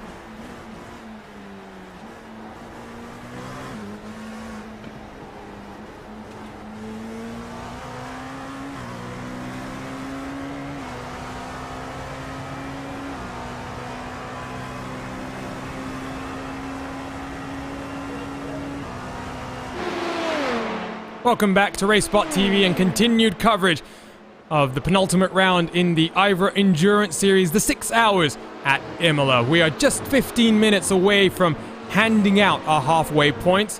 I do have a couple of replays to take a look at that unfolded underneath that fan immersion. First up, it's Phoenix Racing Esports once again.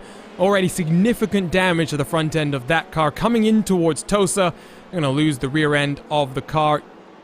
Spin that car around. They made their way back down onto pit road in a very safe and a slow fashion, but looks like that might be day done for the 205. Next up, it's Richard Small in the Quasar 225, the only 4GT in today's field. Oh, it's going to be contact from behind with one of the RSR Esport LMP2 cars. That was very deep under braking there. And unfortunately for the Quasar team, really not much they could have done. Jonathan, take a look from the rearward shot here. It's a very aggressive move from that LMP2 machine. Yeah, I don't think the 4GT was expecting it too, because he's coming back across, trying to run the racing line of taking that wide entry into turn 17, the first beginning of Ravazza. And I don't think he was expecting that LMP2 car to just come along that quickly. And then third, it's for Kevin Dwemstra in the fiercely forward car. More contact with RSR Esport. And no! AOD and their Ferrari, who are having such a strong day. We're going to have to take several looks at this one because, Sommel, I'm not sure if it's that very same RSR car. Yeah, me neither. Haven't quite been able to check out the number, but look at how violently the AOD Ferrari is hit. The fiercely forward car just being clipped by the RSR car. And what does the AOD have to do with it? Absolutely nothing. They get a great look here. It's the RSR car that just pitches to the left, turns Dwemstra into that Ferrari. And my word, Imola is taking no prisoners, Jonathan. A round of applause for the 4 guys behind that took all evasive action. That could have been a much bigger accident had they not checked up and quickly got out of the way of the fiercely forward car that was stranded. So let's see if we can figure out who the second car involved. It was the 56 that got mixed up in that second incident that I think we saw. And I think it was the 56 as well that got mixed up in that first one. We will take a look. But for now, pit stops underway. 12 minutes left. These are the money stops. How much fuel are you going to put in the car? This might be an opportunity, Jonathan, for cars to short fill and claim halfway points. Yeah, but here's going to be the, kind of the devil's advocate of this question. Do you short fill and claim those halfway points and then have to deal with coming back down maybe for an extra stop and losing out? Or do you take full service? Obviously, Hampus Baz has been out there longer than anyone else. Looks like he's not getting tires just yet. Maybe no driver change as well. Sommel, you have a thought you want to share here? Yep, absolutely. The last time out we had halfway points was at Spa-Francorchamps, and just drawing a few parallels from that race, quite frankly, it hasn't quite helped our teams in the long run, because those who have actually short filled, which was a similar situation that happened in Spa, and actually have gone for the full halfway points, they haven't quite been able to maximize this. Pure example, say in the LMP2 Pro category, Pure Sims Esports P2, they were the ones who got the max halfway points. They finished in P8 towards the very end. In the other categories as well, a good example, Nomad 122, they got the halfway points maximum once for the LMP2 AM category. In the end, they finished back in P number 10. And this is just one of those really consistent string of results at Spa that we saw, with teams trying to maximize their halfway results and eventually losing up the big chunk of points in the end. It's okay, it's fine, it's okay, you can still do that, but the question is, do you want to do that with the championship finale approaching? Are you a bit more cautious in that approach then? And do you want to maximize your halfway points or the ones at the end? Halfway points did play a factor in the club sport situation for a while, but I don't think necessarily had the biggest impact. Here's the LMP AM top 4, 5th through 8th out on track. The LMP Pro cars being mixed up in incidents has really promoted these cars up through the order. And you can see there's about 5 seconds separating the first and second place cars. A couple more seconds further back to Taylor Lane in the 134. Nomad Sim Racing and Tony Berta really chasing down the 7th place car in this overall category, but still lots of entertainment stuff to get to, because We talked about RSR by G Performance. They're right on the tails right now of George Gruber and Torque Freak Racing. Looking to the inside into the Villeneuve chicane.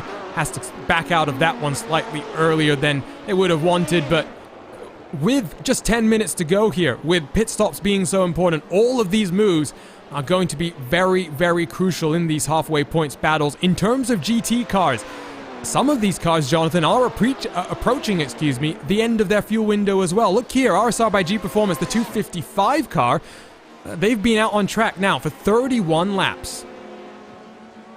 Yeah, it's going to be cutting it close, and I think that's kind of the way a lot of these teams are thinking, is like they're trying to save and get to that 3-hour mark. These LMP2 cars are going to be cutting it extremely close. Longest I've seen people go is 25 laps, and, well, at this rate, at like 3:05, we're going to have every LMP2 car down pit road. Getting confirmation that it was the 56 car involved in both of the incidents that we just saw over the last few minutes. So for Boris Avando, not what he would have wanted there, Salma. We've seen Avando with some amazing performances in the IVRA GT Sprint Series, but if we're being honest as well, technical failures and stuff, I think they really did put him on edge in that championship.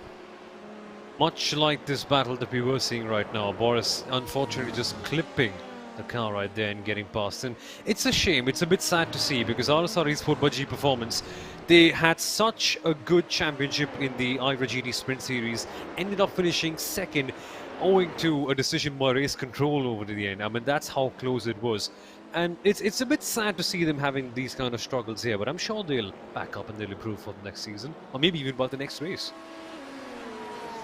3 weeks from today, we head to the land of the rising sun and the Motegi Road Course. Not necessarily my favorite track from the Far East on the iRacing service. There aren't many. I don't know about you, Jonathan. He's expressing love towards Suzuka. That's what I'm trying to say. Both built, for the record, by Honda, but for very different purposes. One for F1 and one for IndyCar. And the reality of the situation is, when you have to build an oval that wraps around the road course, it doesn't necessarily build the best viewing experience, both on TV and as a spectator. But you've only got to try to find out. Credits to them for trying, at least. They tried. Unfortunately, the oval does sit unused for much of the year, unfortunately. Road course does get regular usage, not just from the likes of Super GT, Super Formula, but also various local series that come and visit. 30 seconds stationary for Luca von Leitner, full tank of fuel, and back out onto track for the German RSO team. Where is he going to feed out? Got some relatively clean air. Here comes a couple of cars that will pose some difficulty. Team 11 right in front, but very nice, easy stop for Team RSO. And Jonathan, now Alexander Gravouille should come down the next time around. Talking about these halfway points, though, do you keep Gravouille in because halfway points are about to get awarded, or do you throw Christophe Herbigno into the car now? I think if I'm doing the math for drive time and doing the math for tires, like this should just be a fuel-only stop, so I don't think it's worth it yet to do a driver change. As much as I am excited to see Herbigno in the car. He gave me a lot of excitement yesterday in the Pro Mazda race, and I think he's going to be spectacular in this car. But I think this is just going to be a quick fuel stop in and out, and I think the next in is where we're going to see tires, fuel, and driver change. So LMP pit stops in the next 6 minutes. Everyone should be coming down onto the lane. They won't try and give you the up-to-date order until we get to the conclusion of this pit stop window. Meanwhile, in GT here, Sommel, I don't think these cars are going to be coming down onto pit road. With 6 minutes left, Jack Andradek has been out there for 24 laps so far. He will be coming down, though, just after the conclusion of this hour. Yeah, exactly. That's what their cycles are looking like. Slightly more, I wouldn't say relaxed as such, but GT is definitely going longer, so they have more time to conserve per se on the track. And also, I would say it's slightly less easy to do, say, in an LMP in comparison to an LMP2, because you want to constantly keep your rhythm. With the LMP2, you're constantly sending it into each corner, so it's slightly tricky. You constantly just want to be pushing hard all the time, but the requirements of endurance racing are such that you have to do the boring part as well. You have to lift and coast, eventually, if that gets you the win, then why not? Well, driver change has taken place. No tires were taken though, so Herbigno steps behind the wheel of the car. He's got some slightly used rubber from his teammate before him, but hopefully Gravui was very, very careful about how much he slid these tires around, because Herbigno has a job on his hands. The gap to Team RSO, 3.1 seconds, but Herbigno, always quick, always up for a fight like this. And you know what? We've seen Manuel Sudau in our YouTube chat, Jonathan. Team RSO, they want this. They welcome this. This is the type of racing that all of us want to have on the iRacing.com service. A team that you respect, a team that you know you can go wheel to wheel with, fighting over 6 whole hours. Yeah, and I don't think they're going to be done yet. Even with the halfway points being awarded, they're definitely going to take this fight to him. I think Herbigno is going to be fresh behind the wheel. It's going to be interesting to see him get into a car with just a full fuel load and a little bit worn tires. Definitely a different feel for him, but obviously getting used to the car and the track, I think, shouldn't take him long. Do wonder what will happen to Ronnie Nunez. Team manager David Barraclough had jumped into our YouTube chat slightly earlier saying that safety car just mistimed from the perspective of the number 1 machine. Nunez done a good job, it must be said, to not let his pace drop too much on these older tires, but it would be tough to come down and take a fresh set of rubber right now, Sommel, because you know that you're throwing away some very well-earned halfway points here. Exactly. It just messes up with your thinking, right? You're not quite sure exactly where you're going to finish towards the very end. There's one approach that says maximize whatever you're getting, go for the halfway points, but there could be so much chaos and turmoil happening towards the later part of the race. No, sorry, Sommel. Just like Herbigno off the road at Tosa. Is there damage to the number 33? That is the question in this championship hunt. At the same time, Latima Racing Team through the Villeneuve chicane, they've had their own issue. First up, RaceSpotTV replay, Sommel. Take a look at disaster for Herbigno. This is major, this is heavy, big one for the championship and the race as well. What's happened here? What has happened here? That's now something that I haven't quite seen very often. Herbigno definitely trying to lap him on the outside. The Porsche didn't turn? Looks like, yeah, let's jump on board here and see. You can see rear view mirror gets filled with the side of the 33 car. He is deep under the brakes, you know. You can see he's turning in, but he hasn't scrubbed his speed off. He's just missed his braking zone. And disaster for Herbigno. He's just jumped behind the wheel of that car and now finds himself with even more work to do. He'll finally find his way past the 396, Jonathan. But disaster for Christophe Herbigno. I mean, the good news is there's not going to be a lot of damage, at least on the front, from that contact into the wall. It was a very light tap and then damage from the side, but now there's another car in front. There's a BMW that's going to be a bit angry. So that's going to be a work back, I guess, a way to try and get back into the race. How far is he down from TR? So 15 seconds. Yeah, that's going to be a little bit of a tall order at the moment. It's going to need a safety car to bring them back into the equation. 2 minutes left until the halfway points. Boris Avando still out there on track.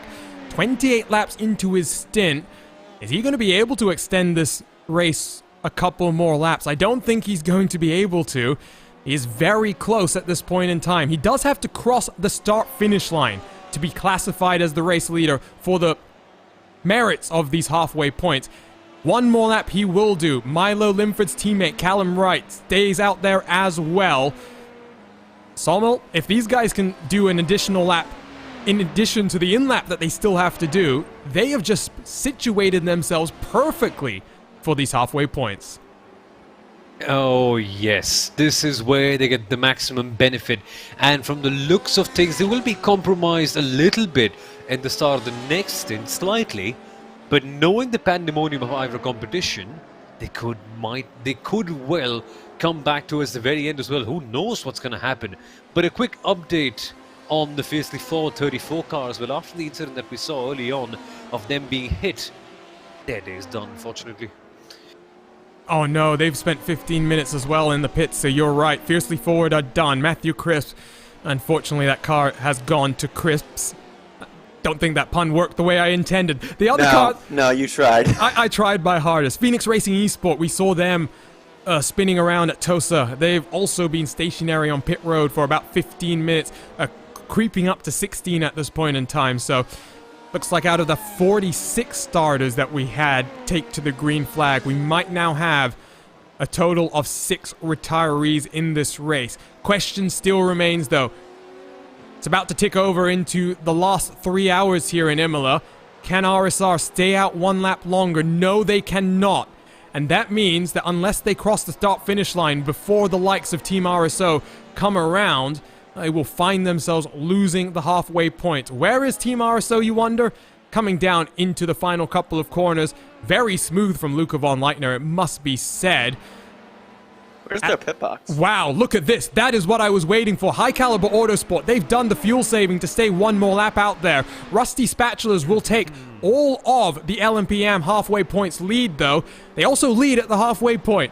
They've not won a race this season. Could this be the turning point for the 1-1-2?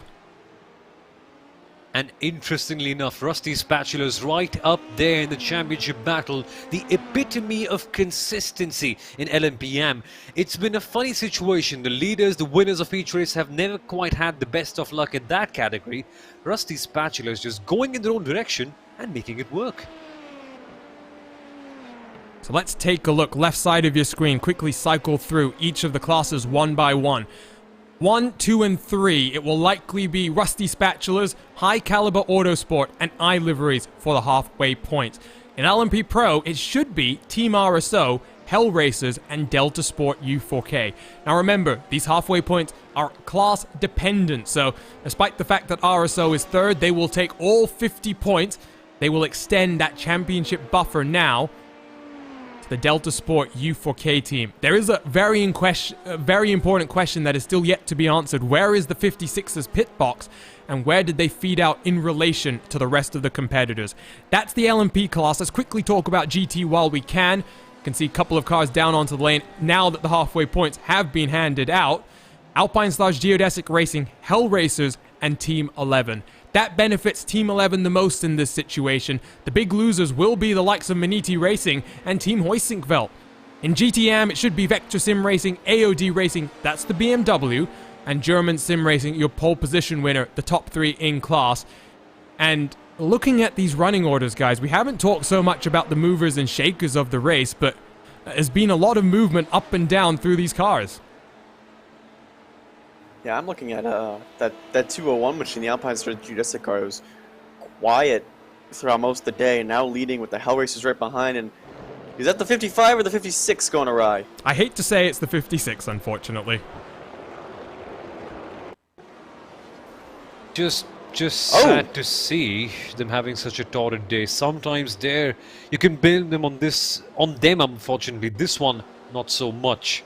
What's happened here? Yeah, this one looks like contact with Vector Sim Racing, leaders in GTM, and after a couple of laps ago, 4 or 5 cars have filed incidents there. I don't even necessarily know what Race Control is going to think in this situation, Jonathan, because it's a move around the outside from the RSR car. I'm not really sure if Vector Sim Racing was in a position to really scrub off that much speed with some of the cars coming up from behind as well. I think he expected the Hell Racers to go through, but I think he expected the RSR machine to be clear, and he just wasn't clear all the way.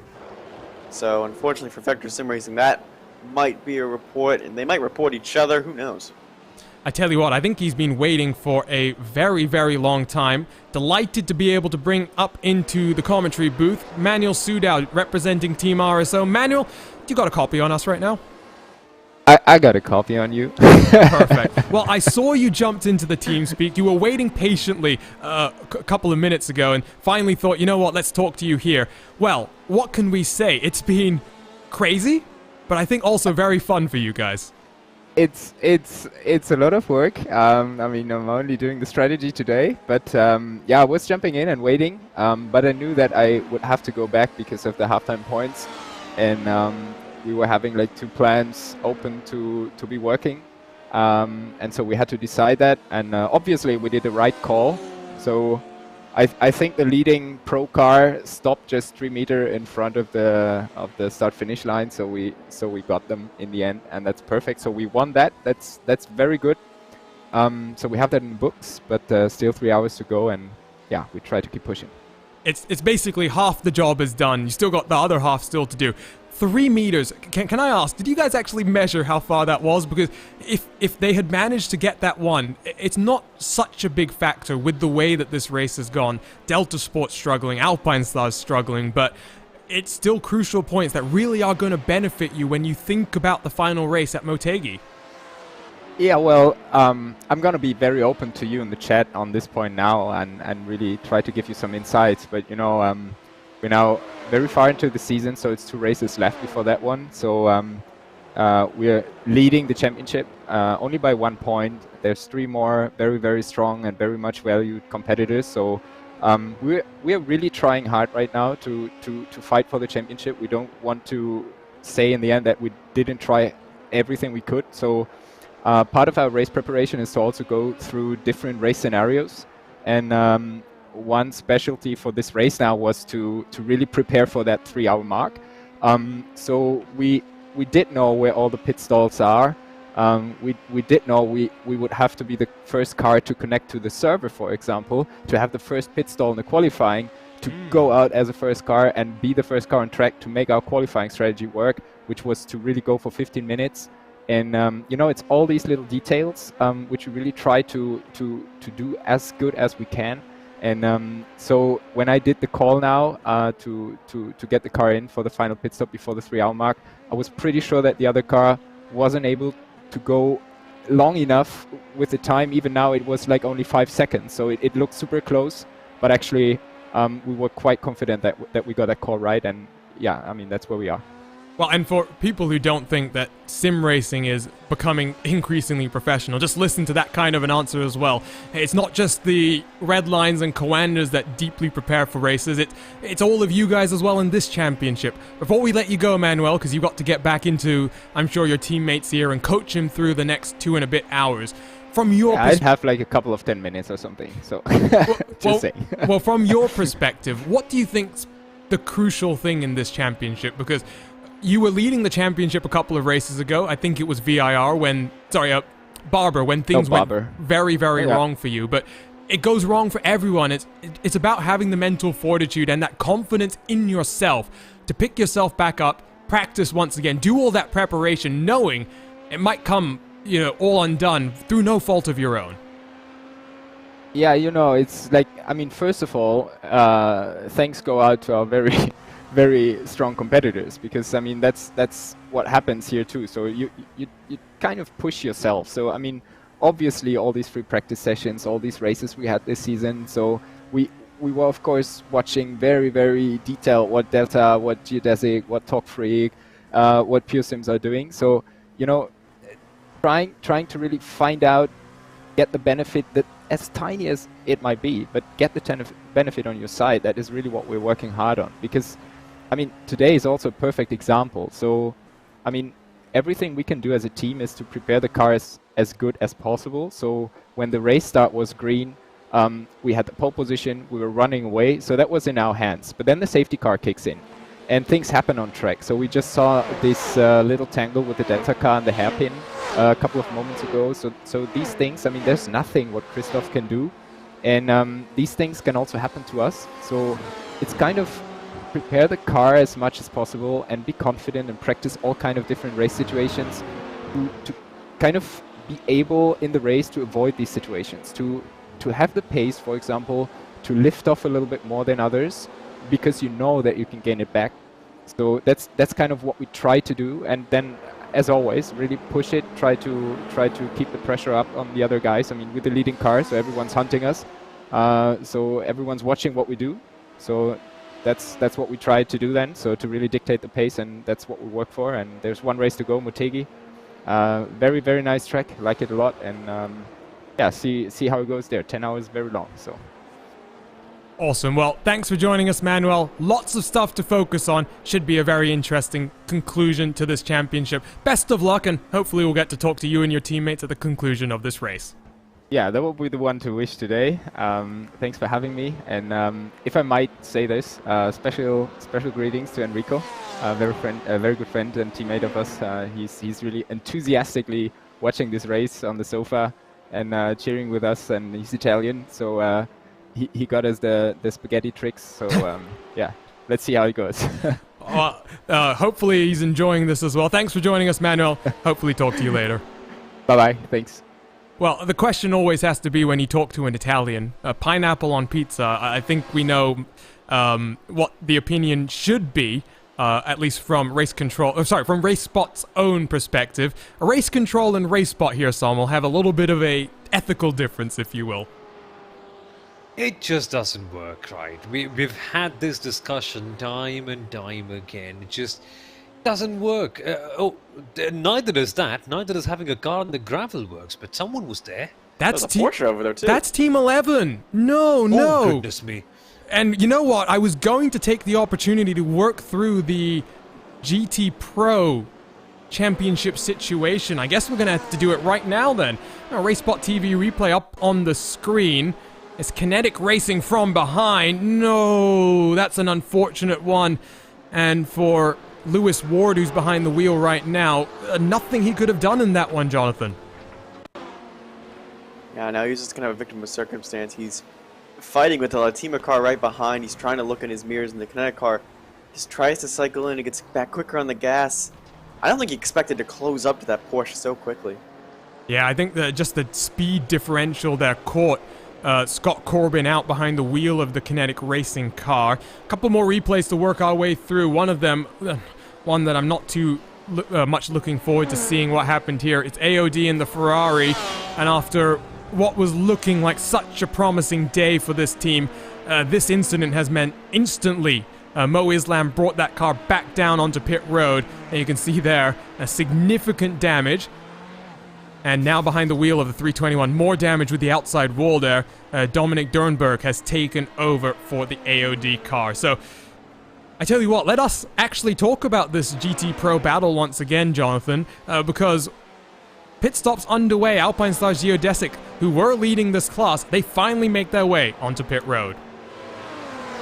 And they're having a good, solid, quiet day, and Latima as well as have a good day that have been in the top 5. And it's going to be those two, I think, kind of duking out for the win, with Maniti being a big dark horse now that Team 11 is at a bit of a struggle of their own. And also don't count out the Hell Racers. I think they were a lap behind at the moment, but they were also showing some good pace. So we've got some huge championship implication penalties to talk about now. Jonathan, you were slightly burying the lead there.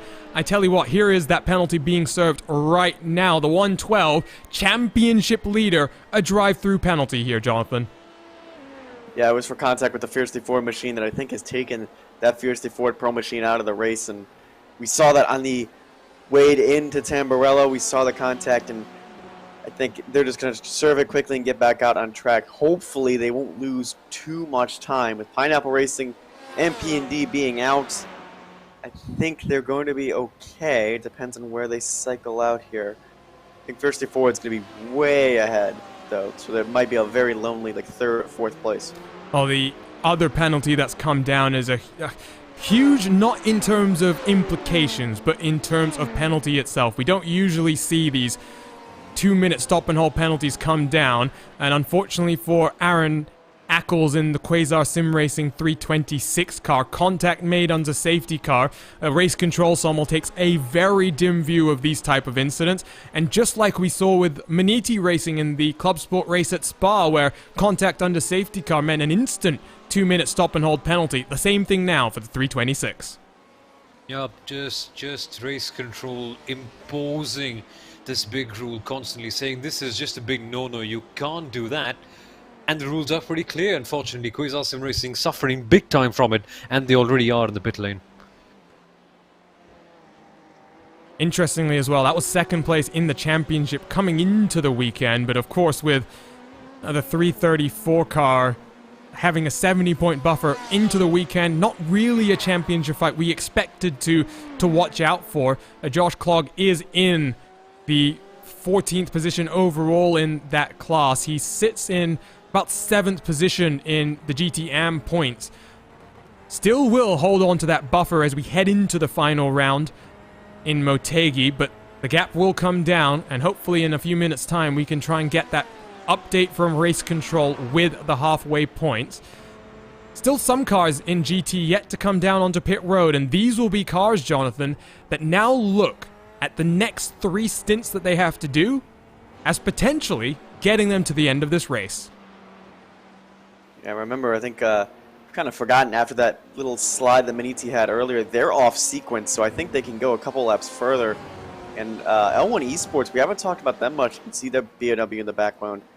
And they're also in kind of a weird, strange zone in terms of strategy. So I think this GT field, remember earlier on, it was people extending out 1 lap or people coming in 1 lap early or something like that. And now the strategy when they pit has really spread out, and we're going to get a huge different mix of cars and strategy calls here.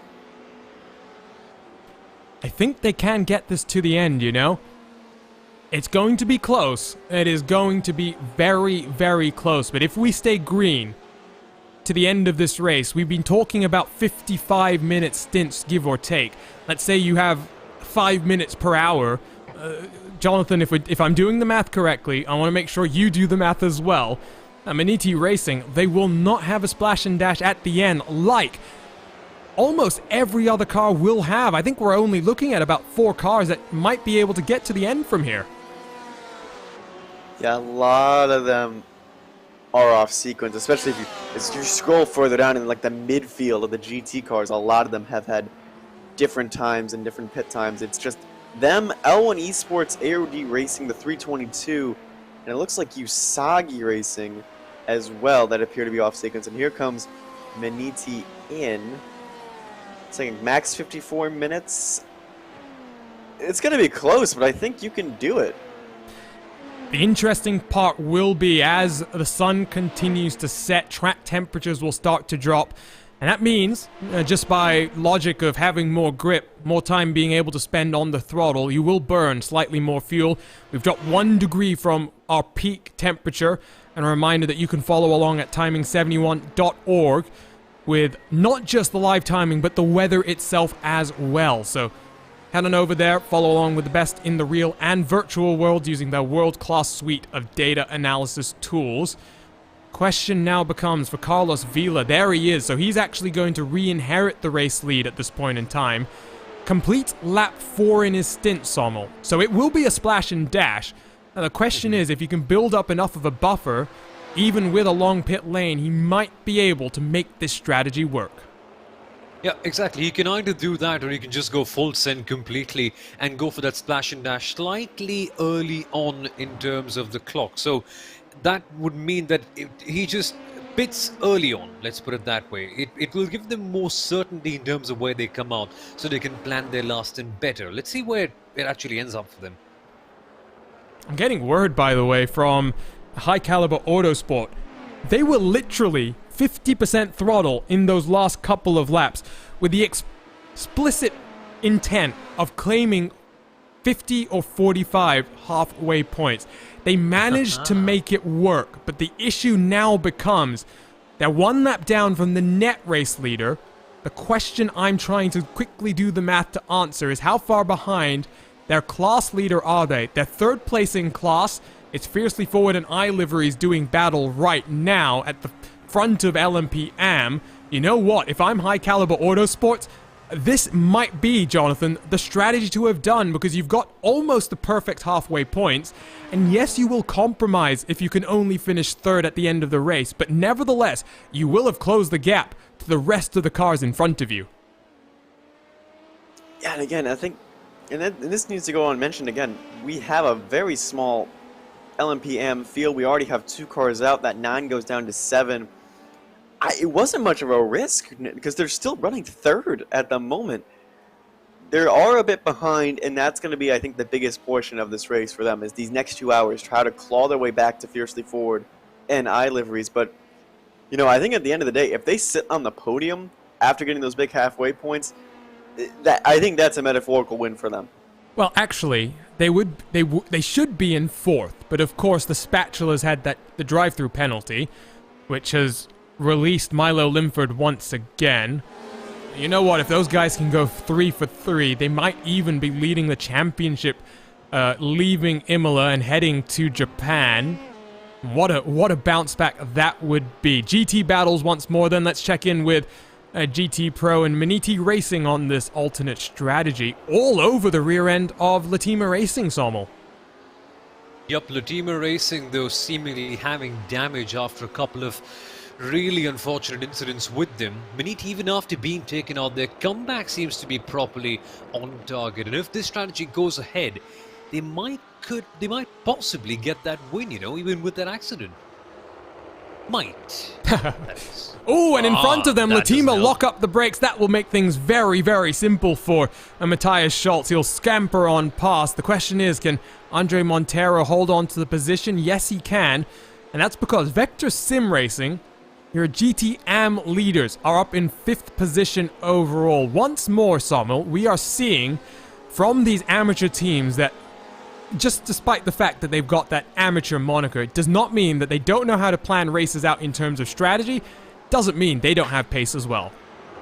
Exactly, they're just amateur in terms of the iRating and stuff, but their effort, their dedication, the commitment, it's just right there.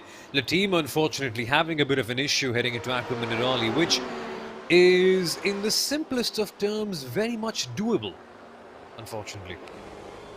We'll jump on board and watch the hands here as RSO will scamper on through. It puts Latima offline slightly, very much pinched into the entry. Rear end stepped around early, and you can see for Maniti Racing, very, very good view to have there, Jonathan.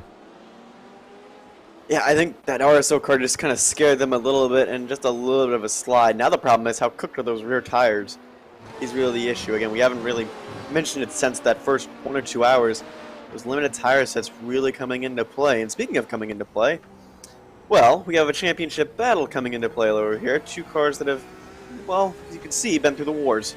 Well, talking about the tires in particular, you'll notice just how dark the track has gotten.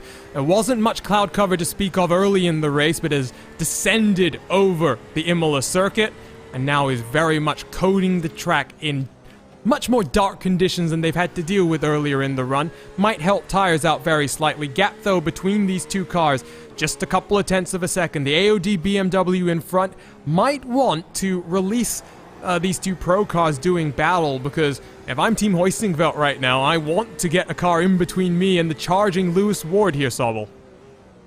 Oh yeah, exactly. This is the moment. This is the chance where you have everything right in front of you. Might as well go for it, pull the trigger, and see what you can get here. But you know what? You know why AOD is not going to make this easy? The gap in front to the GTM leader is just 1 second, and it is coming down lap by lap. It's actually going to be under a second at the start-finish line, I do believe. Not sure if that damage that Declan Eady has on the 305 Porsche 911 RSR is compromising him, but down the start-finish line, lots of draft in effect for these GT machines. I do think we have fights, not just in GTM, but in GT Pro developing as well. Ward lost out because of the RSR car that forced his way by. Hoistingveld finally gets that car's buffer, but I think Jonathan is going to be much needed. Yeah, whatever you can do to try and keep Team 11 behind you. You have to look nothing but up. You have to try and get as much of the speed as possible right now out of that Corvette. And right now he was flying. He got a good gap on that BMW, and it's really going to be up to Ward and trying to find a way around a, you know, not a slow BMW by any means, but definitely a damaged one at that. And it's been AOD, either one car has bad luck or both cars have bad luck. In this case, it was looking very promising for the Ferrari and the BMW. We saw that incident with 3 wide out of the Variante Tamburello with RSR and the Fiercely Forward 34 car. Still waiting to see if the 56 is going to get penalized here, because it's a lot of incident reports that have come down, Sommel, about the 56. If I'm counting correctly, just from a couple of laps, we've got 6 different reports to take a look at here. I heard 4, but if it's gone to 6, it's even worse for them, unfortunately. Just just that kind of a day for RSR Esport by G Performance, unfortunately. It happens. It happens, but the key thing is recognizing what's going wrong and potentially trying to work out a solution, because it's fine when you make mistakes and you're the only one suffering for it, but unfortunately today other people have also lost out on some major time, right? And they'll recognize that, they'll get back to improving it. Let's hopefully we can see them in a more stronger avatar next time out at Motegi. It's a total of 4 that they have reported against. So the 46, 34, 225, and the 46 again have all reported the 56. And then the 56 reporting the 46, the 34, and then the 321. I don't know where the 321 comes into this equation, but you know. Well, you saw, by the way, Team Hoistingveld have scampered past the GTM race leader. So for Vector Sim Racing, they now have AOD behind them. Team 11 very much getting checked up. In that count, by the way, I am including the reverse protests as well. It wasn't just people complaining about RSR. RSR is complaining back about other incidents as well. So we'll see what happens. Race Control now has a total of 38, different incidents to work through. And that's only in the first 3.5 hours, with still about 150 minutes left on the clock. Don't think it's going to be so clean to the end either, especially with so many championship implications playing out. I mean, let's focus in on GT Pro for a second here again, Salmo, because Maniti Racing, they've taken advantage of all of this. We talked about, them being off strategy, them being hit around, so many different things that went wrong for them. But now look at them in the prime strategy position. They also are in the highest running of all the championship contending cars. Exactly. So it's just a clear case that in IVRA competition, when you say never, you literally mean it here. Anything can happen. As long as you've got the right mentality and as long as you've got the right strategy, even if something comes up and completely disrupts it, if you've got the right pace, if you've got the right team members, you can still work it out just about fine towards the end. And this right here, clear example. And after VIR, I mean, it was punch after punch after punch that these guys had to endure. Much better fortunes this time around. This is the type of results that these guys want every single time they compete. Not just in IVRA, but in all the endurance competitions we get to see them in RaceSpotTV. Side by side, adequate racing, and that's Nomad Sim Racing with one of the VEC Porsches in front of them. They're squabbling over 13th position. Both cars, it must be said, Jonathan, that were up near the front of the field early on in today's race. And Nomad has been held up a few times at a drive-through penalty, and then the 158. We know of the pit road incident, and that is to be investigated, I believe, shortly. But we know of that. So both of these two have had a bit of pace, but just are now back here squabbling for about 4th and 5th in class. Well, I tell you what, I've got a keener eye than you apparently, Jonathan, because that penalty has actually come down for the 199. Official judgment from Race Control, obstruction of the pit lane during a safety car period. We saw as well that the 158, which complained about that contact with the Quasar Corvette, the 2-minute time penalty that came down there. There was also, interestingly, another penalty for the 225 here, Jonathan. This is not related to that incident on pit road that they had with the 199. This was contact with that fiercely forward GTM competitor. So we did see that incident, and of course, day kind of going pear-shaped for fiercely forward in that category. And more two-wide action here, but really a very busy day, for Race Control.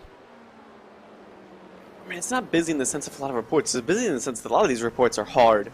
Obviously, the pit road obstruction one, that was going to be a hard one. Obviously, the review about the restart that almost took Alpine Stars, Geodesic, and Miguel Vigo out of this race was a hard one. And now they have to deal with a series of, 4 to 6 reports all surrounding that RSR 56 car. It's just a lot of hard reports and a lot of, thinking and sitting in Race Control to really, really do and really consider what is an acceptable penalty for any of these issues. Yeah, and again, for I think the 5th time today, I'm going to say this. Glad I'm not in Race Control. I get a much more entertaining view of the race up here in the booth than in Race Control. So, for the entire team, Casper DeCourt, Richard Bell, Tom Stanley, Julian Bell, and Pascal Radshun, they've got lots of stuff to go through. They've got a very interesting process as well. And of course, for the penultimate time this season, they have to get together. They'll get a couple of months off after our season finale. And then we'll return in the summer for the IVRA Triple Crown. That will be a lot of fun. I cannot wait to get underway with that. As someone who I think might be looking to that Triple Crown for some better luck than this season has gone for them is AOD in their Ferrari, because Sommel seems to have had a bit of an issue at Variante Alta.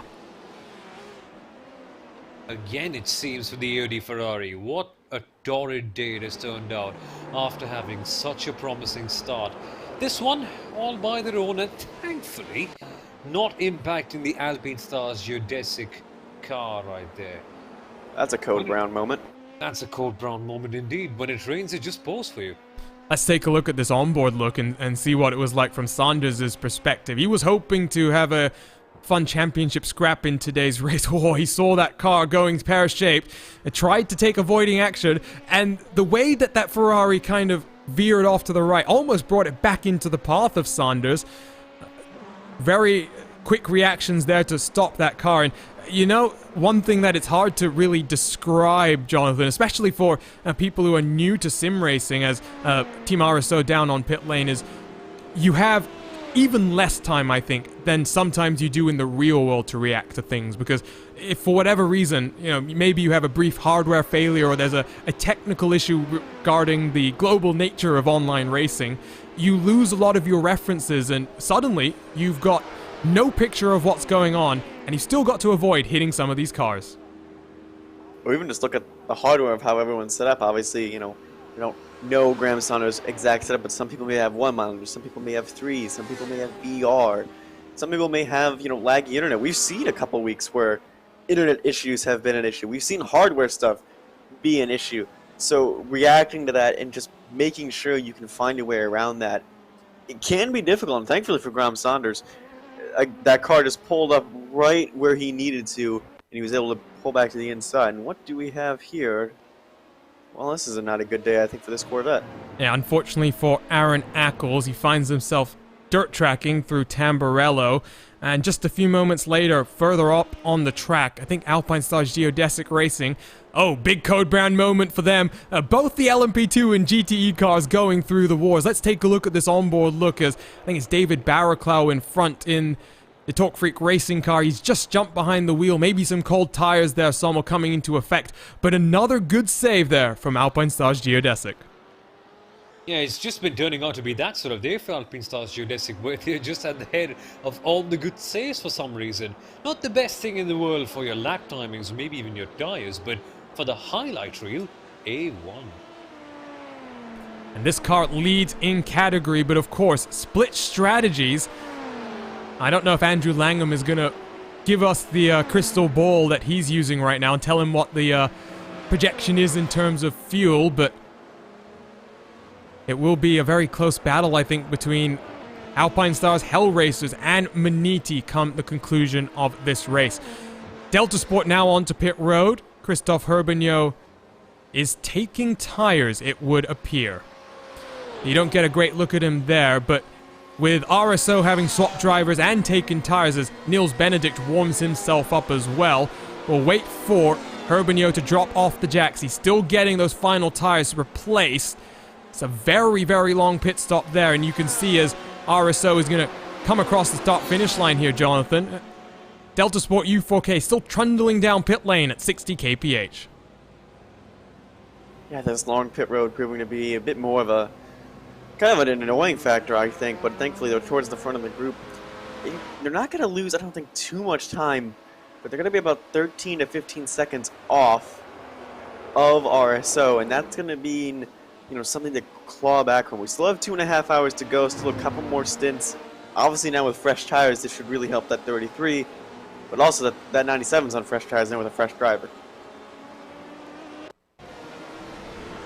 Spooling up the replay machine. Oh no! Oh. Contact between your GTM race leaders. It's German, sorry, not German Sim Racing. It's AOD BMW that makes the contact with Vector Sim Racing. The German Sim Racing car will get the position on pass. Let's take one more look at this and see what happens. Just a bit too much speed onto the grass and nowhere for that BMW to go, Sommel. Yeah, just so hard for you to properly get so much space at Aqua Minerale. And for them, there's no reaction space. There are other cars on the right-hand side trying to lap them out as well. Nowhere to go. And Vector really get hit hard. It was looking so good for them as well.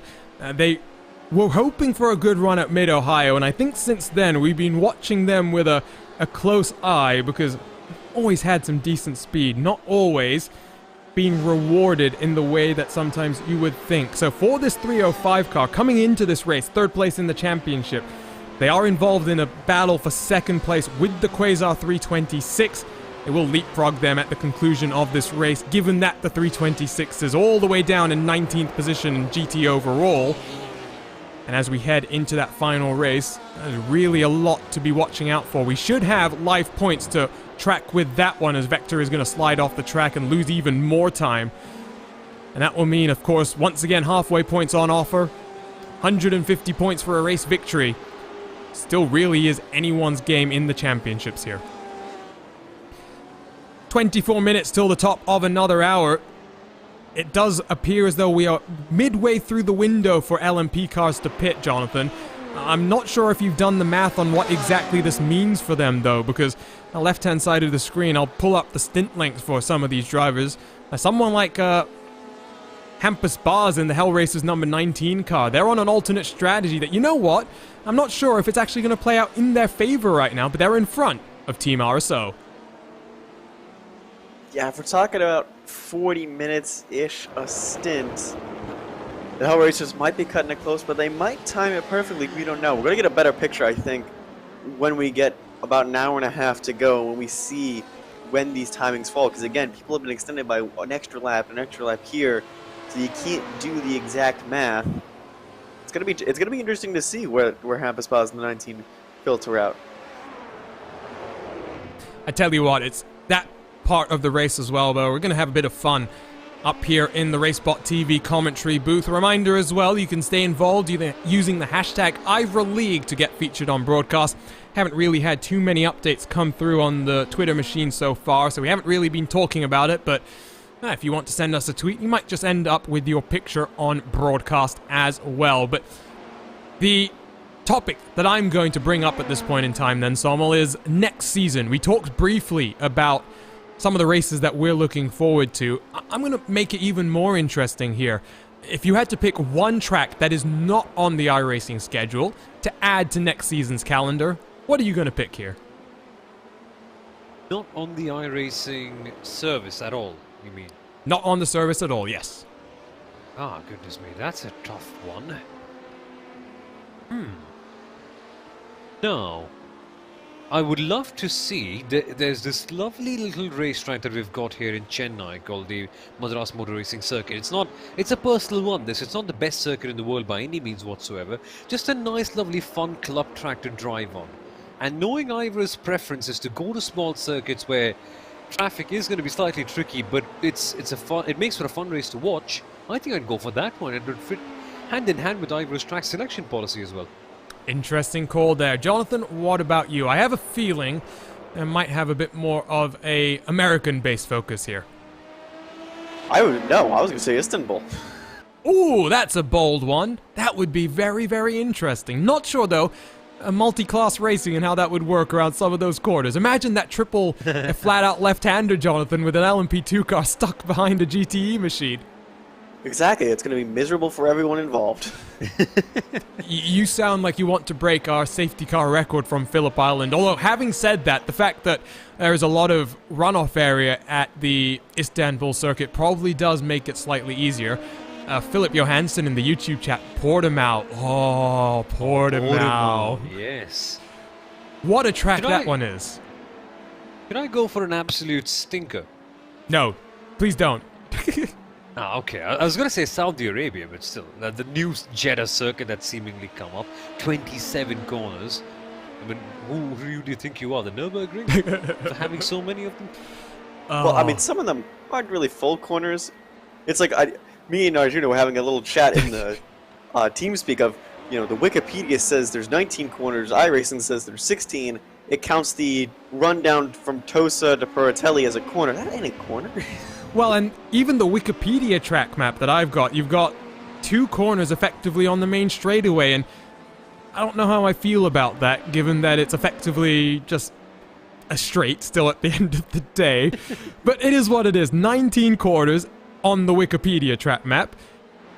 4.909 kilometers, just over 3 miles in length. Still an absolutely insane lap record, a 1:15.484. I really cannot wait until the 2021 F1 Grand Prix here, and we see what a slightly upgraded version of that car will be able to do. A penalty has come down, by the way, on Boris Ovando, at least for one of those incidents. This is between the 34 and the 56, so this is the 3 wide that we saw with the AOD Ferrari, then, Jonathan. Interestingly, only a 5-second penalty here. Yeah, because I think they're looking at that as maybe more of a racing incident, as they were racing position. I think still the penalty is good because it's a 5-second stop. It's not a drive-through, and there's still other penalties to go through with the 56 as well. They also deemed them in the 46 that we see here, the Torque Freak Racing 61 actually. That it was a racing incident. So far 2 of the penalties right now, only 1 5-second stop goes so far with the 56. Interesting. So, oh no, not interesting is L1 Esports off at the Villeneuve chicane. We've seen a couple of cars very, very wide here. We don't even have a camera angle, apparently, that's going to be able to capture this one. What's happened to Lou Barretto? It might be a couple of incidents getting mixed up with one another. Oh, in front of them, that's the iLivery's leading car, or formerly leading car in class. That just gets that... Stop on his lonesome. Yeah, all by himself. The other incident that I was wanting to take a look at was George Gruber in Torque Freak Racing, the car that should have the number 61. And he actually noses that one into the walls. And we'll grab the onboard look here, Samuel, because that seems like a very long slide through the tires there. I mean, dare I say this, but it's a kind of mistake that I have made constantly as well. It's just commitment, right? You want to carry as much speed as you possibly can. There's this one precise moment, your braking point, that you say, okay, I can extend this a little bit. I can maybe brake a couple of meters later on. You try and do that, you're just sliding around. It's a moment where you're just clenching yourself on your seat, hoping that you don't crash into the wall. Unfortunately for TFR, that was that. That was that, and they've fallen behind their Allegiance car. They've partnered up the TFR team, who do a lot of hard work on TFR Lab, kind of analogous thing to Timing 71, but for iRacing in particular, as you see 3 wide as a car is exiting pit road. You can head over to, I think it's tfrlab.com for full insights on not just private league races anymore. These guys have really committed to supporting the iRacing special events in their entirety. Usagi Racing, Marcus Niskin, another car around at the Villeneuve chicane.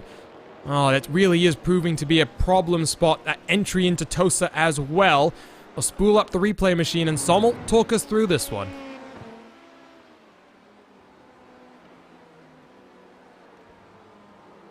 That curb again, Arjuna. Man, how many people has it caught out today? I can already think of 2 right at the top of my head, and that's what it's meant for, right? It's the anti-cut curb. So they try to cut the corner slightly, and the anti-cut curb just said, no, 9, you can't really do that. Or whatever you call no in Italian. I'm not quite very fluent. Someone is clearly learning German, isn't that right, Sommel? Yeah, that's the first thing that came on top of my head, pretty much. Well, we'll have to quiz you at some point, because I don't know if you know this, Sommel, but RaceSpot, we do some German broadcasts from time to time. I think a perfect way for you to continue developing your language abilities, why not jump on for a German broadcast as well? I've set a target, personally. 3-4 years down the line, maybe that's when. Okay, I'm going to hold... I'm going to hold you to that. A sentence first. I'm going to hold you to that one, though, Sommel. You better be careful here. You bet. Well, the reality is, if I wasn't so monolingual, other than programming languages, which don't count, maybe we could have a Hindi broadcast, but trust me, I think that would go worse than a German broadcast right now. Exactly. No, it's funny. There's a bit of an audience here in India who wants to watch more of sim racing, but let's see. It'll happen. It'll happen slowly. There's been a pass for the race lead in GT as well. I'll get back, by the way, to that topic that we were just discussing. I was very much enjoying this fantasy track idea. Ooh, no, Carlos Vila very wide through the final couple of corners. That's let Richard Carlson scamper on through down the inside. Let's see if we can spool this back slightly further, Jonathan, and see exactly why Vila was so far off the track there. Was this 33 going to the inside? It's going to spook him a little? No, it gets clear. Maybe just a little too hot into Ravazza. We're starting to see this more often too, with the cloud cover starting to come in, as well as the track temp starting to fall. Ravazza seems to be becoming a little bit of a problem here. Maybe just a little bit deep under braking as well. We've talked about the continuously changing conditions. One more update there, down to 37 degrees Celsius. But of course, these tires must be shrieking out in agony, because 4 tire sets, not just in the pit stop, that includes the set that you started this race on as well. It means you only get 3 sets of tires to replace over the course of the 6 hours, and it does mean, I think, some teams struggling more than others. One car that I think is struggling quite a bit at this point in time is that Usagi Racing Ferrari. This time they're wide at Piratella. Oh no, sorry, this is Ravazza as well. From that camera angle, it very much looked like Piratella. Sommel, you were saying that this is a problem, Spone. Same exact incident as well. So it could very well be down to track temperatures, right? As they evolve and as the track gets hotter, naturally there is a bit less grip available. So your braking points just evolve slightly, and Ravazza is such a corner. You miss your braking marker even by a few odd meters here and there. That is what you get as your return gift. Maybe that's exactly what we're seeing at this stage. Maybe. Ha, maybe. At the front of your field, then, no longer the 201 in the race lead. I think we did get confirmation from Andrew Lagham that they are too far out to even think about trying to make this without a splash and dash to the end. But of course now it might be able to use this as an opportunity to just sit in the draft, tuck up behind, and maybe save a bit of fuel. Maniti Racing behind, though, you can see they are closing in lap by lap. Last time around, they closed in about 0.4 of a second on the race leader, and you have to start getting worried at this point, Jonathan, because we do believe that Maniti Racing can make it to the end from here without that extra pit stop. That mean green is looking meaner and greener as he gets closer and closer to the Alpine Certitude. That's like, yeah, if I'm doing the math correctly, they have maybe to save an extra minute of fuel, and that's for the next 2 stops. It's about like another 30 seconds. That may be an extra lap further, but it's definitely doable for Maniti to make it in on just 2 more stops. That's smart. Sorry, just communicating with race control. Hello, Casper. I'm on broadcast and talking to you as well, but getting word that the 56 car, we talked about 1 penalty there. That is not going to be it. They are accumulating and tallying up the penalties, and we will get you the final verdict as soon as we can. So, and the end of the misery might not be just in sight for Oscar Koper now behind the wheel of the 56, but I think maybe we said that 5-second penalty Sommel might have been a little bit lenient. I think now we understand why. Yeah, exactly. Race control clearly coming out and providing a justification about that. So let's see. It'll be interesting, right? Penalties are such a sensitive subject at times, but it takes so much to understand, and race control really in that really sticky position where they have to decide pretty much frame by frame who's at fault there. So it's a hard job, this one, and you can't quite discredit them from what they're doing. At least you've got to back up what they're saying and take it as it is. Their word is the command pretty much at the end.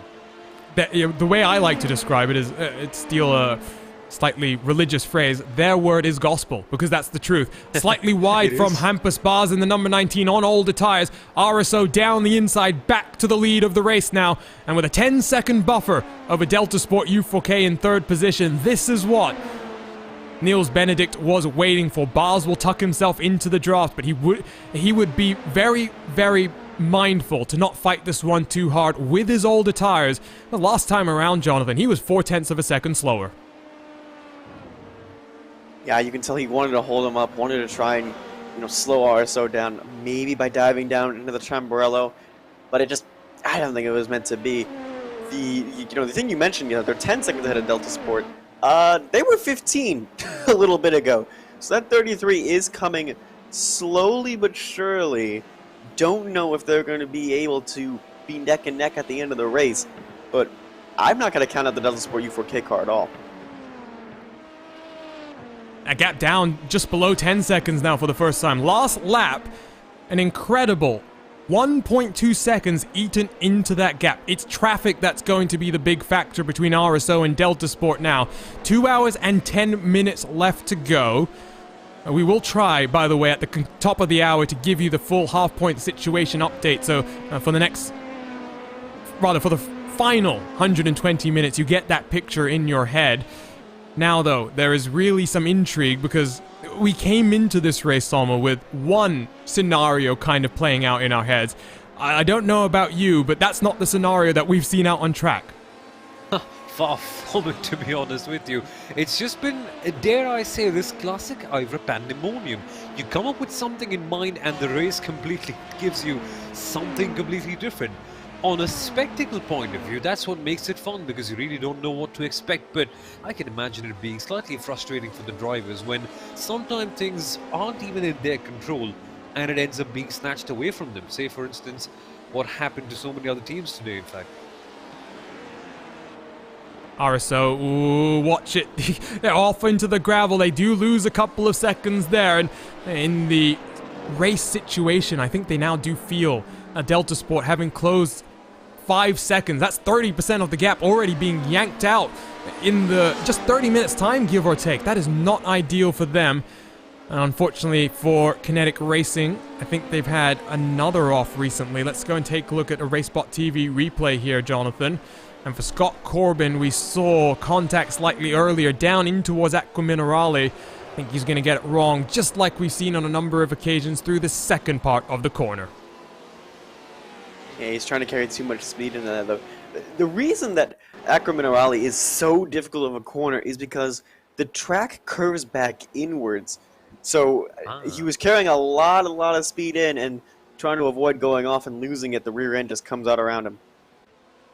And it's great to see Kinetic Racing out there, the entire team in support of each other right now, and of course our thoughts are with the entire team as well. Today we race for John, and all 46 cars have a tribute to John King as well.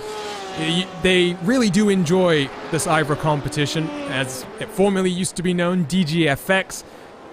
John went on to lead 3 different teams to 3 different class championships in DGFX competitions, and that team has now continued on into IVRA. We see them in club sport as well. Has not been an easy year for them, both on and off the track. And as mentioned, everyone thinking about Kinetic Racing and all team members at this point in time. Some battles starting to develop. We haven't really looked at these recently. For iLivery's Vibe Sport, your LMP Am race leader, 5th position overall, Sommel, and I think that tells you just what a weird day it's been when P&D Racing is not the car leading their class, and they're not the one in 5th either. Exactly. It's been crazy. iLivery's, I think, were right up there with P&D Racing at one point, I remember at the start, after P&D started to fall down. Then iRacing have just had a resurrection of their own, and here they are, pretty much at the top of the AM category.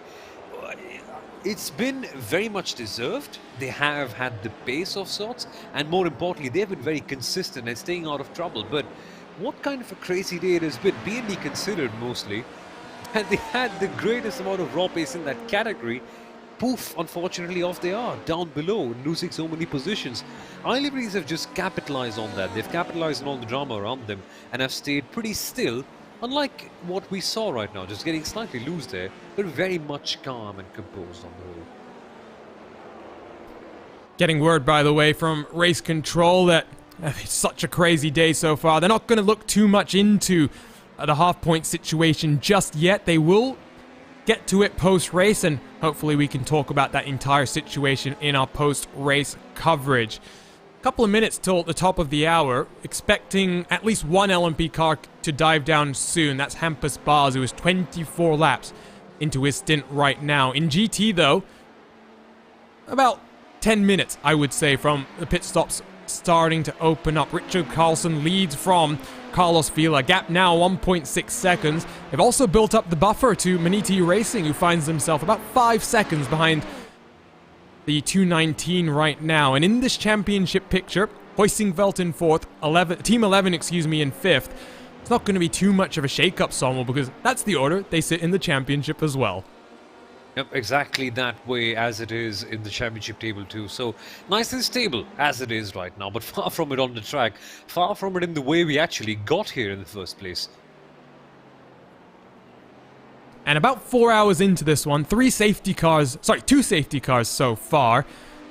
Very much kind of bucking the trend that we expected. I either thought it would be lots more safety cars or almost no safety cars, so somewhat in the middle there, and of course that has meant that we haven't really had the opportunity to work our way through the remaining 2 of our Primus challenges. A reminder, you can head on over to Primus's Instagram story to participate in today's activities.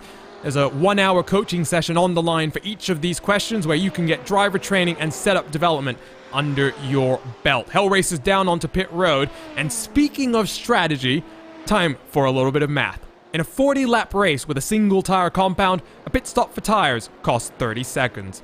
Each lap, the car is 0.08 seconds slower due to tire degradation. What is the optimal strategy?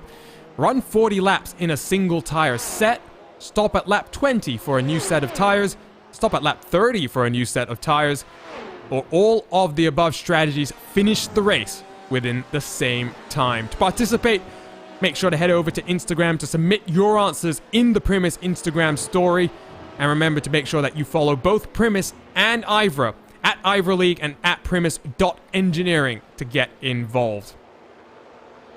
Jonathan, you like doing math. Have you been doing the math as quickly as you can? Still thinking, still working.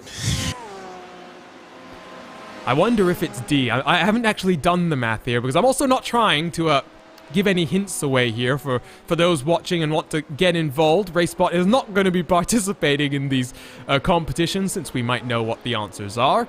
But well, obviously over the air, we can go down in our chat and yell at each other all we want. That is true. And you know, in a question like this as well, Sommel, it's one of these questions where it breaks down what is a very complex race strategy into a fun little question like this, because race strategies, they never end up working the way you want, especially with safety cars in the mix.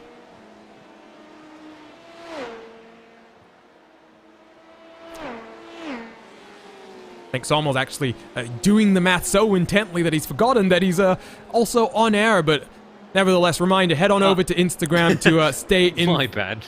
Stay involved in this one. Sorry, Sommel, were you focusing very, very hard right there?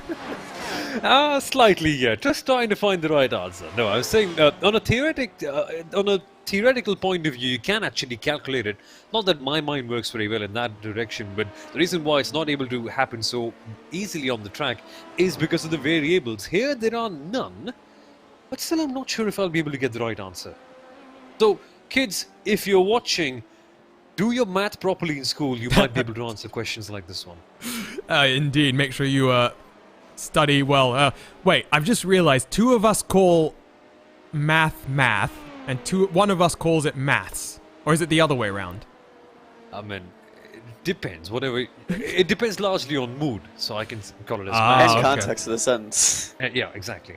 Well, I tell you what, while we were taking a look at our third question of the day, reminder to head on over to Primus.engineering on Instagram to get involved in that one. But Jan Sentkowski, minor trouble. Once again, it's through Aqua Minerale. Loses the rear end by himself. The fortunate point here is that no damage, no positions lost. The only slight concern here, Sommel, is Lewis Ward is only 7 seconds back now. Yep, indeed. A bit of a strange one for Hoisingveld because they've not quite had any mistakes at all. They've been rock solid here today. They've made one. They've got other drivers on their tail right now. It's just a case of damage limitation right here. And maybe that will have had an impact on their tyres, which could be compounded by the fact that track temperatures are rising. Are they really rising once again? Let's look at those conditions. Yes, they are. 38 degrees Celsius. Reminder, timing71.org. You can follow along, not just with live timing, but the weather conditions as well. And, you know, Jonathan, we're now in this part of the race, third of the race left. I think some of these teams, they'll only have one set of tires to get them to the end. Yeah, we're at the hottest point of the day. It is, 3 p.m. in Sim Italian time, and obviously it heated up a little bit again because of the clouds going away. And oh no, there's a car into the gravel trap, and there's another car over there? Nope, that's just 2 cars going on past. Yeah, with only one set of tires left, doing something like this, spinning out and having to take evasive action, that might hurt your tire wear. I don't think Delta Sport U4K would have enjoyed this one too much. Let's ride on board with Christophe Herbigno. 2 cars look to the inside of Latima Racing. Herbigno says, okay. That works. Yeah, I'll follow you down the inside as well then. He's now 5 seconds behind RSO, Sommel. This charge is on. This fight is going to happen.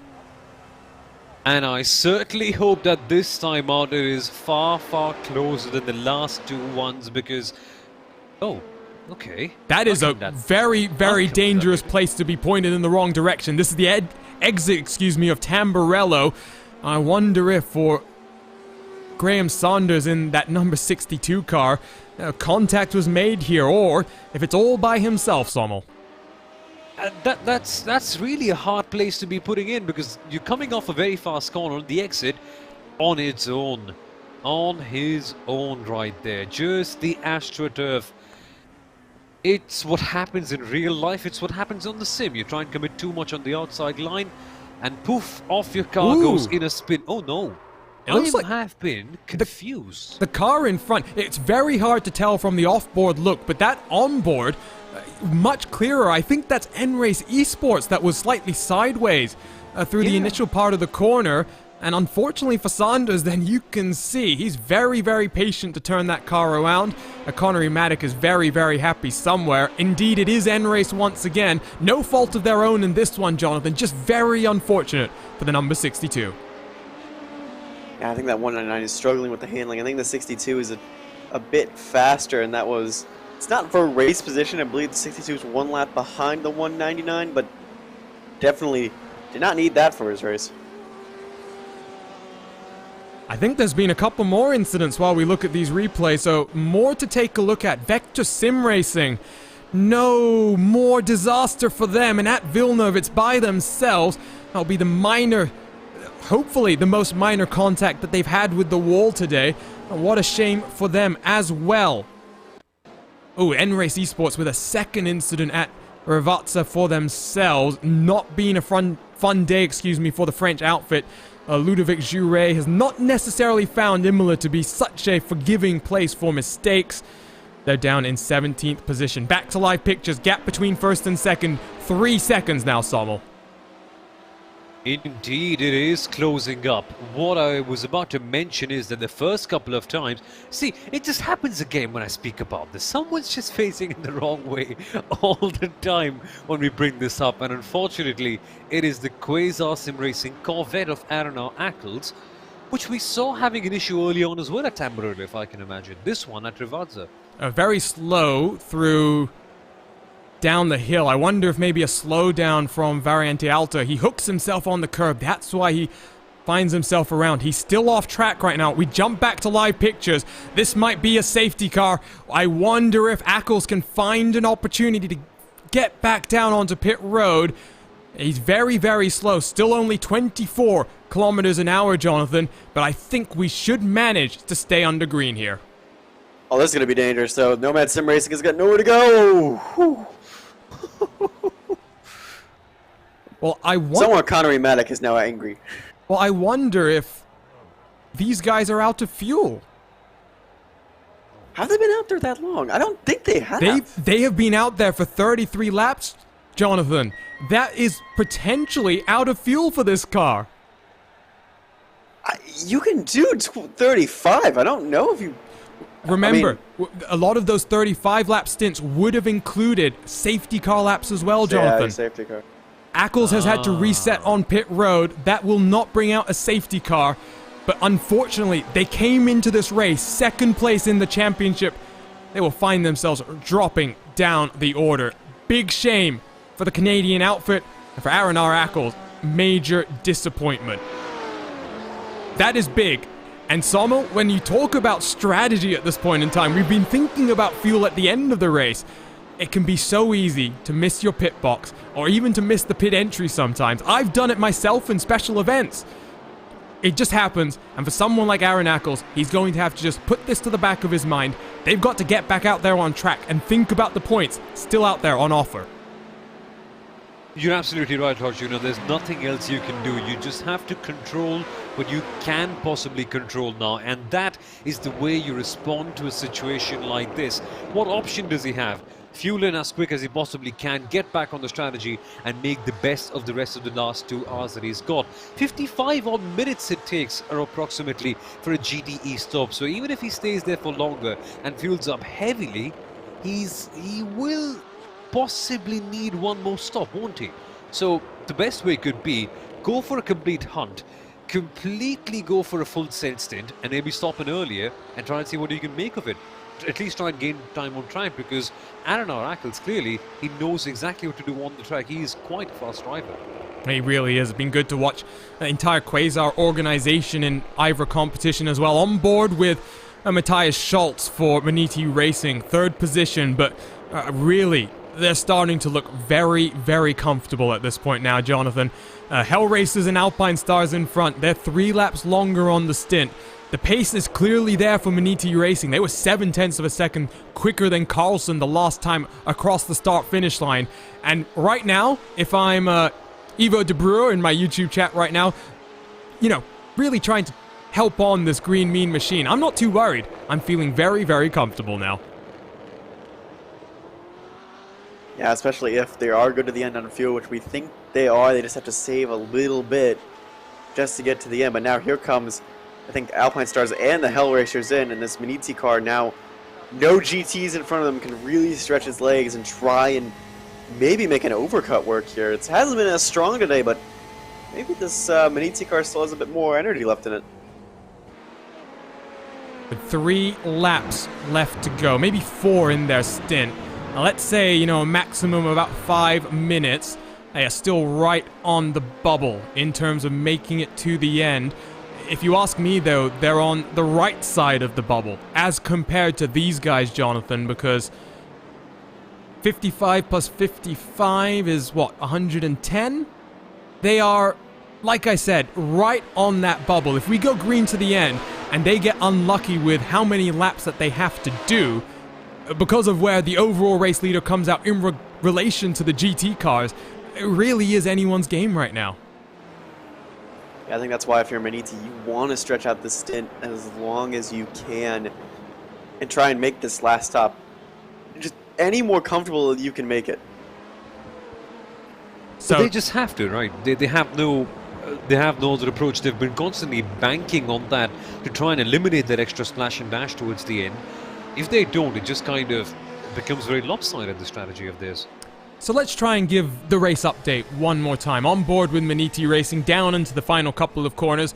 They lead now from 2nd place in the championship. Team Hoisingveld, 20 seconds is that buffer. It's exactly what the green team wants to see. Team 11, they're 6 seconds further back. And then you find your GTAM podium. AOD Racing, GermanSimRacing.de, and Vector Sim Racing. They are the main competitors in this class.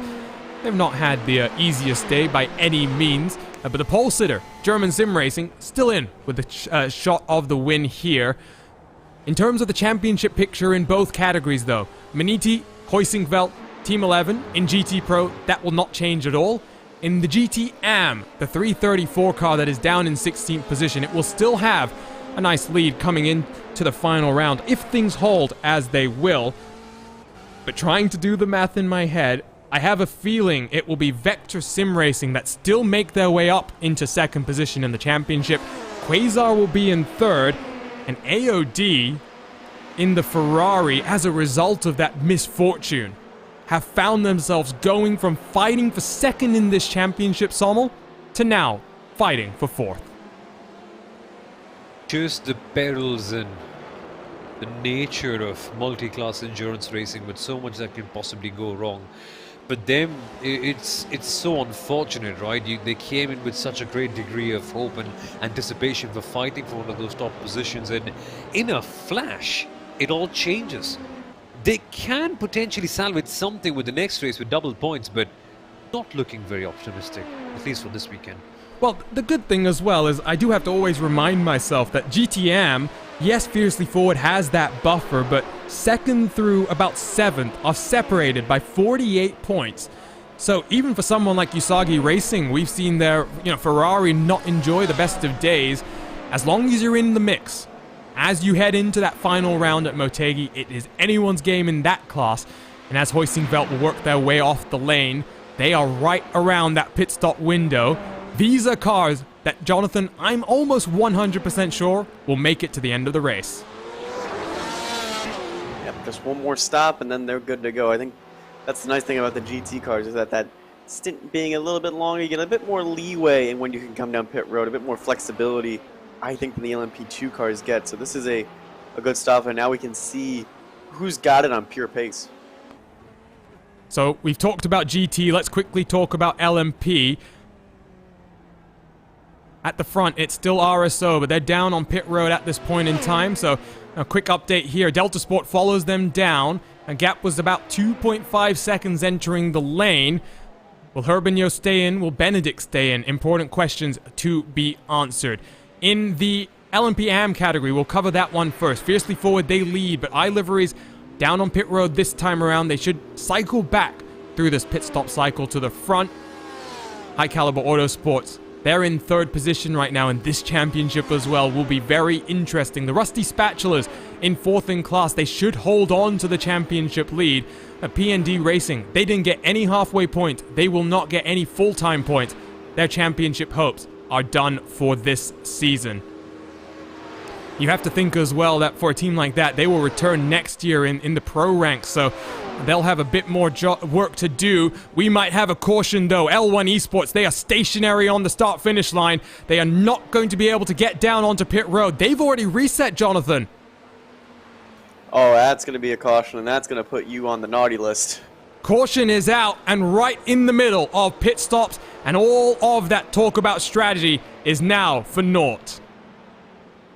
Here we go again. What happened here, though? Because it is a very interesting place to be parked up there. Ooh, it's contact with the 219. And oh no, they try and come down onto pit road, and they take out the Hell Racers 29 along with them. Couple more looks we'll have to get of this incident. The aerial looks will tell us the full story here, Jonathan. And you'll see that L1 Esports car just tries to come across the path of the 29. Yeah, I think he was expecting the 29 to look back on his left and not come down pit road. Yeah, that's a confusing one, because here's on board with the Hell Racers car. They have their team car behind him and their team car in front of him, and then yeah, I am. Did they just say, wait, why don't you come with us to the pit lane? I think we're going to have to spool this back slightly further to understand what was going on between L1 Esports and the Hell Racers car, because L1 is down a couple of laps as far as I was aware. You can see Hell Racers is trying to get past.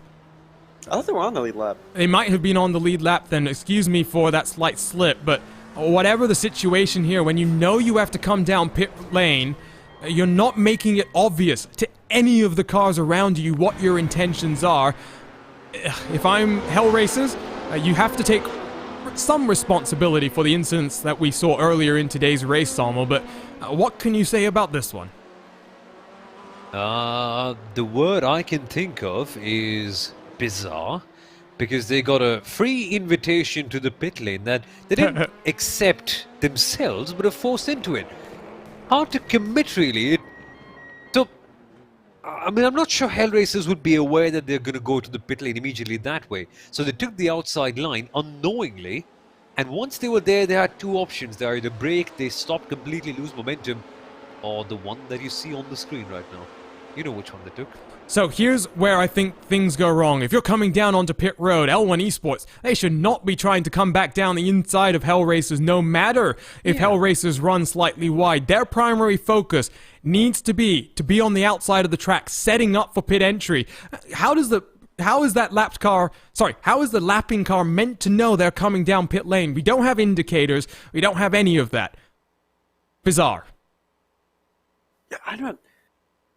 Yeah, I don't know if he. Well, the other thing was there was still coming at a high rate of speed too, so I don't know if they wanted to come down pit lane, and if he thought the LMP2 was going to go back on his left. That's what I originally thought, but now I don't know, because I don't think GTs. We are in the pit window for GTs. I don't know when the last time L1 was down. Well, third caution of today's activities, and unfortunately that means that strategy is really blown wide open at this point in time. Let's see if we can quickly run ourselves through this most recent update then. We'll get the stint lengths on the left side of the screen. First up, it is the prototype category. You'll see the likes of RSO and Delta Sport. They will be very happy with this. I think the likes of RSR Esport by G Performance and Fiercely Forward, Sommel, they will be heartbroken at this. Yeah, their strategies have just been put off big time by this. They've just been stuck up, because then literally they would get a free pit stop on the pit lane. Now they don't. They just had their ones, and they're stuck in the middle of nowhere in essence. And they'll have to drop to the tail end of the field as well. So that's gonna... There's no way to say this other than very, very difficult. The likes of High Caliber Autosport as well, who are looking very, very promising for a strong finish today. They'll have to come down pit road, you'd think, this time around, as will the Rusty Spatulas in that championship fight. That will hurt their chances as well.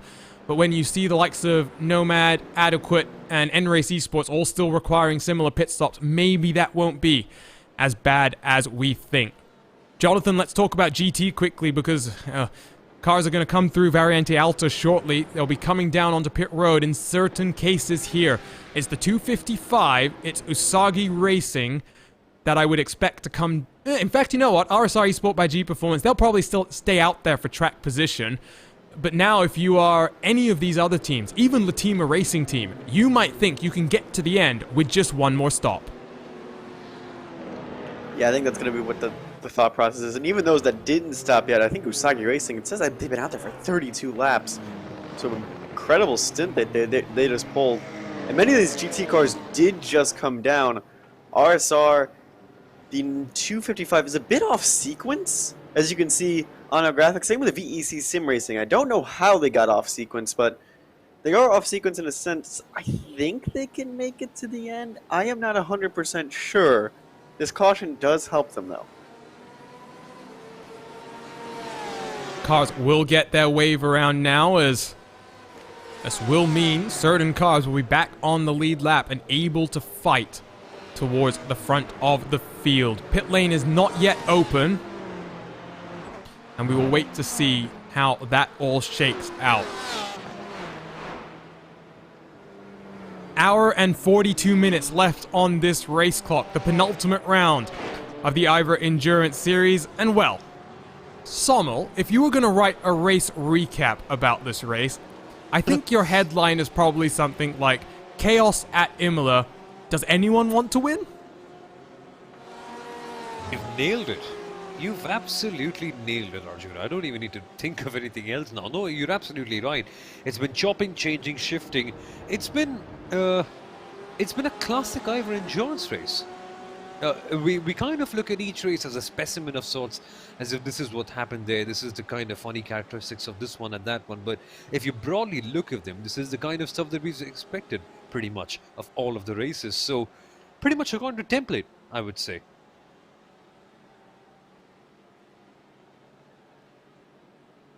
Sorry, just sending a message over to Race Control. So, with this being the third caution of the day, we do know that we don't usually like, or rather, Race Control does not like to throw late race cautions here, Jonathan.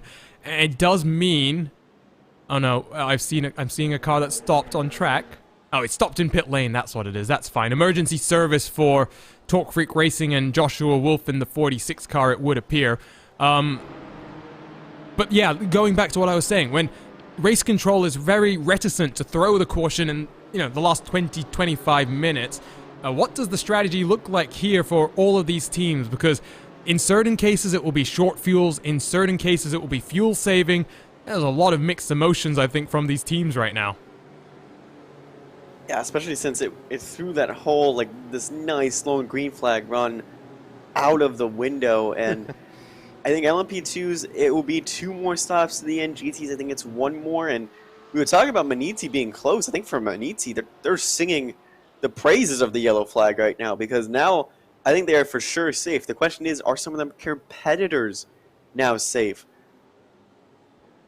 Well, for the likes of Jonas Bodin and Carlos Vila in the Hell Races 219 and the Alpine Stars Geodesic 201, I think just about.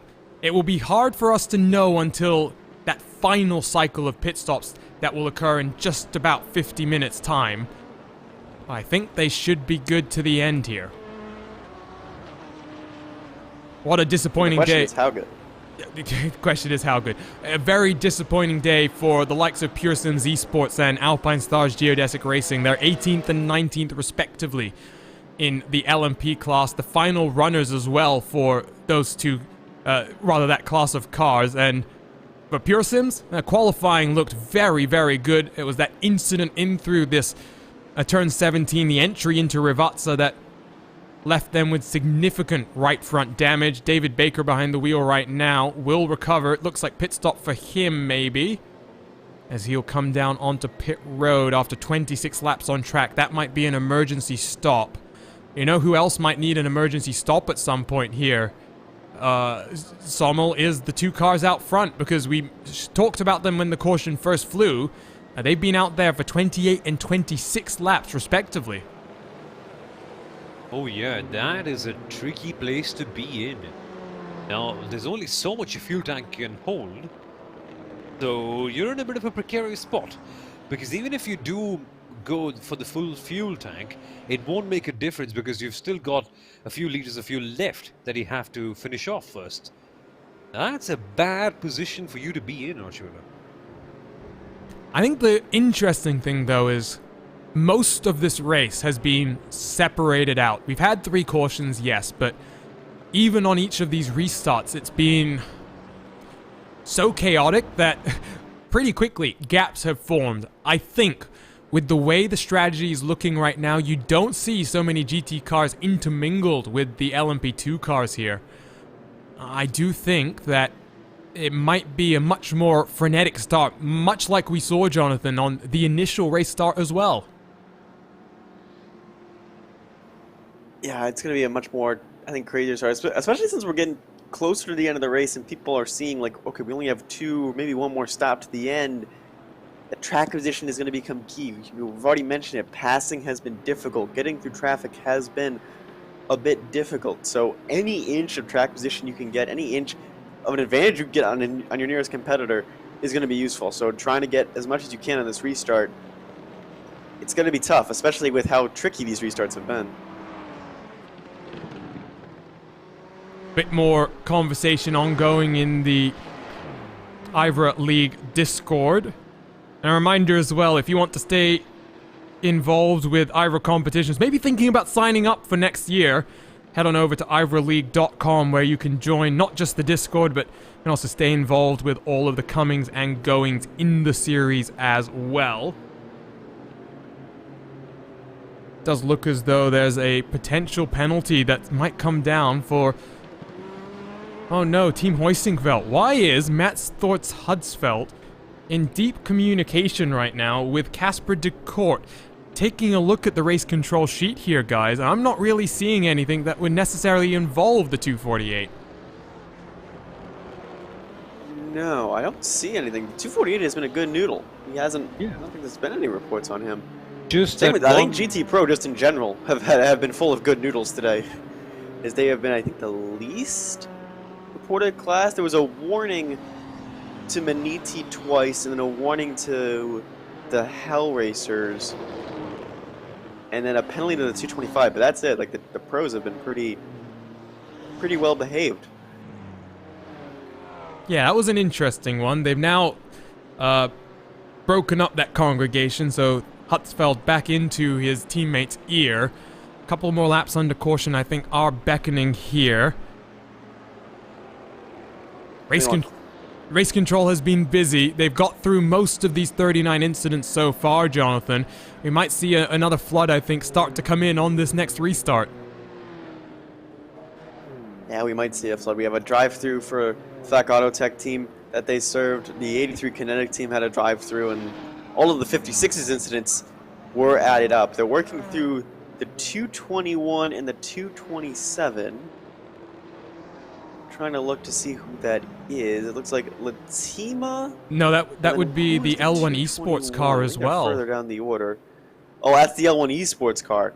So they're working through that, and then there's an issue between Real Pixel and the Torque Freak 61 that I don't know where that came from. There was almost an hour of time between Report 38 and Report 39, so it's been good, clean racing. It's been great. I might have thought that we'd have a lot more safety car interventions given the limited runoff at this track, but it's been good. It's not necessarily been super clean by any means. There's been lots of little contacts and lots of little nudges, but by no means some of the bigger incidents that we saw, for example, at Phillip Island, where multiple cars upside down, and in general just a lot more contact than I think we've seen today. And about 90 minutes to go, I think, when we'll come back to this green flag run. I do think all of the GT cars will be good to the end, at least towards the front of the field.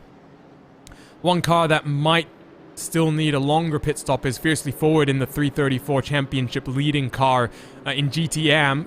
Obviously slightly off cycle due to multiple contacts for that car. Very disappointing day for them. Luke Krause behind the wheel right now.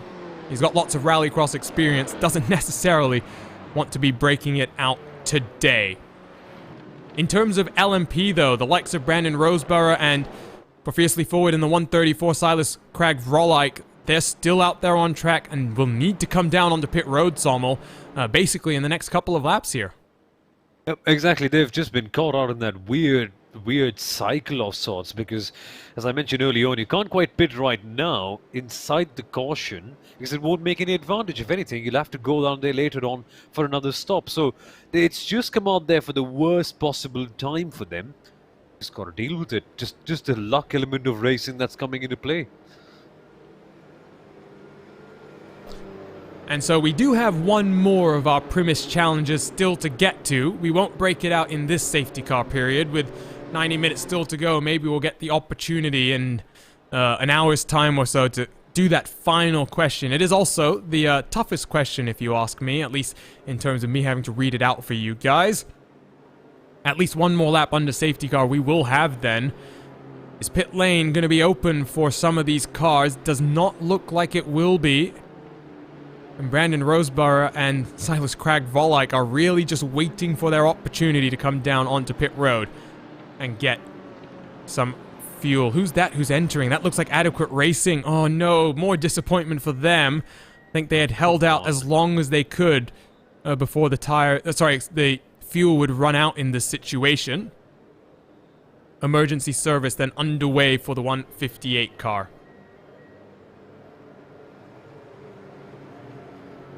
Also followed in by, it would appear to be the Nomad Sim Racing car from with Tony Barrett at the wheel at this point in time. And as the rest of the cars work their way across the start-finish line, this will be pretty disappointing. These are longer stops than I expected.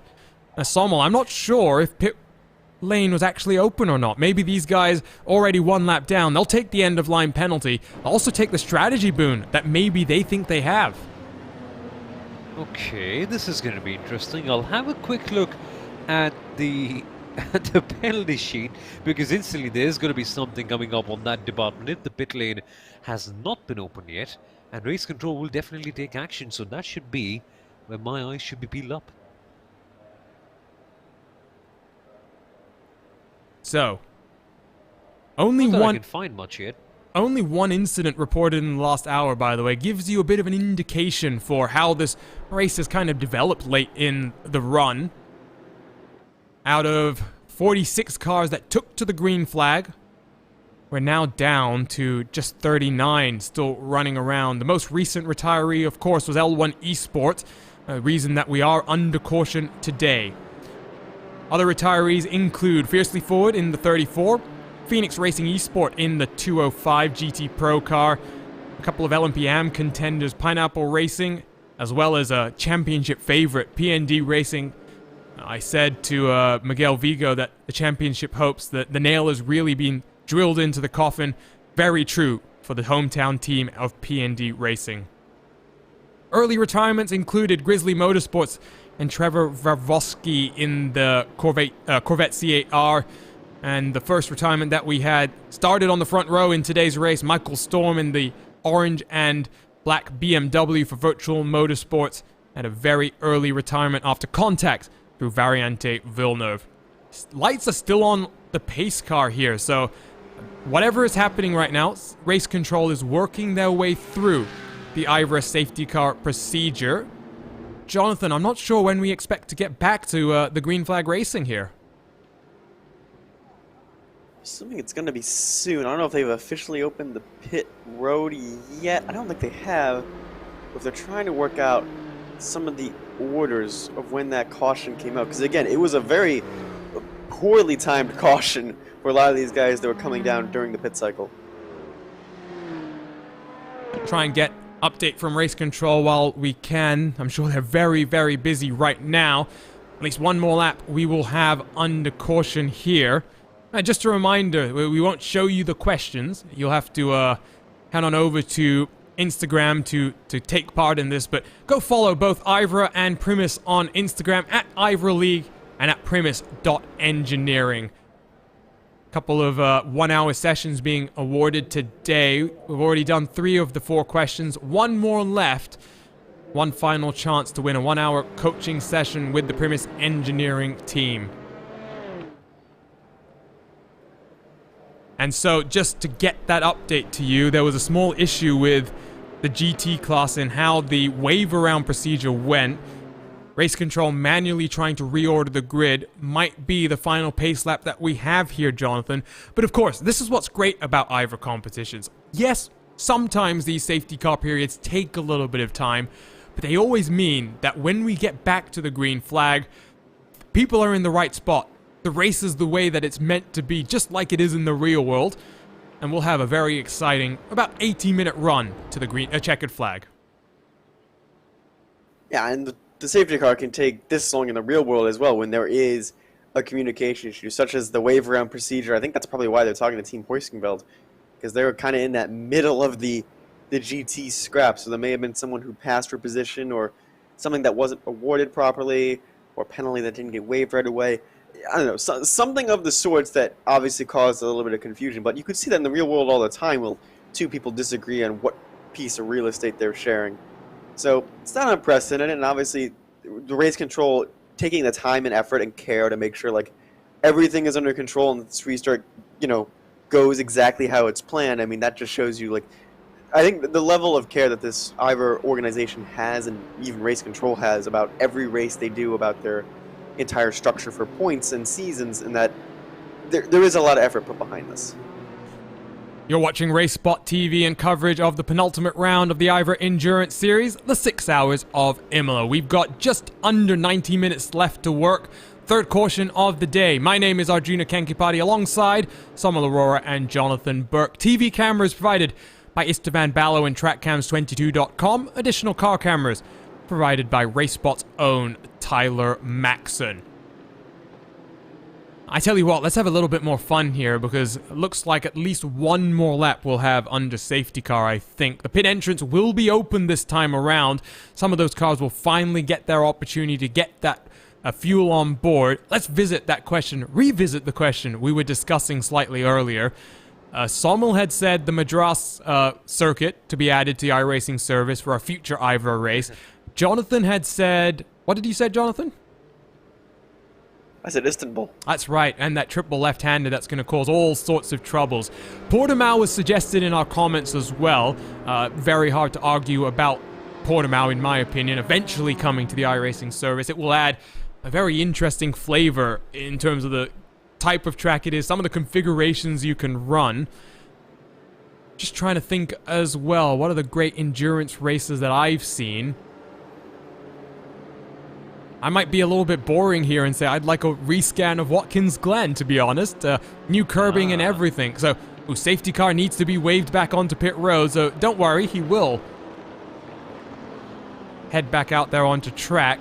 Looks like split strategies in effect, though. I was not 100% sure if RSO and Delta Sport would come on in. They've been followed out on track by a couple of their competitors, but there is here, Sommel, a split strategy going into effect.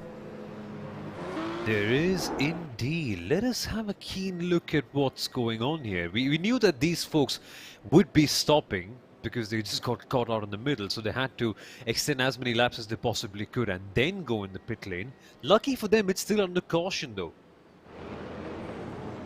So the likes of Roseborough and Silas Cragg-Vorlike finally will get that much needed fuel into their car. Some driver swaps happening now for Rusty Spatulas, championship leaders into this round. Henna Hakkinen behind the wheel for them, up on the jacks. Final set of tires being taken as well. Race off of pit road. Brandon Roseborough has to tuck back into line behind Vorlike. Pit exit will open in a couple of moments' time. These cars will be released back out onto track. And we can start working our way through the strategy once more. Let's start with LMP here, and let's start with you, Jonathan. Left side of your screen, let's bring up the stint lengths in this category, and you'll see the big surprise for me is Hell Racers. They didn't come down onto pit road.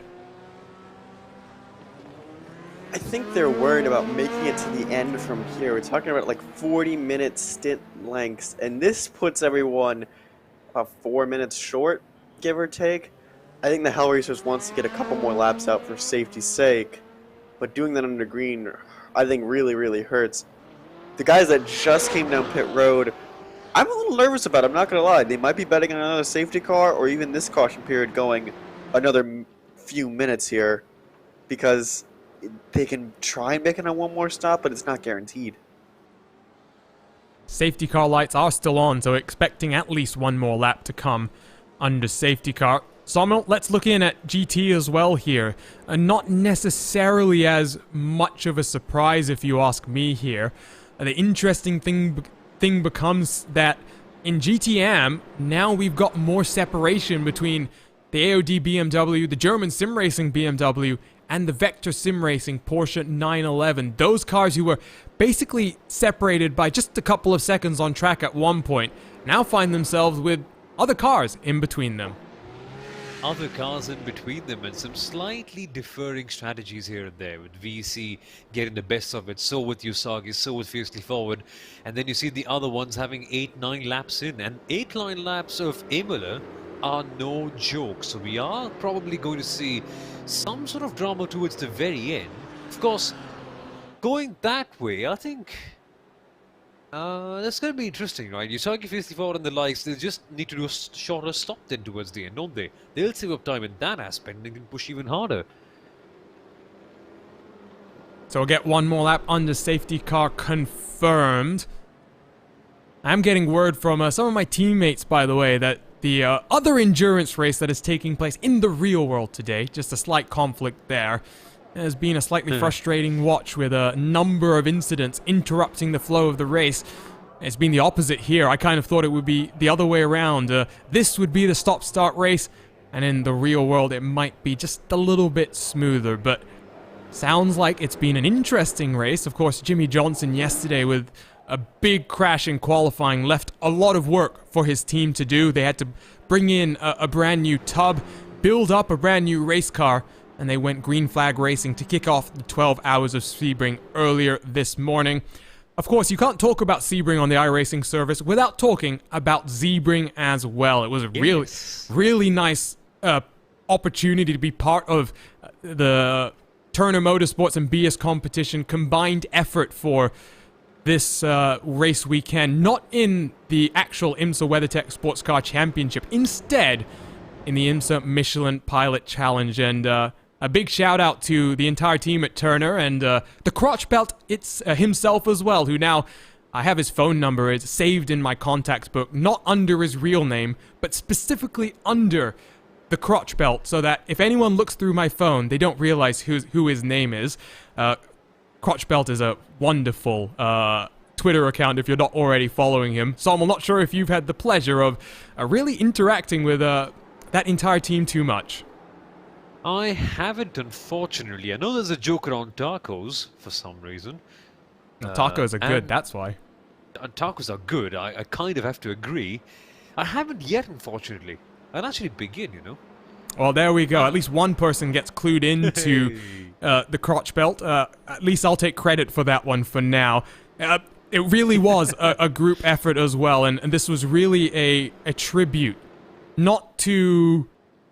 It was a tribute, in effect, to the entire iRacing community. For years and years and years, you know, us sim racers have watched cars in the real world battle it out, and then at the conclusion of the race, jumped onto our sims, raced with those exact same paint schemes, and relived so many memories that we've enjoyed out on track. This is the opposite. This is one of our own, Robbie Foley, who has been a long-time iRacing member before even he became a Turner Motorsports driver. It was one of our own out there on the track with a sim livery out there as well. Big shout out to Florian Hasper and the entire BS competition team as well, because there was a lot of hard work to get this car done and dusted and out there for Sebring. Maybe we'll see it out there on track one more time, because of course with all of the travel restrictions that went on, it was meant to be a big celebration for BS competition, a meetup for the entire team, all of them flying in from Europe, not to be for this race weekend. I'm sure it will happen further down the line. Will Turner as well, a big supporter of iRacing and everything that the last 12 months has helped with the service growing even further. We've got Turner Motorsports cars as official liveries now on the iRacing service. Let's focus back in on this race at hand. 80 minutes left to go in the penultimate round here, and safety car lights are back on actually, so we'll get at least 3.5 minutes more of cautions. So I'll talk to you then. We had a very fun conversation with Robbie himself a couple of weeks ago on the RaceSpotTV podcast. What a nice guy, and you wouldn't necessarily believe that his racing career started when he shattered his leg in a high school football game and then had to give up any type of hopes of playing professional football. Yeah, it sounds a bit harsh to say, but that's how his primary career began.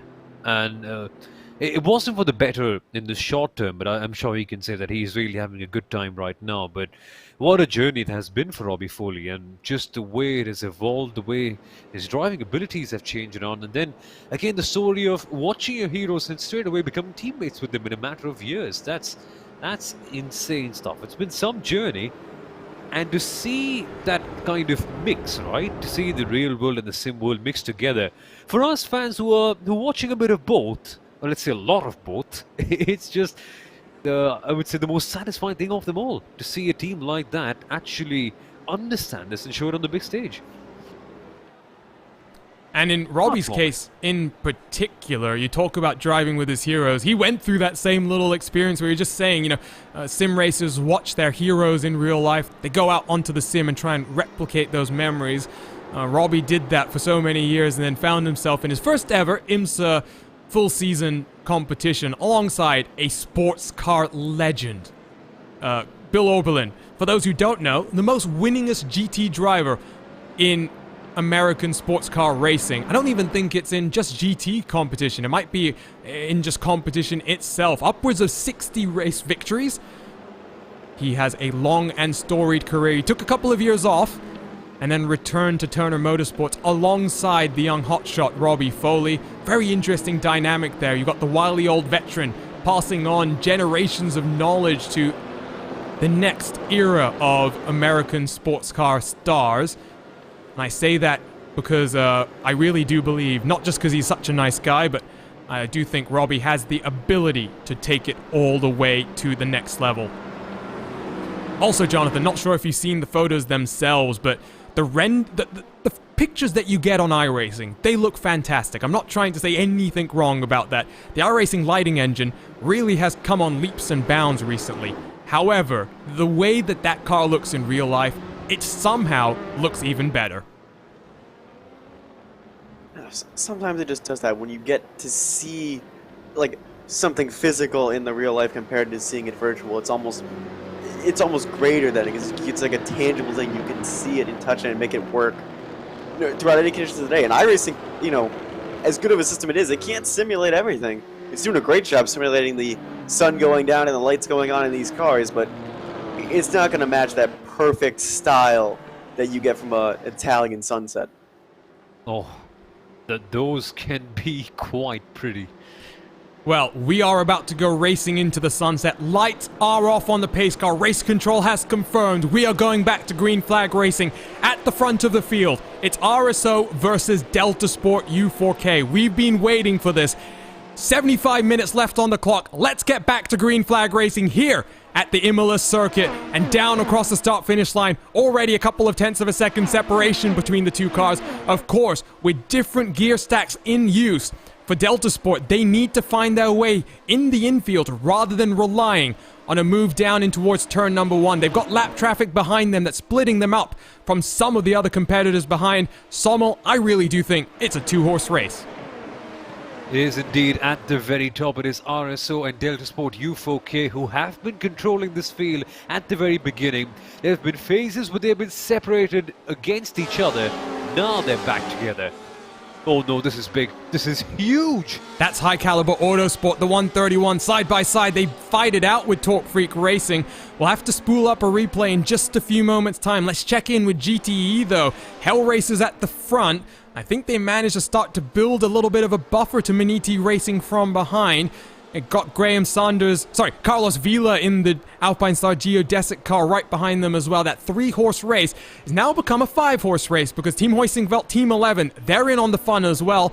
Meanwhile, at the front of your field, down out of Variante Alta come the leaders, Jonathan, to complete this lap number 1 on the restart. And again, a crucial lap. I think the 33 has done its job. It's stayed in contact with RSO, not letting them get the jump on the restart, and now just kind of letting the car come to them. Again, it's going to be in that second and coming up to the middle part of that third sector where this 33 is going to be strong. And right now the draft is also keeping them in play. The draft is really helping them. They're actually faster down into this first corner and nowhere to go as RSO covers off the inside down into the braking zone. Herbigno really has been one of the two standout drivers, if you ask me. Miguel Vigo and Herbigno, when they want to turn the pace up, they can do it seemingly at will. What will he do now? How patient will he be in this infield section? Watch for how he gets the power down here, Sommel, up the hill out of Tosa. The place where the Delta Sport U4K car is at its strongest, but unfortunately for them, not quite an overtaking opportunity right here at Piratella, and neither it is at Aqua Minerali, so they have to wait. And this is where it plays right into Team RSO's court, because their car has the highest straight line speed, just works out well for them. Tried to look to the inside on the run down into the Variante Alta, not close enough just yet. And we'll watch and see how this gap will develop over the course of the stint. Let's go and take a look, by the way, at what happened to a Callum Wright on that race restart. Oh, he loses it very early. Don't get a great look there, but keeps it out of the walls in impressive fashion. Has to watch the rejoin, though, as the Ford is almost 3 wide behind him. It's about as little time as he could have hoped to lose in this situation. We'll pick up live pictures and we'll jump to the GTE battle once again because things are starting to extend themselves out here, Jonathan. Yeah, I think, you know, there's not a lot of LMP2 traffic to speak of that was intermingled with the GT, so now it's just a pure game pace and race until the leaders come back around to lap them. But impressively, the Hellraiser's car is able to open up a pretty sizable advantage over the Maniti machine. Very impressive indeed, and when we consider how strong Maniti has been over the course of the season in this BMW M8, hey, for Jonas Boden, standing up right now to be counted as a very, very strong contender to think about in the IVRA Triple Crown, which will take place in just a couple of months' time. 3 24-hour races, $13,000 in prize money on the line, and for all of these cars thinking about championships, it's not just this that they're focused on, it's the championships of the future as well.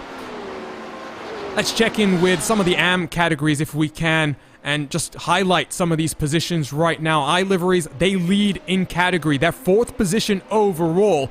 Absolutely amazingly consistent run for them. They're about 3.5 seconds clear of 2nd place Fiercely Forward. And championship leading Rusty Spatulas, they find themselves up in 3rd as a result of that issue for the High Caliber Autosports LMP2 machine. They'll take full advantage. They'll extend their championship gap at the front of the field. In GTM, it's a very interesting picture, you know. Here is your class leader, that pole position winning car that has struggled in terms of race pace over the course of the run so far, Sommel. They're now in front of Vector Sim Racing. They've got a lot of clean air to World of Sim Racing in 3rd place as well.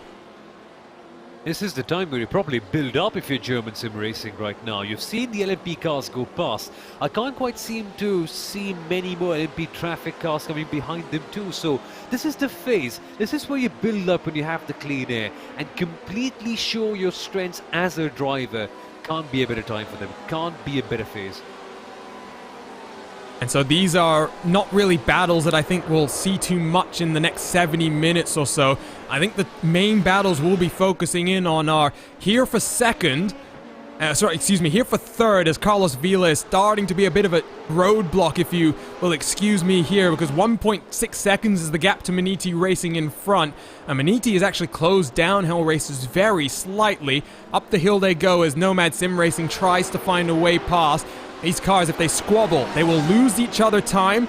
Hoisingveld and Team 11 both know they need to catch Maniti Racing in front. Meanwhile, race leaders still just tenths of a second separating them, Sommel. And really, if you're Herbigno at this point, maybe the strategy is to try and get past in the pit road with one more stop left, you would think, for these cars.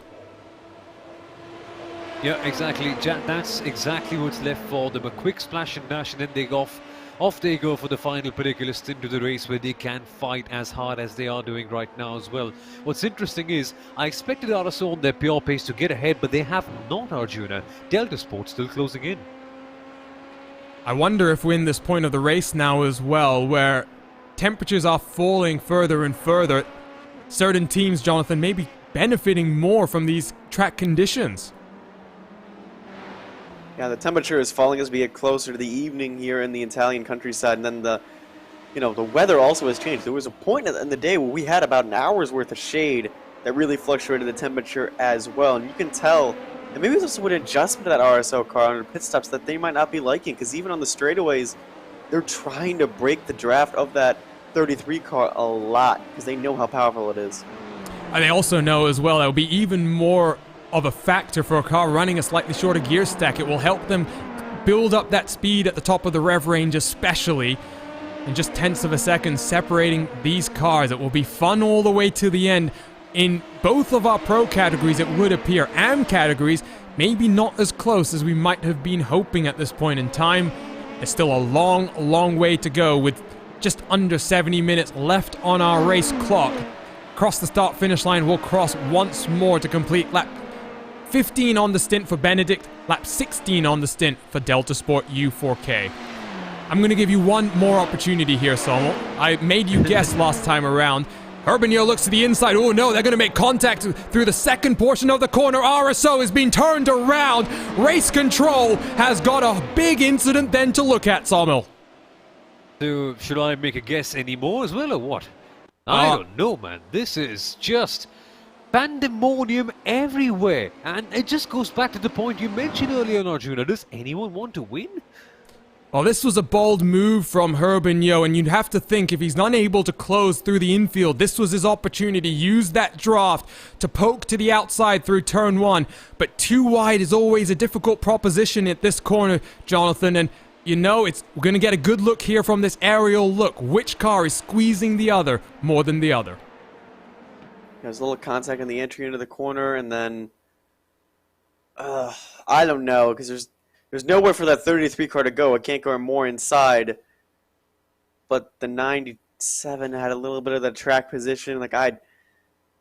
That's a tough call. And I'm sure we'll get that update on the sheet of who reported who in a few moments' time. But it's just a hard racing that maybe just went a little bit too hard. Let's see if we can grab an onboard with the number 56, who's got a very good look at this. On board with Oscar Koper. To the outside, pokes his nose. Herbigno tries to go deep under braking. He's able to send it deep as well. Benedict, Benedict, I think there just tries to squeeze slightly too much, Sommel. Again, once again, it's really nice that we're not in race control. Yeah, I kind of had a feeling that this would be coming, right? Whenever the sim would be coming, we've barely seen a few overtakes that have gone past without any sense of retaliation. And in one way, it just shows you how determined each team and each driver is to stick on, to hold their ground and to win each race. But it spills over at times, and here we are. I feel so sad for Team RSO. RSO. You can even see from that replay that there was a little bit of room on the inside of that first corner in the Tamburello. I think that's what race control is going to look at and say maybe RSO didn't give enough room. But again, it's just going to be up to them as now RSO's in the box. This might be a fairly lengthy stop for Benedict. Already 20 seconds stationary. The worst part here is he'll still need one more pit stop to get to the end from here. So he drops to the edge of the top 10. Might even be in danger of going one lap down. He's up on the jacks as well, so expecting this stop to be about 60 seconds in length.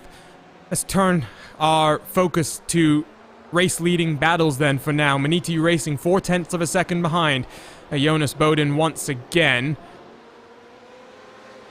Not sure how hard Jonas Boden will try and fight this one, actually, because what I've just realized, Sommel, is we really have, I think back to the start of the race, Maniti Racing, it took them a lap or two to build up enough speed in their car to start really pulling up a bit of a gap. Now that they've got that heat into their tires once again, they're right on the back of the 219. They are. Maniti Racing have had a bit of a comeback story of sorts after having that initial crash. It's been frustrating for them, definitely, but they have accumulated a leverage of sorts by having that longer fuel stop and then continuing on with that strategy. The pace, there was never really a doubt about the pace, and so they've clubbed it with this. Here they are at the tail of the Hellraiser's car. So it really goes to show that 6 hours is genuinely a very long time and anything can happen. Even if you're hit by a crash, worry not, keep on doing what you're doing. You could end up being the leader with an hour to spare. And you'll see, importantly, Alpine/Geodesic, they've been passed by both Huizinckveld and Team 11. So as we head into the final hour of this race, the top 3 in the championship, they run 2nd, 3rd, and 4th in points order as well.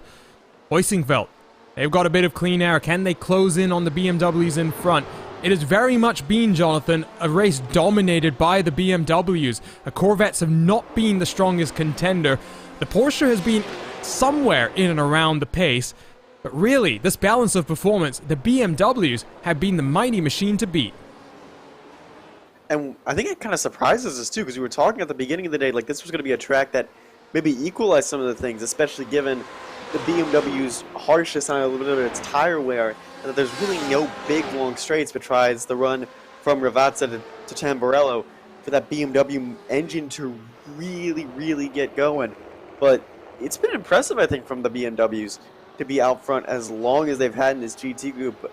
And I gotta say, it's also been impressive for the 219 Hellraisers group to be mixing it up with these 3 championship contenders. Yeah, Hellraisers have had pace. I don't think that they've necessarily shown us that pace consistently. It was 4th in the season opener, if I remember correctly. 3 disappointing races, and then VIR, I don't think they scored any points at all. Similar kind of story for the LMP team as well, but now 0.4 of a second separates them and the championship leaders.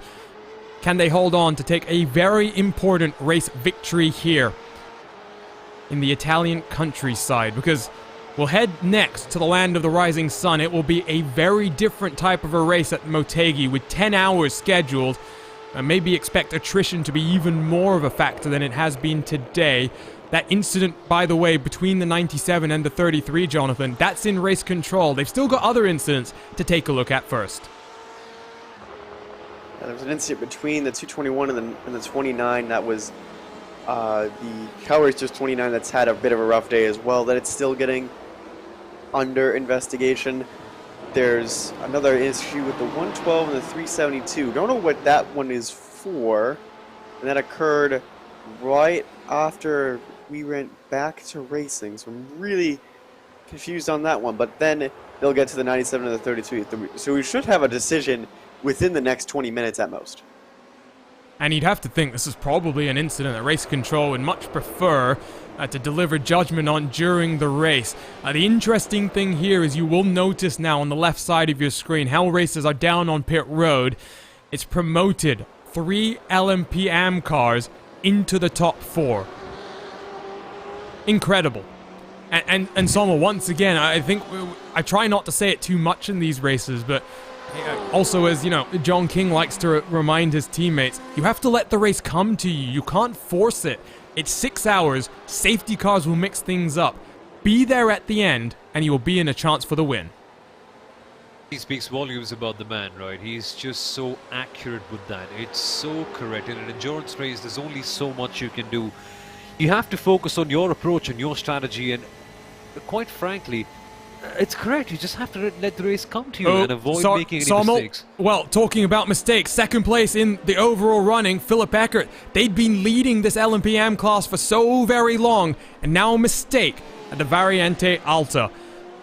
Big shame for the iLiveries team. They send it down the inside over the VEC Porsche. Big contact with the curb, and that sends them rearwards into the tire wall, Sommel. It just has happened again, unfortunately. What a run it was turning out for them, and it's all crumbled in a matter of seconds. It was so painful to watch. iLiveries have been so good here. And it's just sad to watch, really. Too much curb, too much speed to try and make the corner. iLiveries down into 4th. That promotes Rusty Spatulas here up into 2nd. Fiercely forward. They are your class leader at this point in time. They've won a race. They won our season opener. Last 5 rounds not necessarily been the kindest to them, but the championship leaders here, Jonathan, they're in 2nd place. They've only finished on the podium once this season before. And that was also at the season opener. They haven't had a podium result since November of last year. So what a good run. And they've only had that one penalty that came down at around the 2 and 3 hour mark, but they've had a really quiet day and just going about running their own race, staying out of trouble.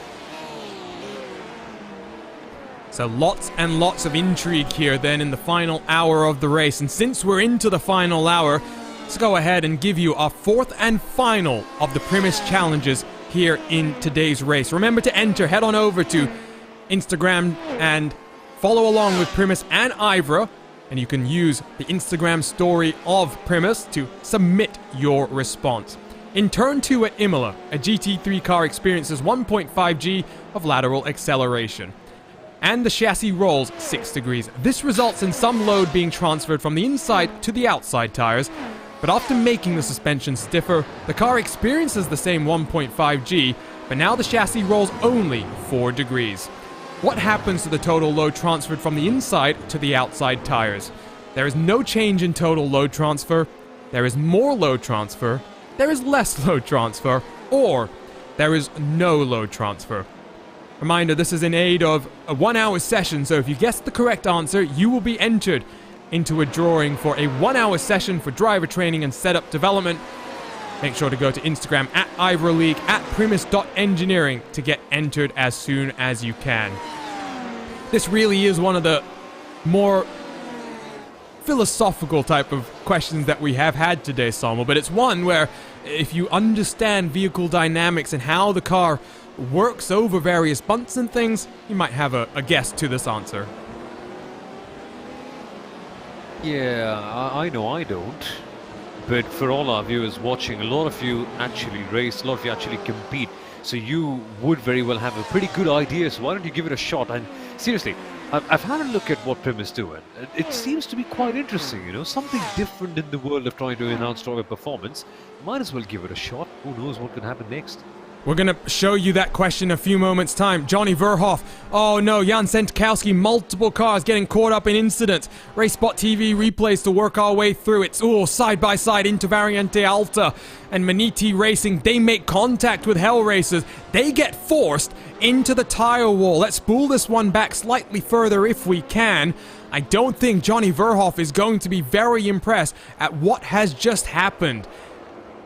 It's a bit of team games as well, if we're being honest, because the number 29 car is not fighting anyone. They're 3 laps down all by themselves.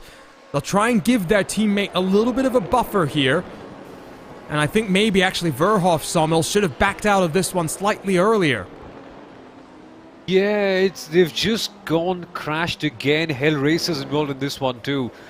Such a shame, right? You know it's not quite necessary to have incidents like this one, but they just end up happening with drivers not quite backing out. What can you say? So they're down to 5th. I was trying to make it clear. I do think if you're Johnny Verhoff fighting for the race lead, you should not be trying to go side by side through the Variante Alta, even if a lapped car is forcing your hand. Just slow down a little bit more, compromise yourself. You've got the pace underneath you. Now the difference becomes Team Hoisingveld, they're in 2nd, Team 11, they're in 3rd. A championship picture which was separated by single digits coming into this race, Jonathan, might be back open. Yeah, it's going to be interesting. And also, like, here's the other devil's advocate. If you are the faster LMP2 car of the 29 who's multiple laps down from his class, and you see the GTs that are fighting in front of him, including your team car, do you risk going inside and doing that? Because what if that took out the Hell Racers GT car in the process? You would have taken out your teammate. Well, what you can do is what I implied there and play a bit of the team games. Not sure if that's necessarily what happened. End result for Johnny Verhoff, though, lots of time being lost opens the door, as mentioned, for Hoisingveld and Team 11 respectively. Let's go back to that 4th and final question very quickly. Give you one more opportunity to read this before we stop talking about these Primus challenges. They're only being highlighted on these broadcasts. To stay engaged with us, head on over to Instagram, primus.engineering, and get entered for this competition. You were talking, Sommel, about the services that they offer. We got to talk with Alex Santos during qualifying. A very interesting company on the up and up. Oh, yeah, seriously. They've come up with a completely different approach on how to do it, right? They're folks who have worked in Formula 1, the likes of GT3 racing as well, and they pretty much know what these cars that you're driving on iRacing work like in the real world. And it's not just work like in terms of, oh, these are the dynamics, this is X, this is Y. They've actually worked on them and engineered them ahead. So, I mean, on the initial read, it seemed like this is quite a way to excel and come up with race strategies in their lives. I think it's going to be quite a fun thing to look out for in the end. So, one more opportunity. I will read the question off and then we will take it down and you will not be able to see this again. Reminder, this is the reward for guessing correctly is you'll be entered into the drawing for a 1-hour session, driver training and setup development depending on what you need. In turn 2 at Imola, a GT3 car experiences 1.5 G of lateral acceleration and the chassis rolls 6 degrees. This results in some load being transferred from the inside to the outside tires, but after making the suspension stiffer, the car experiences the same 1.5 G, but now the chassis rolls only 4 degrees. What happens to the total load transferred from the inside to the outside tires? To participate, submit your answer in Primus's Instagram story and follow both Primus and IVRA on Instagram. So 4 1-hour sessions will be handed out. Unfortunately, we're not eligible for them, otherwise I would have been multitasking and submitting my answers as well. One final opportunity for you to get involved as well. 50 minutes left on the clock then, guys. Start with you then, Sommel, with 50 minutes to go. What are you expecting here? The front of the LMP class is kind of splintered up very much so. Battle for GT is only really over 2nd. Yeah, the battle for GT only is for 2nd. It's just that Maniti incident has taken them very well out of contention, right? So it's Hoisingveld and Team 11 right there. And Team 11, I wish they were closer and didn't have all the incidents that they had. All minor ones, nothing too big, no headline incident as such. But had they been closer, we could have seen a bigger and better battle. But nevertheless, it is going to be Hursinghville versus Team 11. And if you woke me up from my sleep and if you ask me, hey, Sommel, GTE battle, Hursinghville Team 11, two teams that you've watched constantly, two teams that you're very impressed by, would you wake up and still watch it? My answer would quite possibly be yes. So this is one that should be fun. Well, let's hope they can go flat out and provide rather, a very entertaining finish towards the very end. Seemingly from the looks of things, they are pretty much in the same patch of tracks. Ooh, that's a dangerous place to be rolling backwards. That's turn 1, Samba Racing Team. And huge damage to the front of Nomad. And the 122, Jason Dilworth and Nacho Yarnoz have gotten together. It looks like Callum Wright might have also gotten caught up in this one for High Caliber Autosport. RaceSpotTV replay to work our way through. It's initial contact between Quasar and the Nomad 122. High Caliber scampers their way through the grass. Let's see if we can spool this one further back, Jonathan. Let's ride on board with the Samba Racing Team here. They've been a car having a quietly good day, and they have the two LMP2 cars that are fighting behind them. And then they're going to both go to the inside. There's a slower Corvette that's going to come in right there, tag the Nomad Sim Racing, and there's just nowhere for this BMW to go. It's a big shame for them. You can see the car was sliding backwards as well. Back into the path of Nacho Yarnoz for the pink and black BMW M8. Big shame there. Samba Racing have been a fun team to watch this season. Not necessarily one we've seen competing for the championship, but always having some very interesting fights on track. In terms of racing incidents, we weren't sure how many incidents Race Control would have to take a look at here. But Jonathan, we're up to 45 now. Yep, to 45, and we're still kind of making our way through them. Another one just came down actually on the 112. I believe that's the Rusty Spatulas, is it not? The 112, yes, that would be the Rusty Spatulas. 10-second stop-go. At first on screen, you can see a 2-minute stop and hold for L1 Esports and Lou Barreto. That was, of course, for the incident that brought out the most recent caution when Barreto tried to come down onto pit road and make contact with Hell Racers and the 29. For the 112, though, a 10-second stop and hold penalty. The issue here was passing off the racing surface, Jonathan. Yeah, passing the 372, that's the VE Sim Porsche, off the racing surface. And now we're going to have to try and see and math out where this 112 is going to get put out into. He hasn't yet served it, but it's going to be about, what, 30 to a 40-second delta? Don't know if he's going to be still standing on the podium. If I've done the math, it should be 43 seconds, give or take.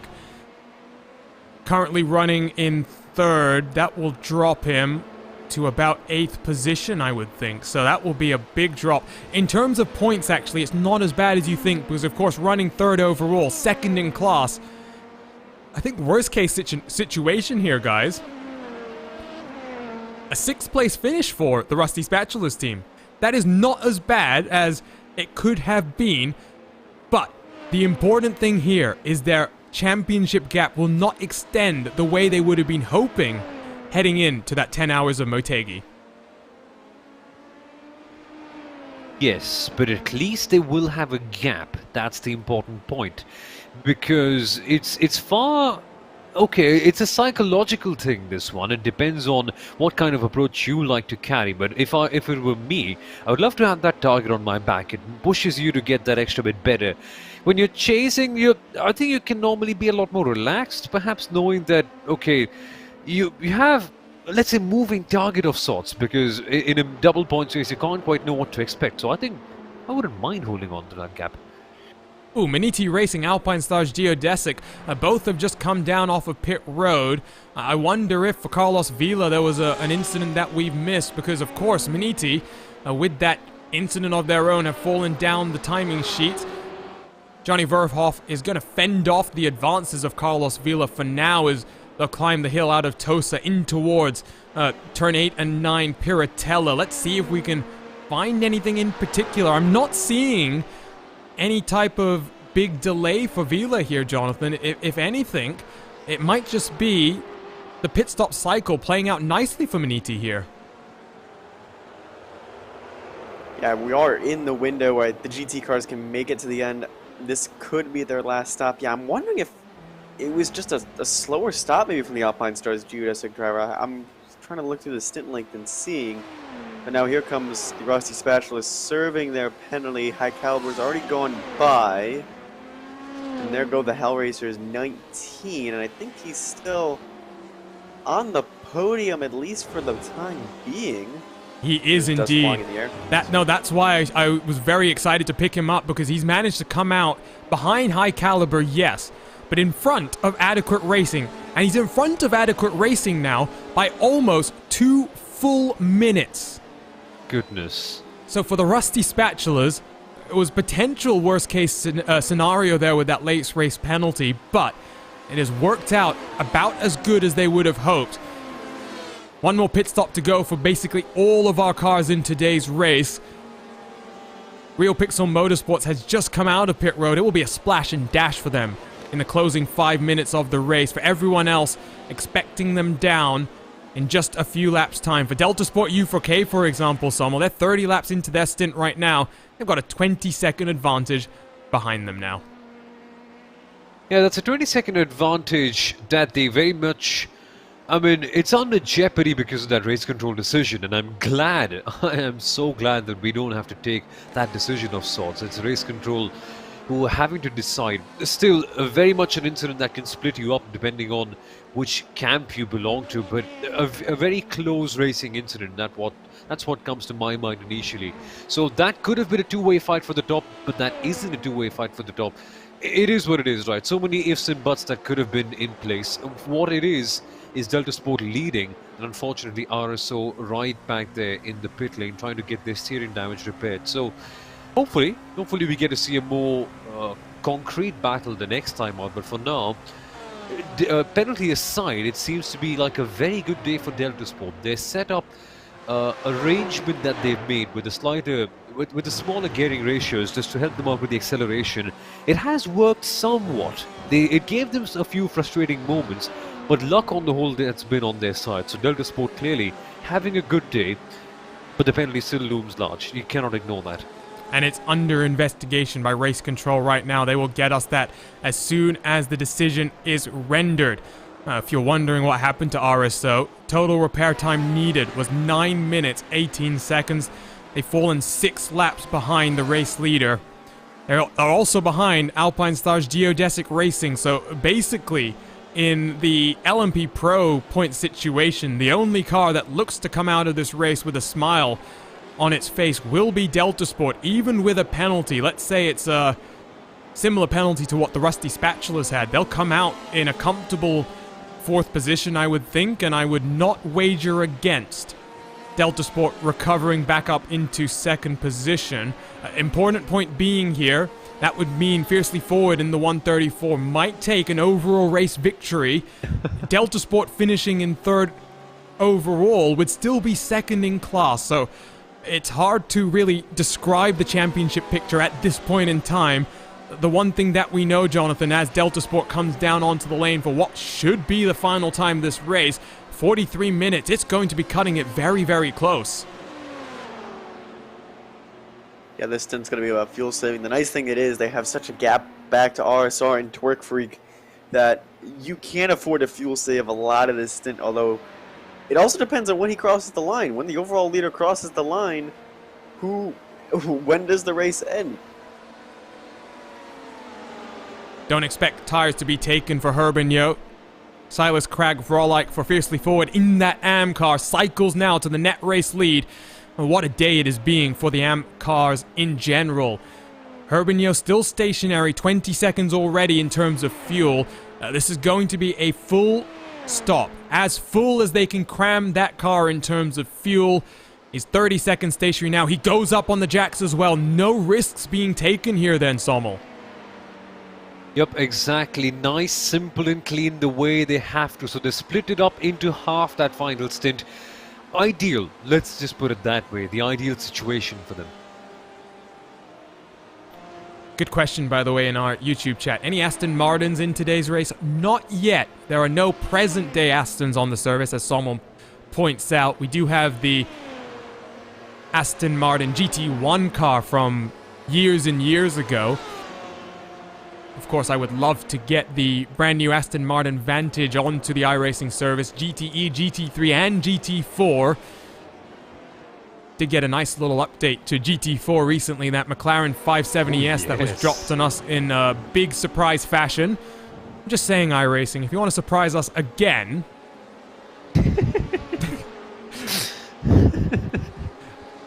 I don't really know I don't know too much as the reality about iRacing development. I think people for some reason think that because I'm a broadcaster I should know things.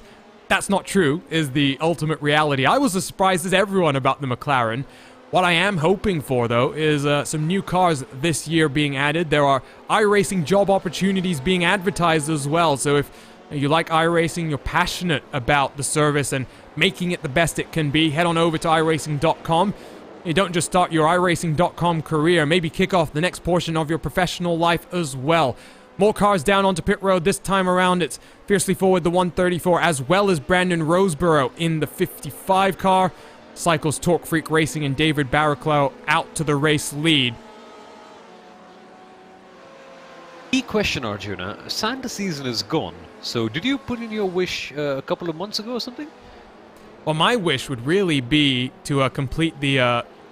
No, if I'm going to ask for one thing from iRacing, it's not even a piece of content, is the problem solver. If you ask me, what we need is Nürburgring Nordschleife races where we can run about 200 cars on track. But that is a much different type of request. That's a niche. If I was going to make a request, though, my request is quite simple.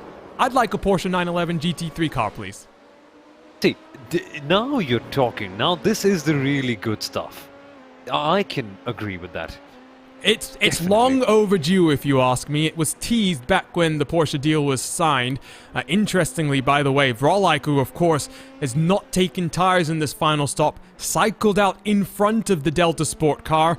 We would likely expect that swap around to happen in a couple of laps' time. But now net race leader is the LMP AM car. Great to see. Just the strength of consistency from these cars in terms of not making mistakes, keeping their noses clean, especially at a track like this where multi-class traffic is not always easy to adapt to and to work your way through. I'm very impressed by a number of these cars. Even someone like High Caliber Autosport. Yes, they owe us a pit stop and will drop to second place in class in a few moments' time. They've worked their way up through the field, and a very stellar job there. Vrolijk, his internet decides that maybe he doesn't need to be in the virtual Imola just for now. Herbigno closes up even more. That gap is just 0.3 of a second. And I wonder how long it's going to take then for him to get past. But it really is then, Jonathan, Herbigno's championship and Delta Sport's championship to lose at this point. Heading into that final race weekend, they are once more back in the driver's seat. They just have to make sure that everything goes smoothly. They've had some ups and downs this season, especially when it comes to the rules and regulation of IVRA competition.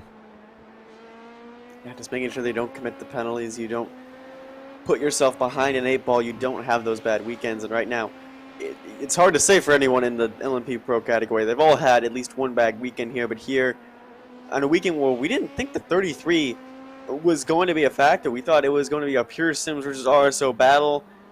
RSO was up there for sure. However, that incident, again, between the 97 and the 33, no action taken, a racing incident. Race control deemed that the 97 had space to move over and give the 33 a little bit more room. But for this 33 machine, it's been a solid good run today, and with some of their points competitors suffering, could be a good weekend for them heading into the final round. They will take back control of the championship. That is official. Race control, no further action on the 97 versus the 33. I did kind of say that, if anything, it's Benedict who was squeezing Herbigno a little bit too much to the inside of the curb and those anti-cut curbs. A contact slightly inevitable if you're going to squeeze it that hard. Sommel, I think you have an opinion on this as well. Yeah, exactly. So Coming back to the point that I made early on, it just links into what we saw in the IVRA GT Sprint Series a couple of weeks ago, where Mac Performance, a team that had not won a single race in the entire series, were leading, incredibly consistent, right? But unfortunately, Mac Performance suffered from the pressure. They suffered from just knowing the fact that they had something to lose instead of being the ones who are normally chasing. That was a mentality that was more comfortable to them. Unfortunately for them, they just couldn't quite hold on. They made errors that just are uncharacteristic to their performance and the way they drive. And it was really sad to see what happened.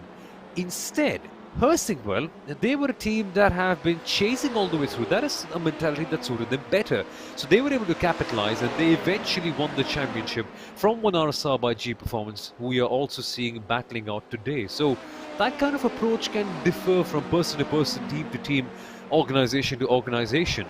I wonder what that situation is like for Delta Sport U4K. Are they more comfortable leading and defending their lead, or are they more comfortable chasing it? Because it may have a big mental impact. And as soft as it may sound to say that, oh, it can have a major mental impact, so it can distort your championship, but it's true. If it can affect your psychology, the way you drive, the way you think, and rather the way you respond to accidents or even incidents on track. I didn't get the pleasure of being on that call. I was a little bit disappointed. IVRA GT Sprint, well, what a season it was, and what a finale it was as well. The Helsingwell took that championship. In the background as well, Helsingwell, they're up into second, hunting down another championship here today. TCR champions in the IVRA Club Sport Series as well. Why not make it 3 for 3 in terms of their record this season?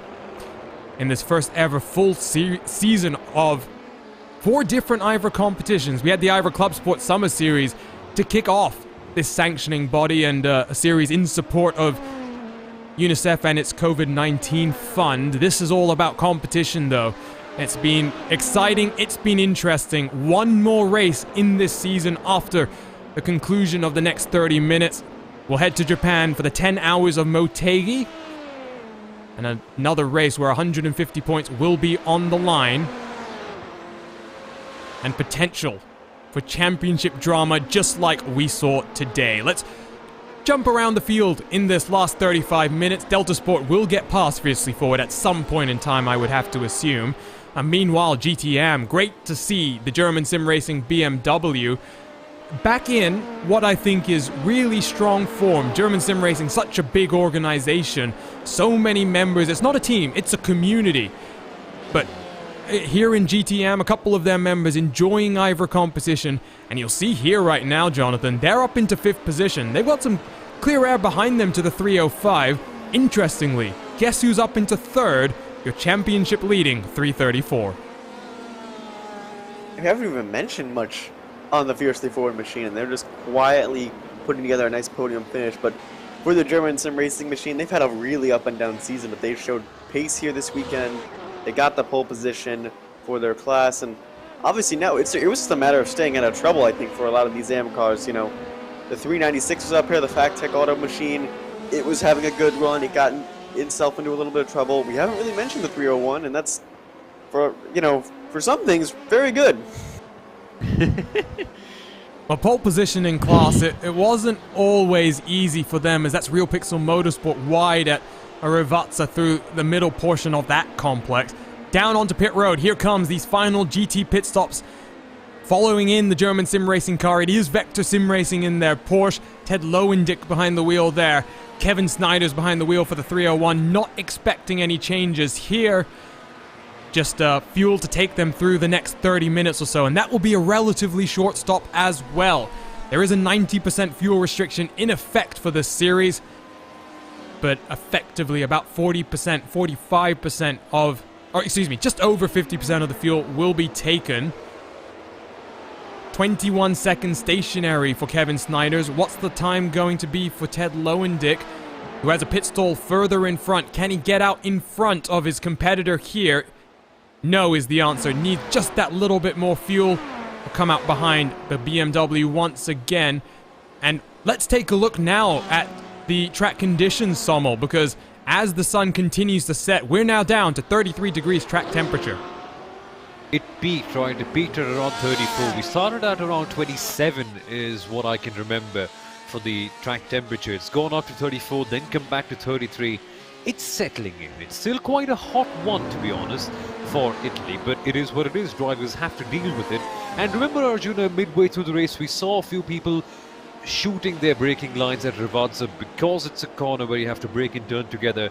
That sort of stuff has stopped. So the drivers have very much understood the evolving braking points and have adjusted to that quite well initially. On board with Team 11, this is a championship fight that we should pay attention to.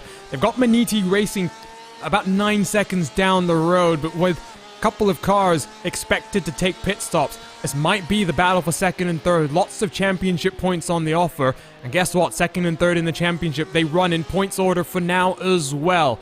PJ Clayson's victory in the first race of the season, hardware failure in the next race. Can he bounce back in these last 2 races of the season to really set up a championship hunt? For Maniti Racing, so Jonathan, disappointment, because it's not the first time that they've had contact in today's race. They worked so hard to recover once, not enough time to recover again. No, they're just too far off. You know, you have 9 seconds and about 30 minutes to make up unless, again, late race safety car shenanigans comes out. It's going to be a day said and done, and that lead is going to shrink, and now you have to go into that big 10-hour race at Motegi with what is the game plan here for not only those halfway points, but for the whole race. How do you set yourself up good, and how do you stay out of trouble? I'm wondering how important it's going to be to stay out of trouble at Motegi. It might be the type of track where, with sufficient runoff area, we might not get too many safety cars. It is an interesting multi-class track, especially the last sector. Hey, Arjuna, you bet. Now you've said it, now we're going to have many. Don't say stuff like that. What I think is more interesting, though, is most of the corners there, much like here, I think are fairly rudimentary in terms of traffic. You see Hoisingveld has to check themselves up as, I think that's N-Race Esports wide through the Variante Alta, but apart from that last sector where that one of the penultimate corners is a very tricky downhill braking zone where if an LMP2 car tries to go down the inside there, it will go very, very wrong if you ask me. But it then leads into the final couple of corners where the increased speed that the prototype machines will be able to carry Sommel is going to blow them past the GT cars. Other than that, I do think it won't be such a difficult race in terms of the traffic management. No, ideally it shouldn't be, but what I mean to say is that we've had so many instances where we've expected something and something completely different has happened. So, I mean, we are going to see our expectations defied in some way whatsoever. Hopefully not this particular way, but you're right. Ideally it should be a better track, you know. It should be something where teams and drivers should be more comfortable, let's put it that way. It's more like a modern-day Formula 1 circuit in relation to all the other tracks on the calendar, so should be fine. Then again, we've seen a lot. Seen a lot. Last 30 minutes here. Anything could happen. That is the name of the game in IVRA Endurance Series. We are at the point of the race where race control is very reticent to throw the caution if they can avoid it. Highly unlikely then to get one more caution. Let's turn attentions once more to the 2 leading cars in prototype. Different classes, but still, Silas Krag-Volike is doing an amazing job here. Maybe that gear stack that Herbigno is running, Jonathan, is getting him a little bit bogged down, but in reality, it doesn't matter if he finishes first or second in this case. He'll get the 100 points either way. Yeah, well, it's also, you mentioned, like, it was a little bit early to pit. I'm wondering if he's just using the fiercely forward car because he knows he doesn't need to pass him for position to just, you know, tow him along, have a nice little fun game, and they can wave hi to each other if they want, and just save a little bit of fuel. Good point. It's pitted around 43 minutes left to go on the clock, if I remember correctly, so that might be a full lap that he's got to save there at the very least. So all depends on when we take the checkered flag as well. Those of you who watched a certain World Championship Series last year where a couple of the races unfortunately got rescheduled due to technical issues. It was related to the timing of the white flag in shorter races. In longer races, it's more just a question of how much fuel are you going to have rather than anything else.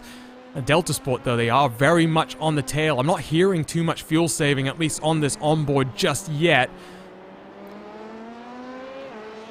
Not too much fuel saving into Tose either, but it might be a good point. Let's see how it develops over the course of the stint.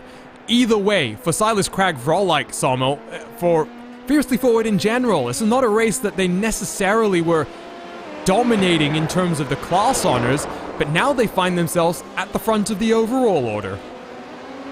Absolutely, right? It reminds me of Le Mans 2017, wasn't it? When Jackie Chan Racing and LMP2 team somehow found themselves all the way up at P1 overall. Now, I'm not trying to say that the gap between the LMP2 Pro and Am is like an LMP1 and an LMP2. It's far closer, thankfully. But you normally don't expect an Am team to come up there and take the overall lead, right? It could very well be the case today. And why not? Breaking boundaries, breaking barriers. It's only for more fun. It's more interesting. Question in the YouTube chat: which round of the championship is this? This is the penultimate round, round 6 out of 7. Delta Sport might finally get the move done, and Vrolike is not going to fight this one too hard. He knows it's not worth risking the 100 points on offer. Once again, smashing job from Fiercely Forward, not just in this class as well, but in the 334, which has bounced its way back up through the field after early contact. And I'm very, very impressed at how they have recovered. Big drama for Carlos Vila. Ooh, he's rolling himself through the corner. Marcus Simonson has got mixed up in this one for Hell Racers in the 29. I spool it back, and Jonathan, let's see if we can figure out what happens here. I went from a day of maybe this 201 could get a win, maybe a podium, maybe a top 5, and now it's kind of a good day gone wrong. And just over the curbs, the back end comes out, and woo, that torque-free car got cutting it close there, and the Hell Racers having to take evasive action as well. Yeah, let's see if we can ride on board with Hell Racers here. They got a good view of the action in front. The smart thing there, Sommel, was they recognized those anti-cut curbs were looming in their path. They avoided course and made sure they didn't hit them. Huh, thank goodness they did, otherwise the rear flow would have been broken and creaking completely. Not exactly what you want to do towards the end part of a race. You might as well lose some time. What is it? A couple of tenths of a second here and there? It's much better than sitting in the pit lane and seeing your race unfold right before your eyes. It's always nice when drivers jump into the booth to talk with us. I think we've got one more standing by. Mika Takala for the Rusty Spatulas team. Mika, you got a copy? Yeah, I'm here. Do you hear me? We got you loud and clear. Thanks for jumping in, Mika. What a day it's been for you guys, and what a season it's been as well. The first round of the championship really did show your potential. The last 4 have been a little bit tougher, and you really are rebounding here with a podium position that really does lock in a nice championship lead heading in to our season finale. Yeah, you are correct. It's been up and down season for us, and this race is kind of a turning point for us. We actually had a good setup and some decent pace in this race, and quite lucky in the halfway points. What do you guys think about this type of a championship? Because you got the addition of safety cars. It's totally crazy. I think for a lot of teams, you have an idea of what the race is going to be, but it never ends up living up to that picture. Is it tough for you guys to try and plan? You mentioned difficulties with setup. Is there just so many factors that you guys are thinking about that it's always difficult to try and figure out the right approach to nail down on? Yeah, especially different tracks have different kind of requirements for the setup, and we are not the professionals that know how to set up the car or in optimum way always. So it's kind of hit and miss sometimes. And for this race, we actually did some telemetry studies and that kind of things that there are many teams do. So it really shows right now. Well, I've got a totally different question to ask you. Not about the race itself, but for those who don't know who you are, Mika, you are one of the key developers on the SimuQ project. You've been there for a long, long time. Talk to us about what that's like for you. You get to be a daily part of driving sim racing forward. And as someone who's owned a SimuCube 1 and a SimuCube 2, I must say thank you for all your hard work. Yeah, it's been interesting. I did it as a part-time work, and since the beginning of this year, I've been doing it full-time. And but I can say that we have some hardware projects related to wheelbases and peripherals, and then we also have many interesting software projects going on. And it's been interesting to see the company grow quite a bit since these 3 or 4 or 5 years since we began actually developing SimuCube actually as a product on our own. So yeah, you are right. It's interesting, and it's sometimes so difficult to differentiate between the work and hobby. Well, it must be fun for you all. Slight contact between you guys and the RSO team there. We'll let you go back to your teammates the final 20 minutes of this race, Mika. Good luck for the final round of the season. There's a championship on the line. Yes, correct, and thank you.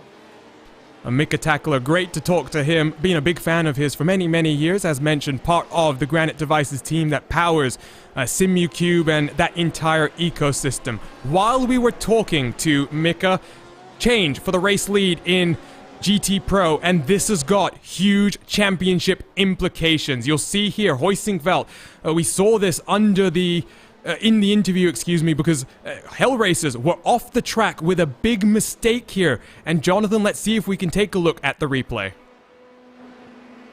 They're worried about the 2 behind and almost. Oh, that's a heavy hit. That's gonna compromise, I think, their speed the rest of the race. They might be ridiculously slow. That entire right side hit heavy into that inside bridge wall right there. They've already dropped behind PJ Clayson, so that's more championship implications right now. Let's see if we can pick up for Real Pixel Motorsport the other incident that we saw when we were talking to Mika there. It was an interesting kind of experience for Mika. Probably saw a lot of those incidents while we were talking as well. And Sommel, I wonder here if that's Fiercely Forward, the 334 getting mixed up.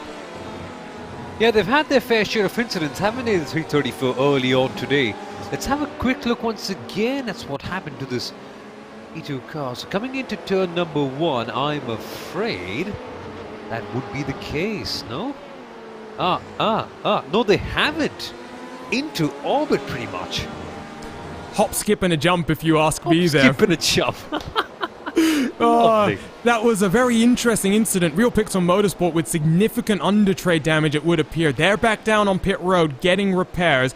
A couple of replays to work our way through in the late stages of this race then. Last 20 minutes. We started this race thinking about a 6-hour sprint to the end. Now it's just 20 minutes to go. And there's championship drama unfolding up and down. Team Hoisingveld, Team 11.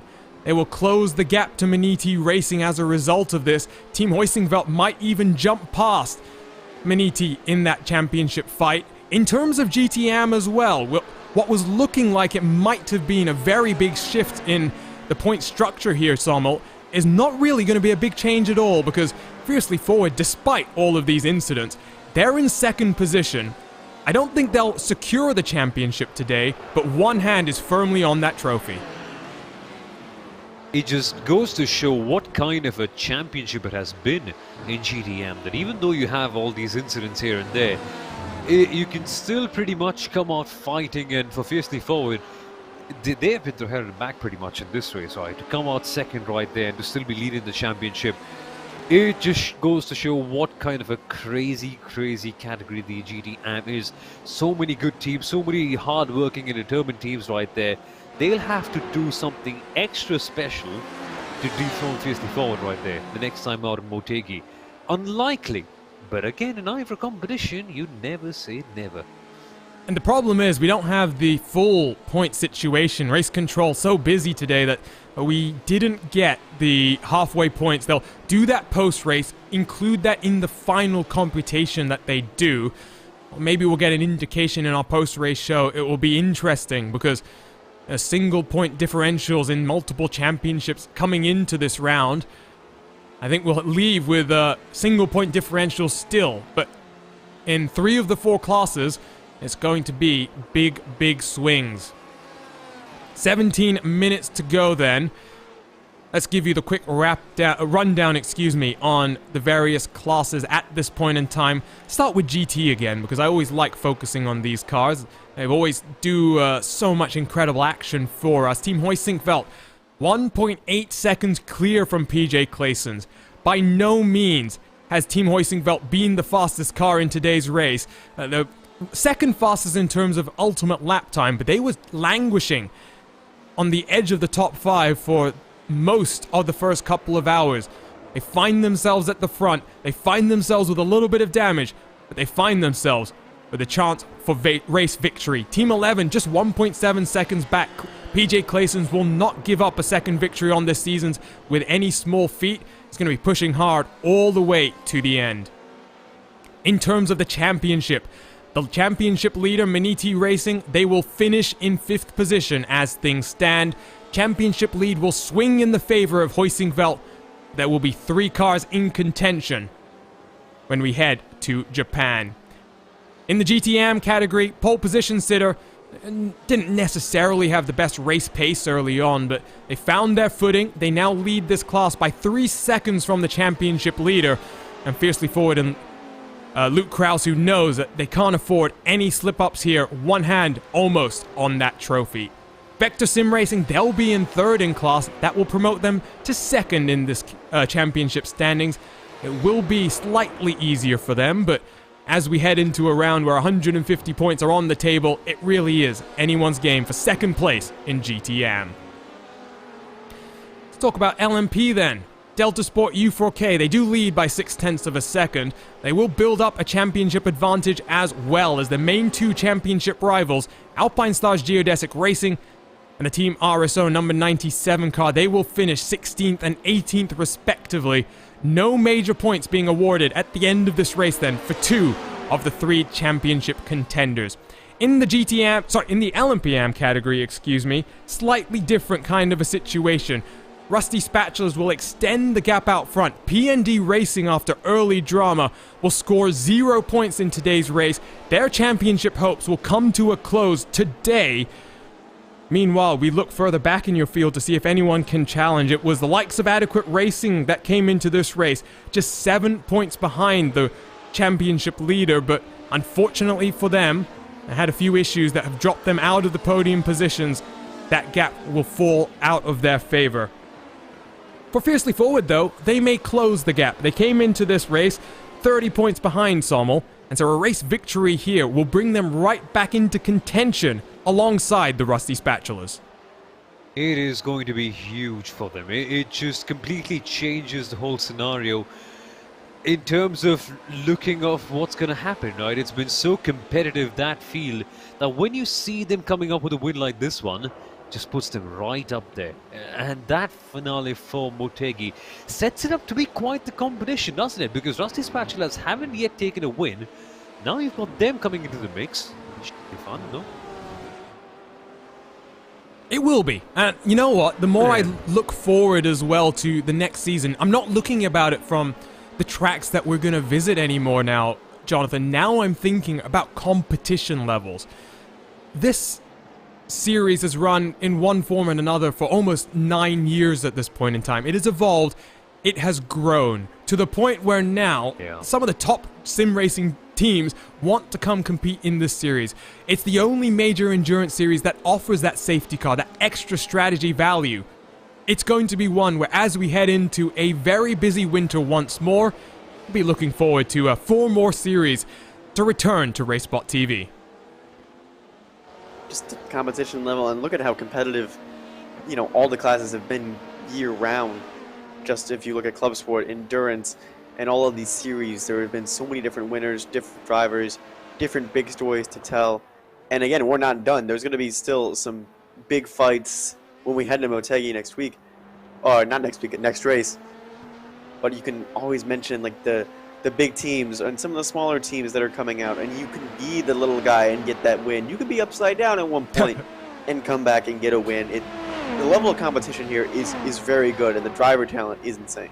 I don't think Stefano Conte and Ivan Ferrari were too appreciative of how often we mentioned that, but guys, you have to really consider just how big of an accomplishment that was. Upside down, 1 lap down as well on the first caution of that race at Phillip Island. To bounce back and win that was testament to the willpower those two drivers have, as well as their actual talent. It is getting slightly close on track right now for second position in the LMP AM category, and that does have championship implications. Milo Linford is not going to be getting a third consecutive race victory. Importantly though, 4th consecutive podium finish for that team. I don't think they're going to want to get in too much of a squabble though with the championship leaders, Sobel. Yeah, it's just turning out to be so well for them. They want to be nice and calm the way they are going on currently. And why not? Who's going to blame them, right? This battle is turning out to be quite a fun one towards the end. I mean, Rusty Spatulas as well. You see them leading. You see them having such a strong commanding one. And then this round really puts them at the back. So where does things go? It really sets it up well. And they've always been in and around the championship battle. A couple of races ago, they were actually quite irritated with us, Sobel. They were complaining we didn't feature them despite the fact they were a championship competitor. The problem is they were not enjoying the best race, and for a lot of that, they were running around by themselves. They're going to get past Torque Freak Racing. That's not a position for points. That is just for track position. He'll throw it down the inside of a lapped car and now chases down High Caliber Autosports. 1.25 seconds is the gap. And for Rusty Spatulas, no race victories this season, Jonathan. They know they need every point they can get. Just a matter of being consistent, putting yourself in the right position, and now maybe if they can pip High Caliber for the second position, that's a few more points in their bank to make sure they're safe. And the other reason we really don't know about this LMPM category is that there's like 6 or 7 competitors under 100 or so points. Was that them sliding? That was. They've lost a lot of time. Fortunately, no damage and no actual points being lost because Torque Freak did slip down the inside once more. A RaceSpotTV replay to take a look at. And Jonathan, take a look at this aerial look brought to us by ATVO graphical partners at RaceSpotTV. Just a little bit too much curb on the inside. And let's jump on board and see if he manages to avoid that inside curb. He got a little bit up on it, gets back on the gas. He tries to save it. It's just a nice little wall tap, just a left tap. Just appreciates the wall. Could have been worse, that's what you're saying. Oh, it could have been very, very worse. And especially if that car was around and had significant steering damage or something, that would have been from a great and fantastic day for this team to, oh no, what are we going to do in Japan? What will we do in Japan indeed? It's a 10-hour race. I have a feeling we're going to need 2 broadcast teams for that one as well, just like we did with the 6 hours of Sebring and the season finale of the IVRA Club Sports Series. Of course, that coincided with the IVRA Club Cup finale as well. What a dramatic run to the championship that one was. I think you would be hard-pressed to really deliver another championship weekend like we had there. IVRA Club Cup, IVRA Club Sport, and IVRA GT Sprint champions all being crowned over the course of just about 24 hours. Rusty Spatulas, though, for now, they get back past David Barraclough and set to work on the 5-second advantage that Milo Linford has. Will be a little too late.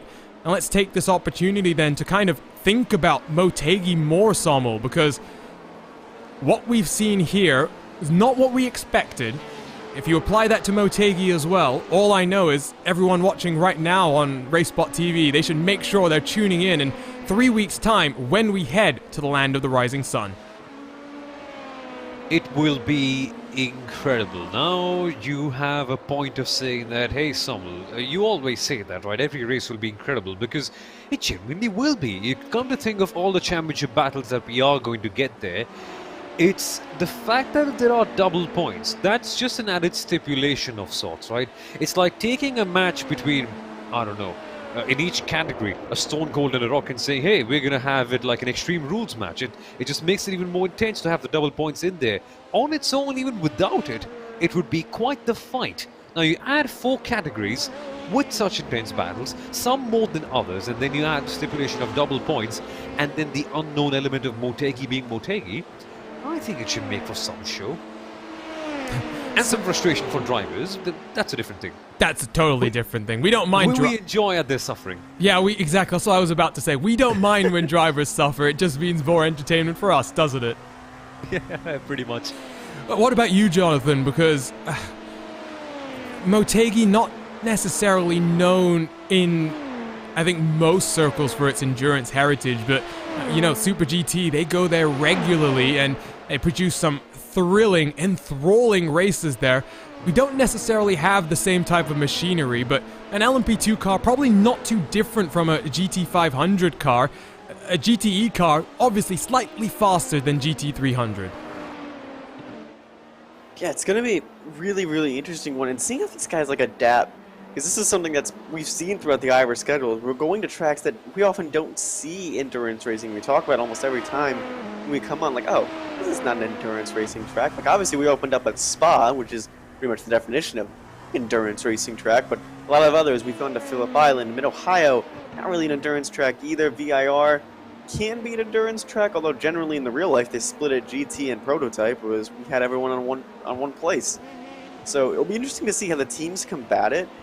And I think whoever is going to be the strongest team overall, never mind the strongest driver, is going to come out on top just with the setup and just with managing, 10 hours of competition.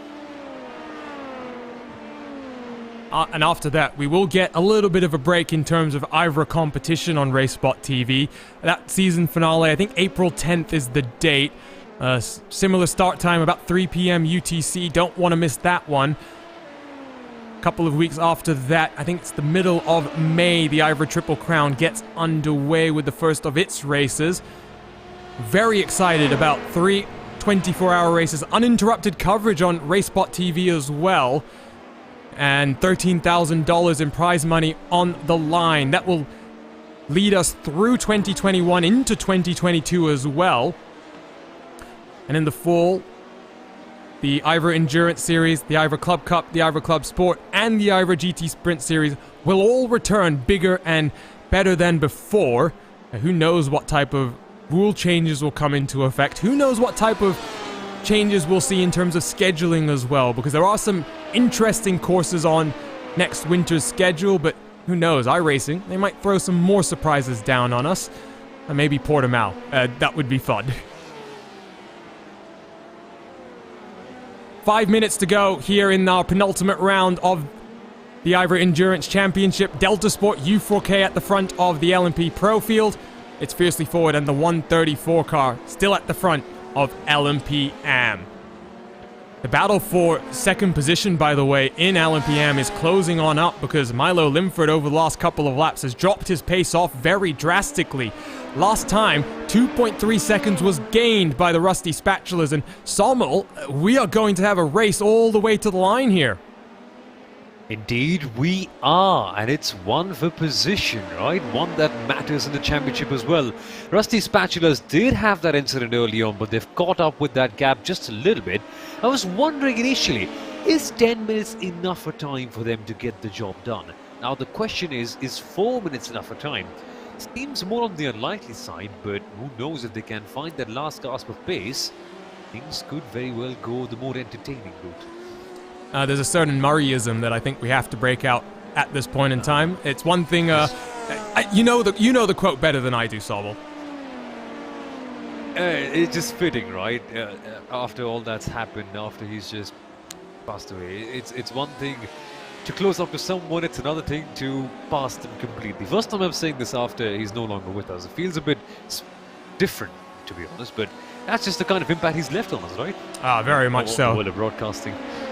He will live on as a standard for years to come, not just as a motorsports broadcaster, but also just sheer passion, the amount of enthusiasm that he brought to every single event that he did, not just in Formula One, but even local karting races as well. Last week, of course, the sad news of Sabine Schmidt's passing as well, the queen of the ring. Two people.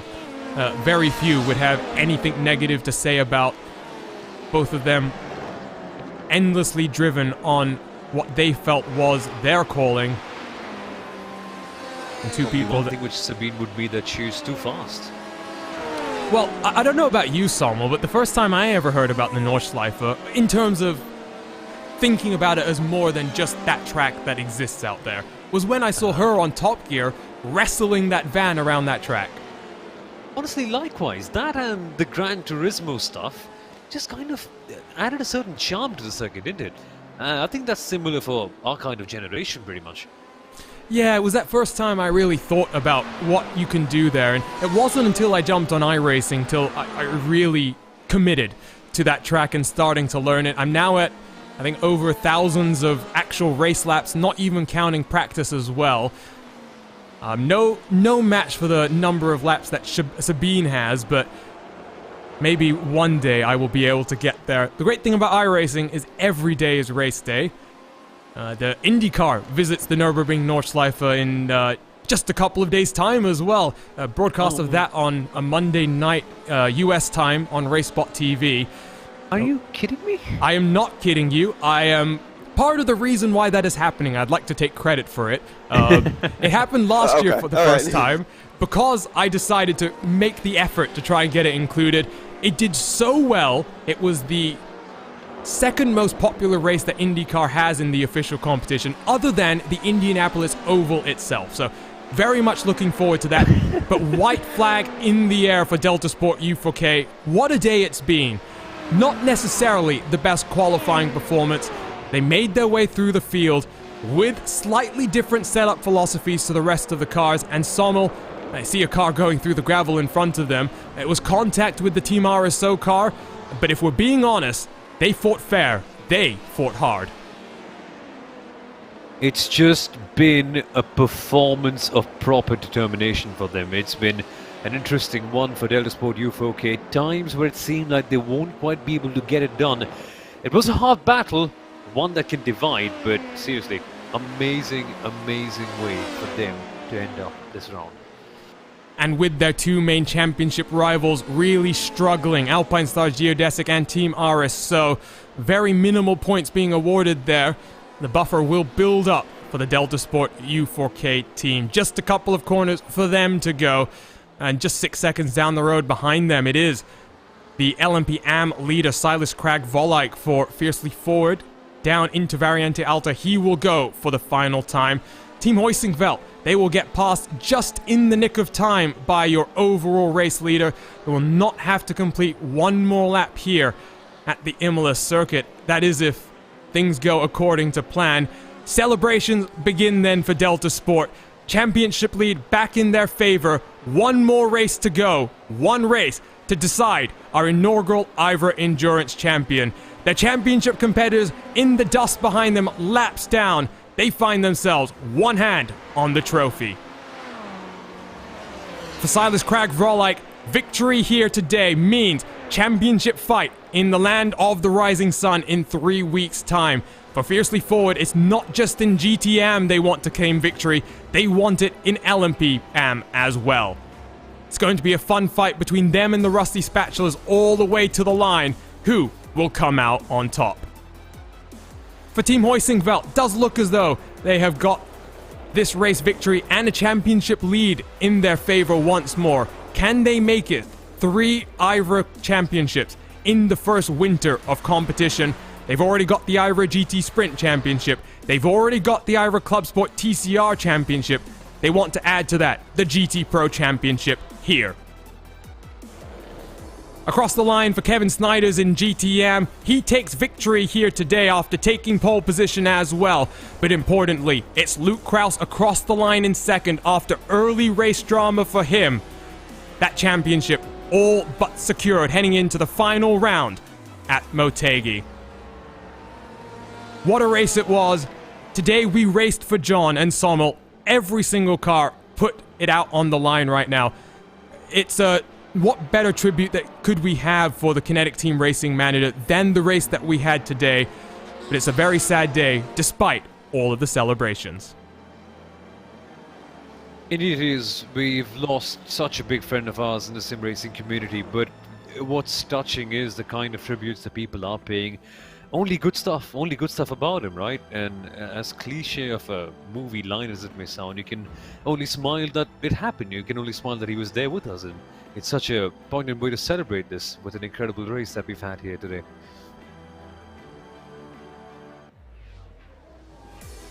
He will be remembered by many, not just his teammates at Kinetic Racing, but those he's helped in the community and those he helped reach the top level of sim racing. Let's take a look at our final race results here from the 6 hours of Imola. Delta Sport U4K with victory once more this season. They extend a championship lead that they had a couple of rounds ago and want to secure. Silas Krag-Vrolak, second place overall, first in LMPM. What a drive from him. And it really set up an exciting championship finale. Hell Racers will cross the line, second position in class. RSR Esport by G Performance, great to see them on the podium in class today. It's been an interesting season for them, not just here in the Endurance Championship, but in the Club GT Sprints Championship as well. High Caliber Autosports, 4 podiums in a row now. Very impressive form to close out the season. They might be in the championship hunt as well. But Rusty Spatula's championship leaders coming into this race weekend, they should extend the gap as well at the front of the field. Torque Freak in 7th, RSR in the 56 car across the line in 8th, Daniel Croft in Pure Sims. Very impressive qualifying for that car. Early race damage through no fault of their own drops them to the edge of the top 10. Adequate Racing, another car that got caught out by some weird issues. First some technical issues, and then the car stopped on the entry to pit lane. Joshua Wolf in 11th. N-Race Esports, the 199 car, recovers to 12th. A sign of how important attrition was in this race. Dean Moll for Kinetic in 13th. Ronald Gross for the Real Pixel Motorsport team in 14th. Miguel Vigo, championship contender coming into this race weekend. It might be that the championship hopes are still alive, but only just. The 141 car, very impressive performance early in the race for them. Late race drama, unfortunately, drops them to 16th. Hell Racers in the 29 car, multiple contacts for them in 17th. And Luca von Leitner, he talked to Manuel Sudal mid-race when they were leading. Very disappointing end for them here in Italy. Jason Dilworth, 19th. Matthew Crisp across the line in 34th. Final couple of cars, Florian Denzler and Stefano Conte round out the 22 cars that took to the green flag. In GT, it's Team Hoisingveld back to the front here in the IVRA Endurance Championship. They take victory by a whole lap from Team 11 and PJ Claessens. Jonas Bodin across the line then to round out the podium in 3rd. Latima Racing Team, very strong performance from them today. What can they do at Motegi to round out the season? RSR Esport by G Performance rounds out the top 5. Maniti Racing Championship leaders coming into this race will have some work to do in our final round. Carlos Vila, 7th place in GT Pro, and then the first of our GT Am machines. Pole position to race victory for Kevin Snyder's. Not as simple as that makes it sound. They take victory over the championship leading Luke Kraus and Fiercely Forward 334. One hand on the trophy for them as well, but they know 10 hours at Motegi, anything can happen. Vector Sim Racing across the line then to round out the top 10 and the podium in that class as well. So nice train of these GT Am cars. You'll see a lot of the GT Pros unfortunately had to retire, I think, from this race. A World of Sim Racing Junior, Usagi Racing, AOD Racing, and then VEC Sim Racing. They're 11th through 14th, along with a Samba Racing Team, the Quasar Ford, 15th and 16th respectively. And you got the 396, the 326, the 321, and the 324, all laps down from your leaders. Final couple of finishes in this class, the likes of Lou Barreto, Bernd Schmidt, Trevor Vravoski, and Michael Storm all having big issues midway through the race. So 6 hours of action done, and now it's time to head trackside for our post-race coverage. First up, they're already standing by, so let's bring in the duo for Delta Sport U4K, Alexander Gravry, one of their drivers, and Brian Vorst, their team manager, standing by with Sommel Aurora. Well, firstly, Alexander and Brian, guys, many congratulations. Big win for you in the championship. Alexander, I'm going to start with you first. What kind of a race was this for you? I can imagine the setup change and having that lower gear ratio made it slightly tricky at times, but it must pay off so satisfyingly in the end. Yeah, exactly. As you said, we were running quite a special setup compared to other participants, but it was very frustrating at times because we couldn't overtake as we wanted. But as you said, yeah, in the end, the victory is even sweeter. And about the battles that you had with RSO, what was it like, Alexander? Because we know that both of you were, of course, and still are the main contenders in the LMP2 category. Can you share a quick word on what that was like for you? I'm a bit sad how it ended at the end, I think.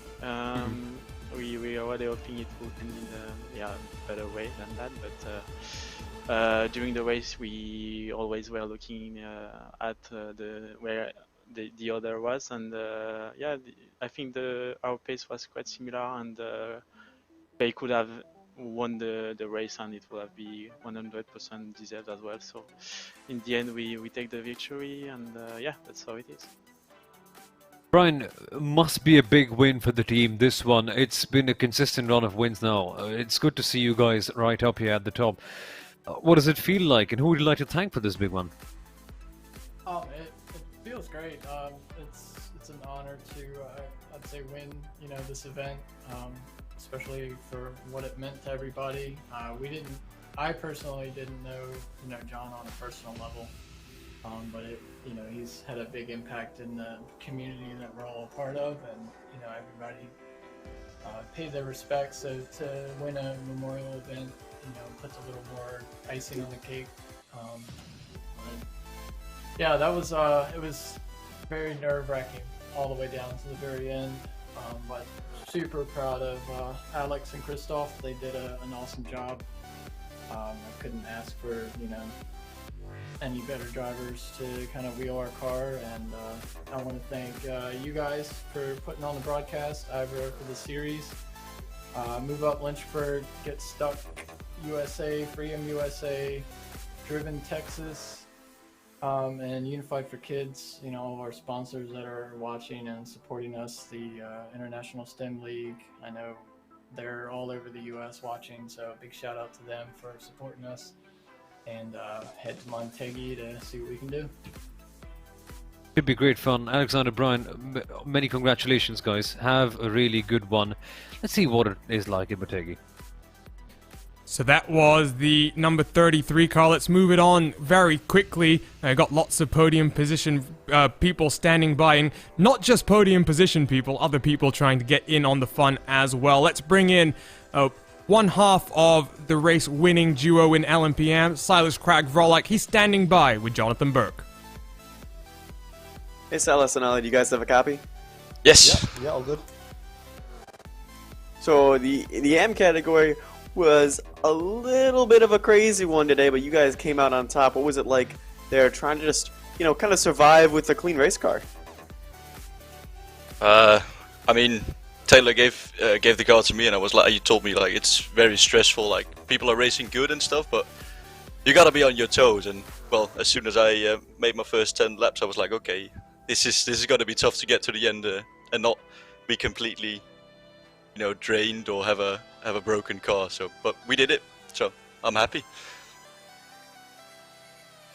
And obviously, what was it like just trying to pick your way through traffic? Obviously, the AM cars versus the pro cars is one thing, but then trying to make through all the GT traffic at a course like this where it's a bit tighter and it can be an area where you can easily screw up.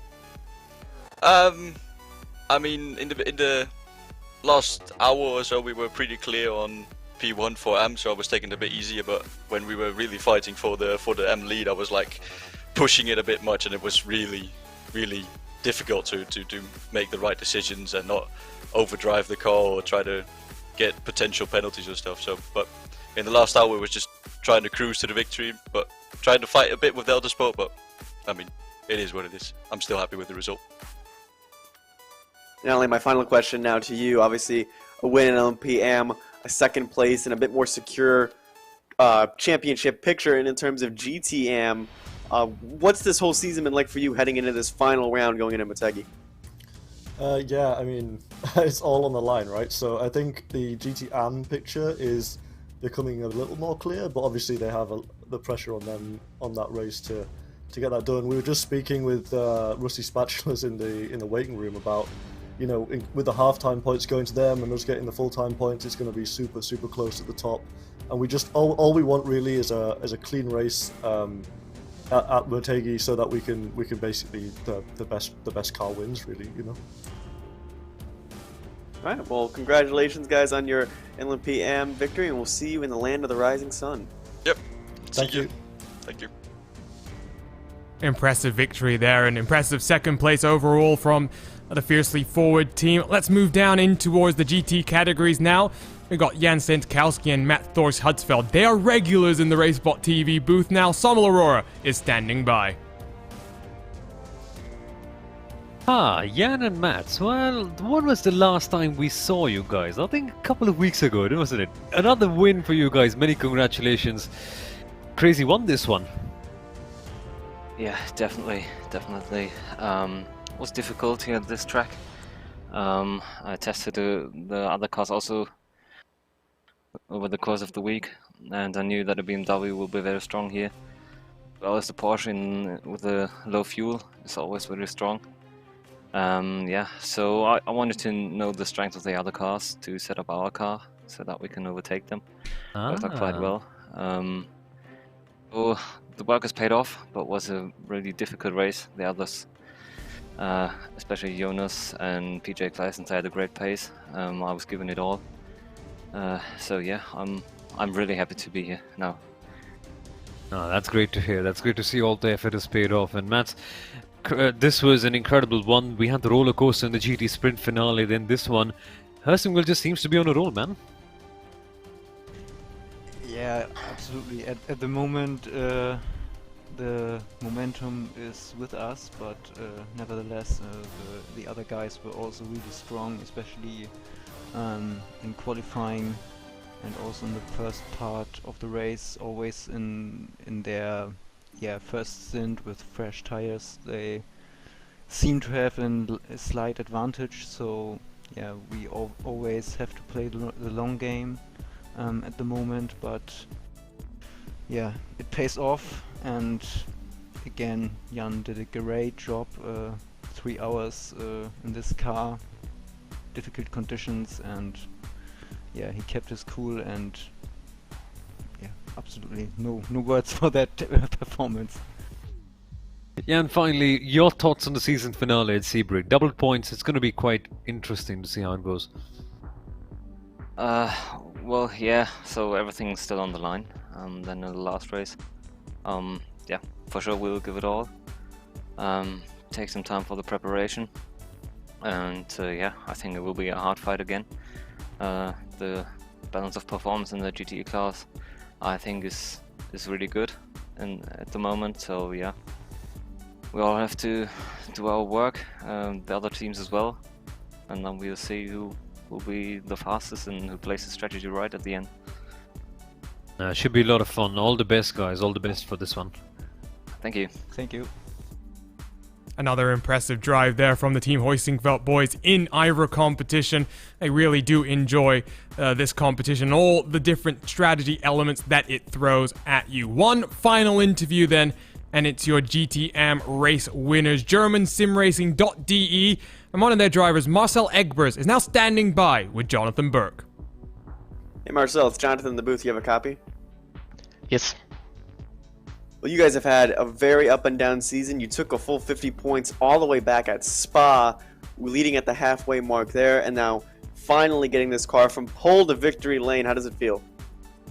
Yeah, I'm actually still shaking. The last laps were really intense because Fiercely Forward was closing up, but then I think it was Richard Small who got in the way of them and basically held them up long enough so they couldn't catch up with us. And it was basically the whole race. We went into it without any expectations and just wanted to go safe and be easy on the incidents. And in qualifying, suddenly Kevin just pushed out the pole lap for GTM, and at that point this race basically got going for us. And describe kind of that like middle part of the race where those halfway points are being given and those split strategies and even those safety cars were just kind of like throwing everyone for a loop? Was there any big concern about getting involved in a big crash or chaos? Obviously, your car didn't come out fully clean, but keeping it clean was a key. Yeah, I mean, we were basically running a little more downforce than the other cars, I guess, and the little crash we had when we got punted by an LMP2 didn't make it better. We were down a lot of kilometers on the straight, and it was basically impossible to overtake there. So we were a little lucky when I did my double stint and we decided to run the car empty and take the risk that a safety car might come out. And yeah, as I joined the pits and Kevin got into the car, the caution came out, and that was basically really lucky for us because the other AOD BMW was they were in front of us, and because of that they had to pit early, I guess, and they got the end of line penalty. So we ended up first after that mysterious safety car procedure, where we were probably a part of why it was so messy. But yeah, after that it was a run to the finish and trying to escape fiercely forward. And then thoughts on Motegi. Obviously, you guys are going to be a little bit far back from fiercely forward in terms of points for the championship, but you guys are still in competition for P2 in the championship. Yeah, we went into this race without any expectations because we were many times unlucky this season. I mean, I have a long story of unfortunate incidents in this series, and yeah, basically we just wanted to get this one done cleanly, and now we've won it actually, and we'll basically let us surprise how the next race will end. Alright, well congratulations, and we'll see you guys out in Japan in 1 month's time. Thanks guys. So post-race interviews come to a close, and what a race it was indeed. Final thoughts before we say goodbye. Let's start with you, Sommel, because again, championships have been thrown for a toss. Race control still has incidents to go and work their way through. We'll get those final points, we'll be able to reflect on them in a couple of hours' time, but what we do know is basically everything is on the line at Motegi. 2 of our championships are going to be neck and neck. One of them is a bit more done and dusted, one of them is completely wide open. Say that again, Arjuna. Did you say Motegi properly? Nah, it's going to be amazing, right? It's just going to be the season finale. You've got 10 hours of racing. May seem long and tedious initially, but it's going to be quite a fun one considering double points and all the other aspects. Should be wild. Should be really fun. What about you, Jonathan? One more race to go. Final race, not just in this series, but our winter IVRA competition schedule. What a ride it's been. 3 weeks from today, we head to the land of the rising sun. 10 hours of action. Second longest race on the calendar until we get to that Triple Crown, and I think it's going to be the place where everyone who has been competing in the IVRA competition really wants to show their stuff and what they've learned over this winter series and bring their A game, regardless if they're competing for a championship. They want to end this winter and spring season on a bang before we head into next season with the Triple Crown and these series coming back in August and September. So one final race in this calendar, this winter endurance competition schedule for IVRA sanctioning body organized event. In 1 month's time, we can think about the new year of operations, as it were. But for now, all eyes on the land of the rising sun. Thank you for tuning in to RaceSpotTV for continued IVRA competition coverage. My name is Arjuna Kenkipati. Alongside has been Jonathan Burke and Sommel Aurora. We've had track cameras provided to us by Istvan Ballo and TrackCams22.com. Additional car cameras provided by RaceSpot's own Tyler Maxson. Timing and scoring provided by our partners at timing71.org. Head over there to follow along using their world-class suite of data analysis tools with the best in real and virtual motorsport. We'll be back in 3 weeks' time from the land of the rising sun for the season finale, the 10 hours of Motegi, where we will crown 4 brand new IVRA champions. For the team at RaceSpotTV behind me, thank you for tuning in, and we'll see you again for more IVRA action.